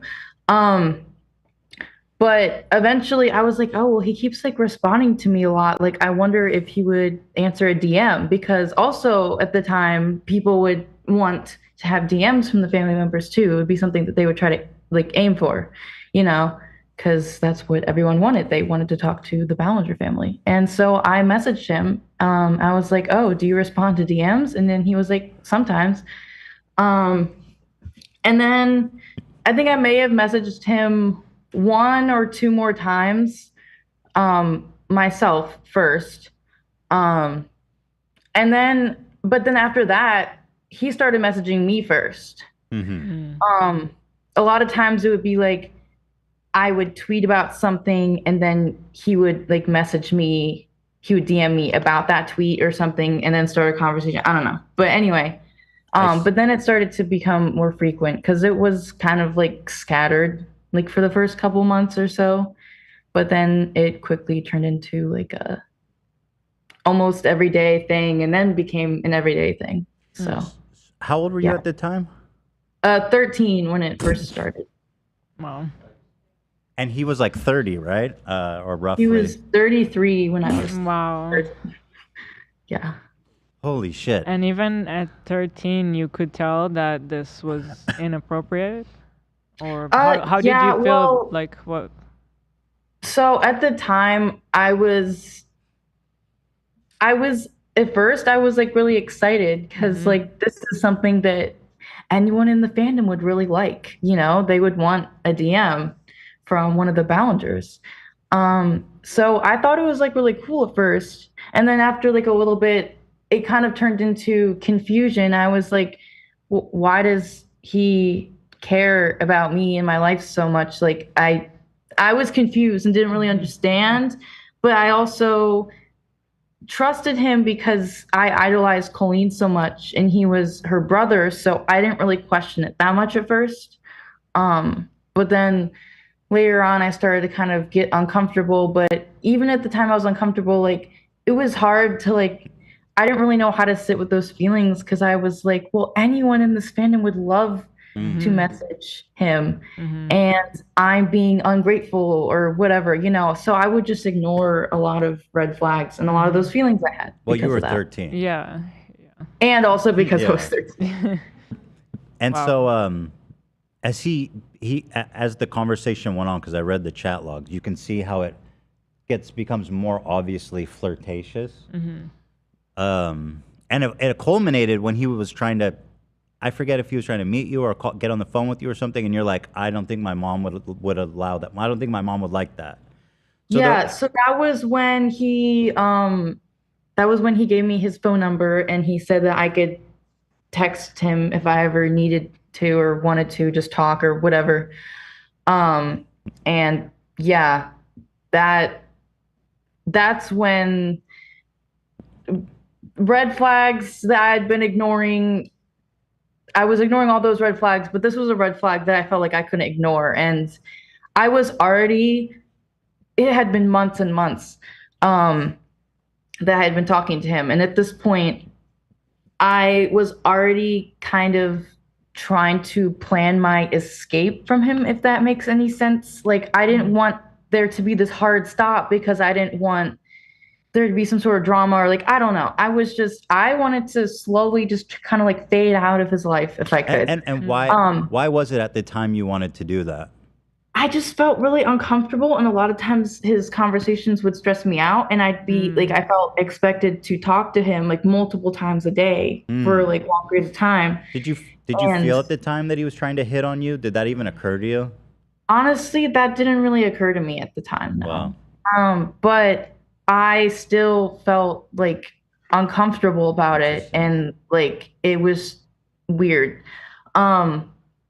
But yeah, when he gave me his number, it was like, this is gonna be 10 times harder to just like fade out if we switch to text and we're not on DMs anymore. And so I don't know why that's what made me panicked, but that is what made me panicked. And then of course, after some thinking about it, I was like, you know, this is not appropriate either. And yeah, 3 days later, he blocked me because I then told him that I thought the whole entire relationship in itself was inappropriate. He blocked you? How did he blocked me. Wait, how did you feel when he blocked you? That's almost an admission of guilt. I mean, if you read the logs, which we've looked over, it's just like he's just a pedophile. Like, I don't even know how to sugarcoat that. But how did you feel when he blocked you?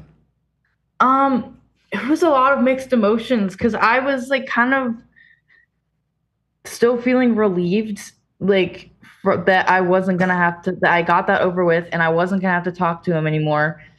But also it was still like really, like I felt hurt. Like, I don't know why I felt hurt, but I was like, I understand why you would, I didn't think that we like, I just didn't want to be talking to him one-on-one anymore. I didn't think that he was gonna like try to like block me out entirely. Mhm. Like, you know? But it almost So reveals I was his kind of shocked. it reveals his intentions really when he's like, "Oh, I'm not going to be able to meet up with her and do anything with her." Then I don't want to waste my time talking to her anymore. Or him, I'm sorry. Yeah. No, I mean, at the time I did use she, her pronouns. So, I mean, that kind of makes sense. But yeah, I mean, it was honestly weird. And there was a time where he was telling me that I could go to his apartment when I was older and stay there. Yeah, I And saw that. It's so Yeah. gnarly. so I honestly, like, I try not to blame myself because I know it wasn't my fault. But I look back and I'm like, how did I not realize that was so weird? Like, You were a child. Yeah, It's not. right. That's not your part. Part of what's so insidious about child abuse like that is that when we grow up and look retrospectively back, we look at it through the lens as an adult and we think, how could I be so stupid? But you can't really see it through the eyes of a 13-year-old again. And it really, you know, it's just completely not your fault. I mean, you were literally a child, you know. So, but it is interesting. He must have been talking to other kids. Like, oh yeah, he was. He would also, and not as often, but he would talk to two of my closest friends at the time, and also talk to them about me. Oh, wow. It was weird. Yeah. Like one time I wasn't responding to him for a few hours and he was basically like trying to get my other friend to like make me respond to him with this video he wanted. It was a whole thing. So do you think, like, looking back at how all that played out, do you blame Colleen or any of them for enabling him to have that interaction with kids? I mean, I have mixed feelings about it because obviously, like, you know, Colleen didn't do it herself. Obviously, it's like, you know, it was Trent's actions. But I do believe that, you know, she knew about that he was doing these things, and it seemed more like she was more worried about it not getting out that he was being this way than actually being concerned that he was talking to underage people. And looking back on that now, that's like kind of, that doesn't sit right with me. Well, she's the one that gave him the access. And Yeah. apparently he kept coming to the shows. And by all accounts, it does seem like they knew, based on what he told you, about, oh, my family says I shouldn't be talking to you. Yeah. I just feel like He knew he the wasn't supposed to. negligence of giving him access to children is borderline criminal. I mean, it's crazy.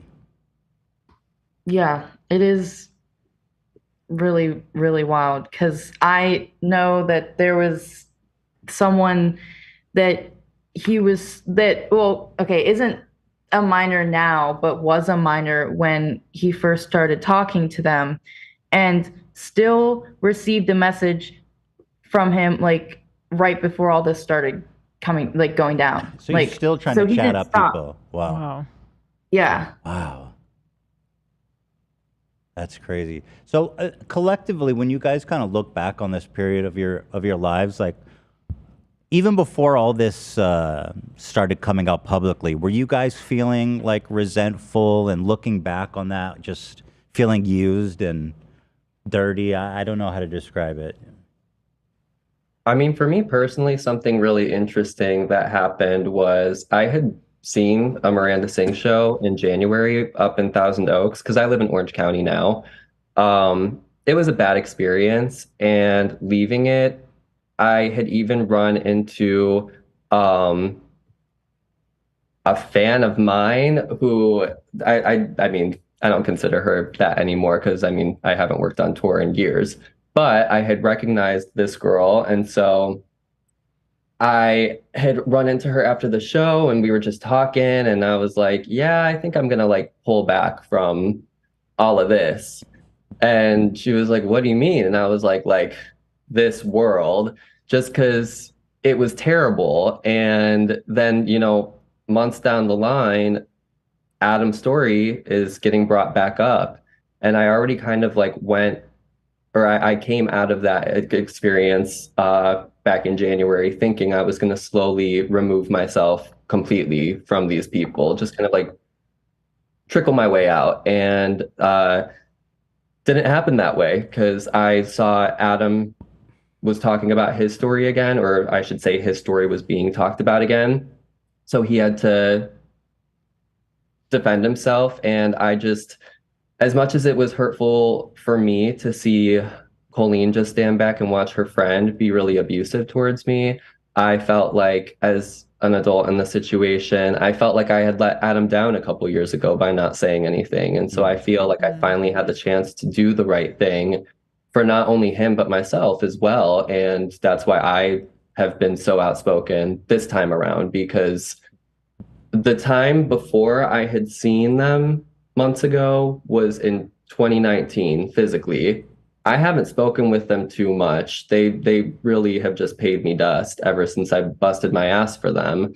And the only time I really heard from Colleen a lot is when Adam came out with his video in 2020.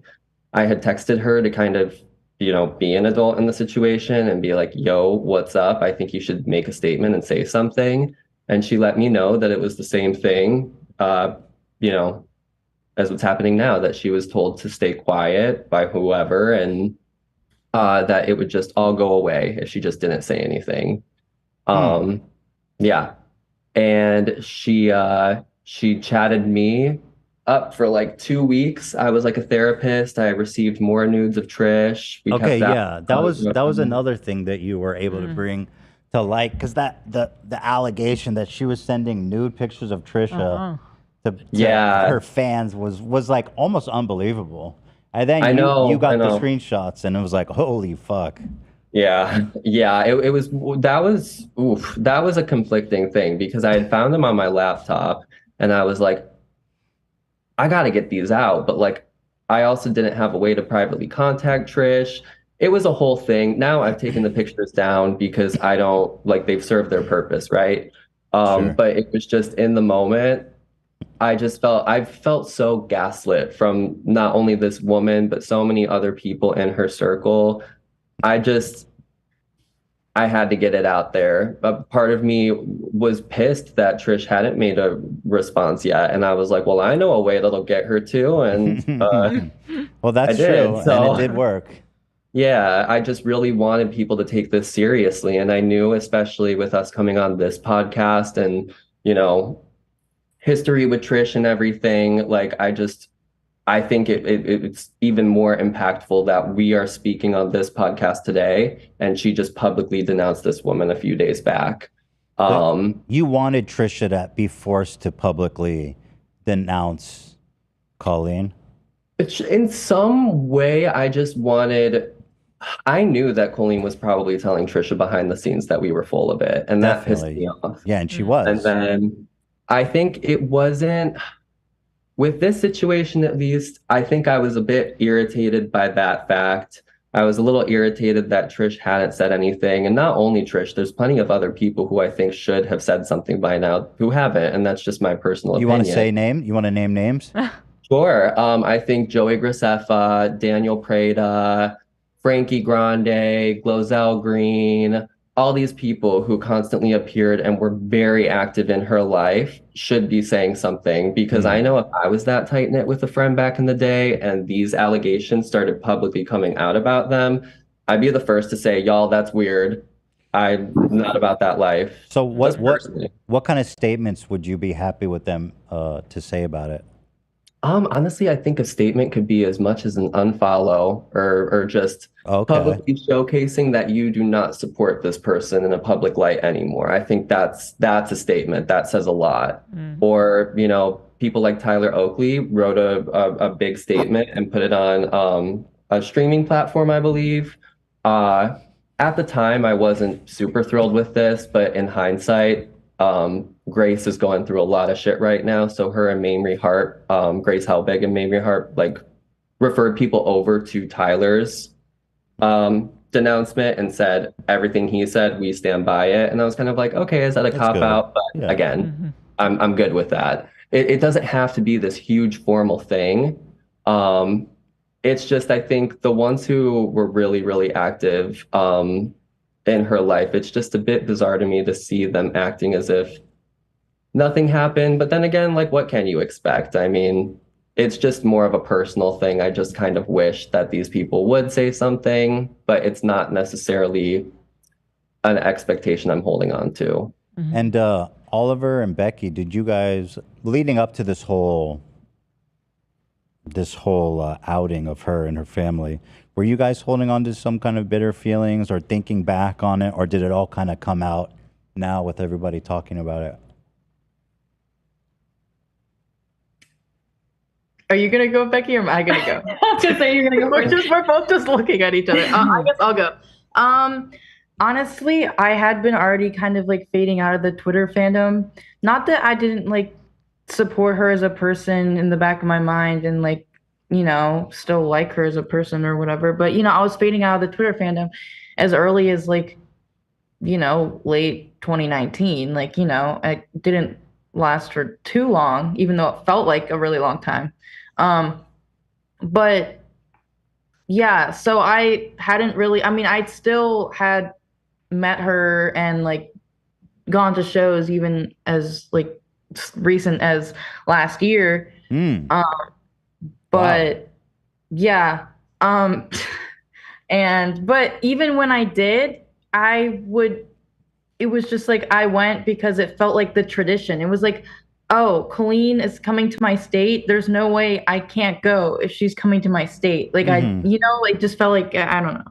It wasn't like this big, like, oh, I'm so excited to see her. Like it just, you know, it kind of felt like. Did you see Trent at any of the shows? No, I didn't. I have never met him. I think he only really went to like shows that were local around the LA area. To my knowledge, I don't think he like traveled. He never traveled with them. Yeah, he would only stay local, California shows, like SoCal. And so, did you have like this moment? You're like, oh shit, I have this experience with Trent. I should share this.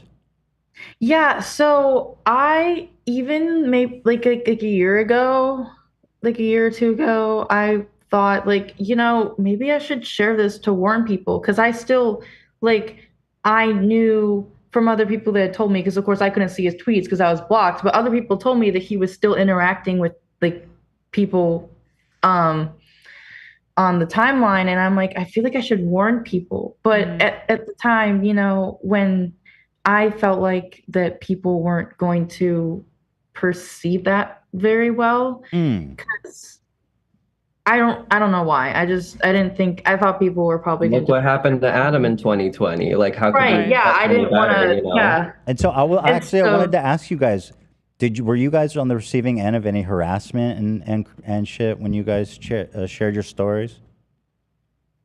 Big time. Wow. Yeah. Becky's giving an emphatic nodding. But that's interesting to me because yours came out recently, right, Becky? Yeah. Going back to the original conversation, I think I kind of slowly stopped being a fan of Colleen from that night, and especially when in 2020 those racist videos came out, because I'm part Mexican and I saw that and I was like, no. But I posted originally about the stage experience on like the Colleen Snark Reddit about 7 months ago. And because I had been holding it in for so long, because I knew if I had said anything, it would have been like an Adam situation. People would have been like, "You're just ungrateful," because everybody wanted to be called on stage. But yeah, I did get a lot of support on the Reddit page from that. So then I kind of was like, well, maybe I can talk about it now when like this happened, just all happened a few weeks ago. So like I posted that TikTok and stuff, but I've definitely gotten an insane amount of backlash and people like commenting on my body and stuff of like when I was 16. It's crazy. Wow. That's gross. Are they Colleen fans or just random TikTok freaks? I think a mix of both. I would say mostly random TikTok freaks. Yeah. Yeah, they're the worst. Yeah, some people have been really horrible to Becky. Like, I honestly feels so bad for her. Like, honestly, everyone just like give her all your support. Like, she could really use it right now because there are so many horrible people. Yeah, I hope it's not getting you too much. I know there's a lot of people who are appreciative and support you. And anyone who's saying anything bad is just a total fucking troll freak. I always hate when the people like Colleen, in the situation like in Colleen's or whatever it is, when they say that the victims are just like doing it for clout. It's like, this is really hard to do, what you guys are doing. This is not fun. And like what you're saying, you're getting hate, you're getting nasty comments, you're getting all kinds of stuff. Why would anybody do this for clout, you know? Yeah. I'm like, why would I want to be known for this? Yeah, it's not like I made awesome. a whole It's not separate like- TikTok account and everything for this. Like I don't really want people tracing it back to who I am personally. I mean, it's happened because this has been picked up by so many like news outlets and stuff. But Becky, I it's want never to something I wanted to ask support. you, in Colleen's video, she described what she did to you as a fart joke. Oh, yes. Is that accurate? I don't know that that's accurate. I mean, when that like happened, when she spread my legs, there was a fart sound playing over the speakers. So I guess it was like, that's what they wanted it to be seen as. I don't think that's what she really intended it to be. Like, I think there was something more sinister under there in a sexual way. I also saw somebody say that they think it was actually a queef joke, which makes a lot more sense because she was obsessed Grosser, with it. weirder. Yeah. But yeah, no, TMZ made an article about it and called it a fart joke and said that that's why people were canceling her. So I assume that's where she got it. Oh, from. they actually had a headline that she's getting canceled over a fart joke? Yes, this was in like What the the beginning fuck? when stuff started coming out. So yeah, I assume that's where she got it from for the song. But yeah, I was pretty upset about it because I don't know, it was definitely something very vulnerable to talk about and that I didn't want to talk about for so long. And now it's kind of the joke of a very large internet meme. So She completely minimized your experience, and Yeah, it's kind of. your experience was very valid and it was very horrible. And thank you for speaking about it, all of you. Yeah, Olivia's a fallen fan, so she's right there with you guys. Oh yeah. What do you guys wish that she would have done, like, instead of the ukulele song? Anything? anything but that. Anything that wasn't that. Probably Like, just what post the- nothing would be better. Just nothing would be better than that. Yeah. I am actually curious, what was your guys' reaction when you saw the uke come out? I was like, what the hell is she doing with the ukulele? Like, what is she doing? I've been taking a nap when it happens and people were like texting me and were like kind of briefing me on it beforehand. So I knew it was coming. She didn't even mention your experience, Oliver. Right. She just basically didn't even happen. Yeah. No. Yeah. Well, in closing, I want to thank the three of you guys for taking the time and calling in. I think it's great. Yeah. Is there anything you guys want to share or anything that you want to say before we part ways? I just want to thank you for supporting us. Is Johnny here or did he disconnect? I don't know. He like John- disappeared 2 minutes ago. Connected. He said his internet gave out for a second. Oh, There oh we yeah. go. I don't know if you heard the questions, Johnny, if you were watching or could hear me. No, I'm sorry. My internet gave out for a second, but I'm back. I was just asking what was everyone's reaction to the uke video and. Oh God. Yeah. Well, I'm glad. No, I'm kidding. I don't even know. It was like the most surprising, unsurprising thing I've ever experienced. It's kind of surreal, isn't it? Yeah, I really did think I was gonna wake up the next day and like be like, "Whoa, what a fever dream!" But it never happened, and I'm still stuck in this nightmare. So I was asking the three of you as we part ways if there's anything you guys wanted to say or anything else you wanted to talk about before we left. Did you guys go already? No. I think Becky was gonna say something. Yeah, I go was for it, just going Becky. to say thank you for supporting us through this. That's about all I have to say. Thank you for Yeah. sharing your story, and I thank hate you. that there's freaks that are even saying anything about you. I hope you know it's not. Those people aren't real. They're just like weirdos. Like they're Yeah. really not real people. They're just. You have an army of just a- people supporting you. It's a toxic gossip train. Haters. Literally. Oliver? I would say something similar as Becky. Just thank you guys so much for giving us the opportunity to speak and use our voices. And I appreciate the support, not only like here, but also like behind the scenes. Like, thank you. Thank you. Thank you. Yeah, thank you for sharing your story. Yeah, if I could just add on to what Becky and Oliver have said, the support is the most impactful, meaningful thing, because I thought I might have had to hold on to these stories forever and take them to the grave, especially after I had seen how Adam had been treated in 2020. And I never, ever, ever thought that I'd be telling them at all, let alone so soon, and that they'd be so well received. So I just want to thank everybody as well. I want to thank Adam for being a child and getting this started and creating this conversation we're able to have today. And thank you to all of you for giving us the platform and the voices, because without you, we would be shouting into an abyss. So it's appreciated. And everybody watching this right now and being patient, asking the questions. I don't think this is going to be a super linear thing. There's going to be confusion and there's going to be questions that are had, and hopefully we have answers. And yeah, just thank you for everything.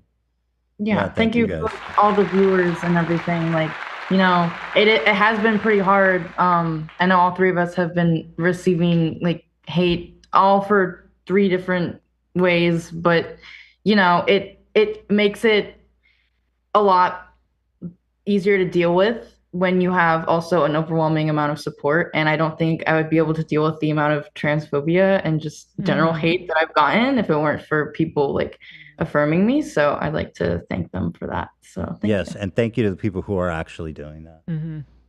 Which, thank you guys. If she does a ukulele part 2, what would you guys like for her to discuss?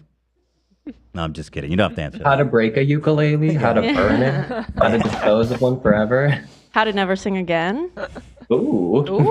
No, because she ruined the ukulele. Like, it's actually like, I Not love fair. playing that instrument. Not fair for ukuleles. Devastating. No justice for the ukulele. Literally, we need to reclaim the uke. It was a whole, I mean, before it was like Somewhere Over the Rainbow. Yeah, it was like the little, ukulele. yeah. Aloha away. Now she's... That's the only proper time to, that was to the bust out a uke. you know, rainbows and shit. Not anymore. If I may too, I also I just saw Olivia pop up, and I want to thank you, Olivia, too, for your diligence with the first PowerPoint and showcasing all of this, and then reaching out to all of us individually. Like, I really appreciate it a lot. So thank you, girl. Like, hats off to Thank you. you so much. Thank you for telling your stories. It's literally so important, and I will always be listening. Thank you. Yeah, I wonder if there's more stuff. I'm worried about this Trent guy. I don't know. He that guy's a menace, man. Those chat logs were so disturbing. Yeah. Yep. Yikes. Well, anyway, thank you guys so much. If you guys need anything, let us know. Okay, we're in touch now. Yeah. And thanks, guys. Thank you. Anytime. yeah, whatever you guys need. All right.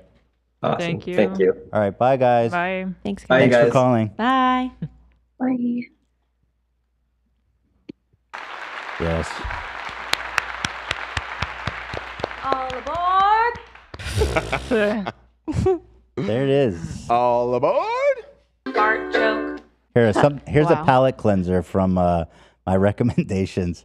Top Secret Tapes 9/11, the final moments of Flight 93.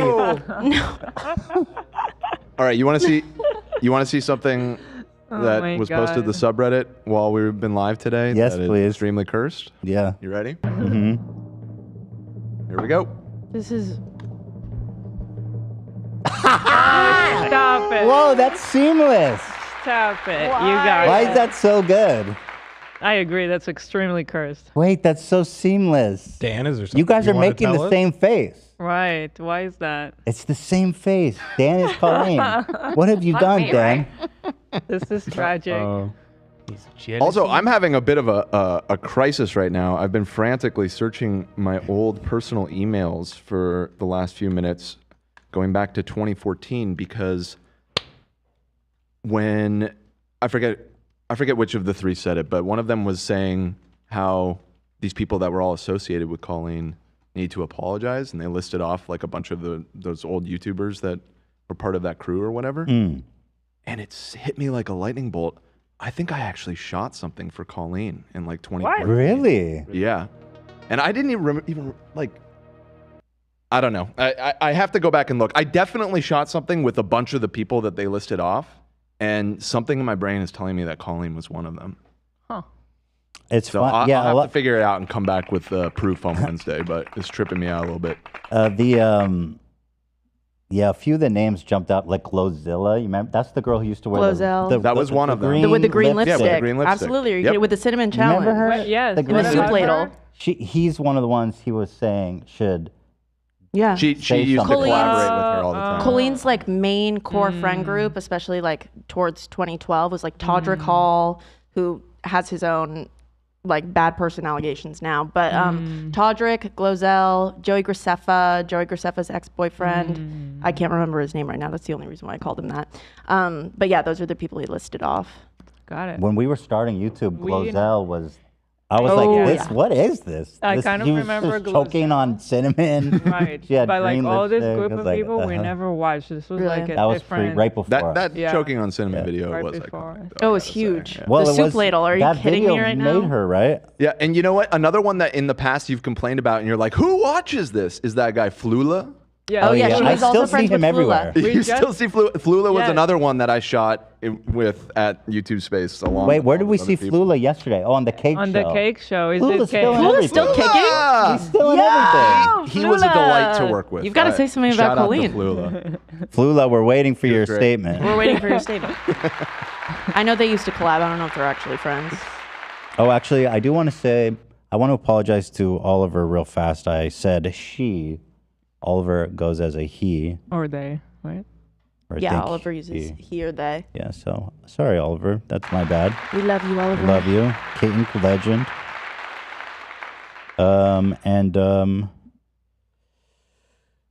What is Glozell up to anyway? Glozell. I know that she had a baby a few years ago. Oh, wow. When is the baby doing the cinnamon challenge? I'm pretty positive Colleen met the baby. Don't let her near that baby. So anyway, yeah. Thank you to them. I appreciate the call. And what an episode. What a comeback. Yeah. This is our comeback episode. We are back. Yes. We're so back. Cheers, my dude. We've been going for almost 5 hours. So are you fucking serious? I'm fucking serious. 5. Somebody said, I saw, they're like, I don't care what it, there was comments on the subreddit. They're like, please don't be a whole episode about Colleen. Uh-oh. And I was like, great, they're already coming for me. I didn't even start yet. And then someone was like, I don't care what it is as long as it's like 5 hours. So there you go. You guys got the 5-hour episode. There you go. And thank you for the incredible viewership. I'm so glad that you guys are all here, engaged. We got a whole great slew of episodes to come. We're back. We are running now through the end of the year, baby. That's it. Did we pass 90K? I saw that. 85. Yeah, I did. I saw it That's at one We point. Yeah. almost hit 100K at one point. Was It it was 92 or something? 97. What? Crazy. Yeah. Wow. That's so amazing. Thank you guys for being here. No crashes. Right. That's how we got so many viewers. Well, and you know what's funny though, they did seem to fix the crash. I don't. Hopefully, we're not jinxing it by saying that because I did not see that throughout the episode. However, the chat was still glitching and having problems. There were, As long as people weren't crashing, I don't care about the any chat of that. froze and just completely stopped several times throughout the episode today. But it's nice. app did not crash. Thank you guys. Whenever you take a break, you always leave and you're like, is anyone going to watch this when we come back? Less so now than back when we were doing It like used the to main be channel. before. But it's nice to see everybody still here. So. Thank you guys. This Friday I will be missing the show because we have a photo shoot at Teddy Fresh that I need to be present at. So just a heads up. That's why I thought I should join today, and I'm glad I did because what a show. I like that ring. What's that ring? Oh, thank you. Just a ring. Good. I also will not be here Friday. as well. Oh. Yeah, me neither. Yeah, me too. Just me? Yeah, I'll be out. I'm gonna dip out as well. I have a wedding. I have to go. Just me, huh? You got this. And thank you to all the supporters and members and everything. I really appreciate the members. Thank you guys so much for supporting the show. It helps so much. And I will see you members tomorrow. My doctor's appointment's at 3, so I'll probably start early. Maybe start at like 1 and go for, or like 12:30, go for an hour and a half or something. But I'll see you, the members, tomorrow. And everybody else, for the main episode, we will be back on Wednesday. Mm-hmm. And there's still so much left. There's some unfinished business that we got to take care of on Wednesday. What's love? Other than love? What? Oh, yeah, the Bachelor. The Bachelor. Yeah, we have a lot to get to. So stay tuned, everybody. And thank you again. All aboard! Dude, this rips, Zach. Yeah! Thank you.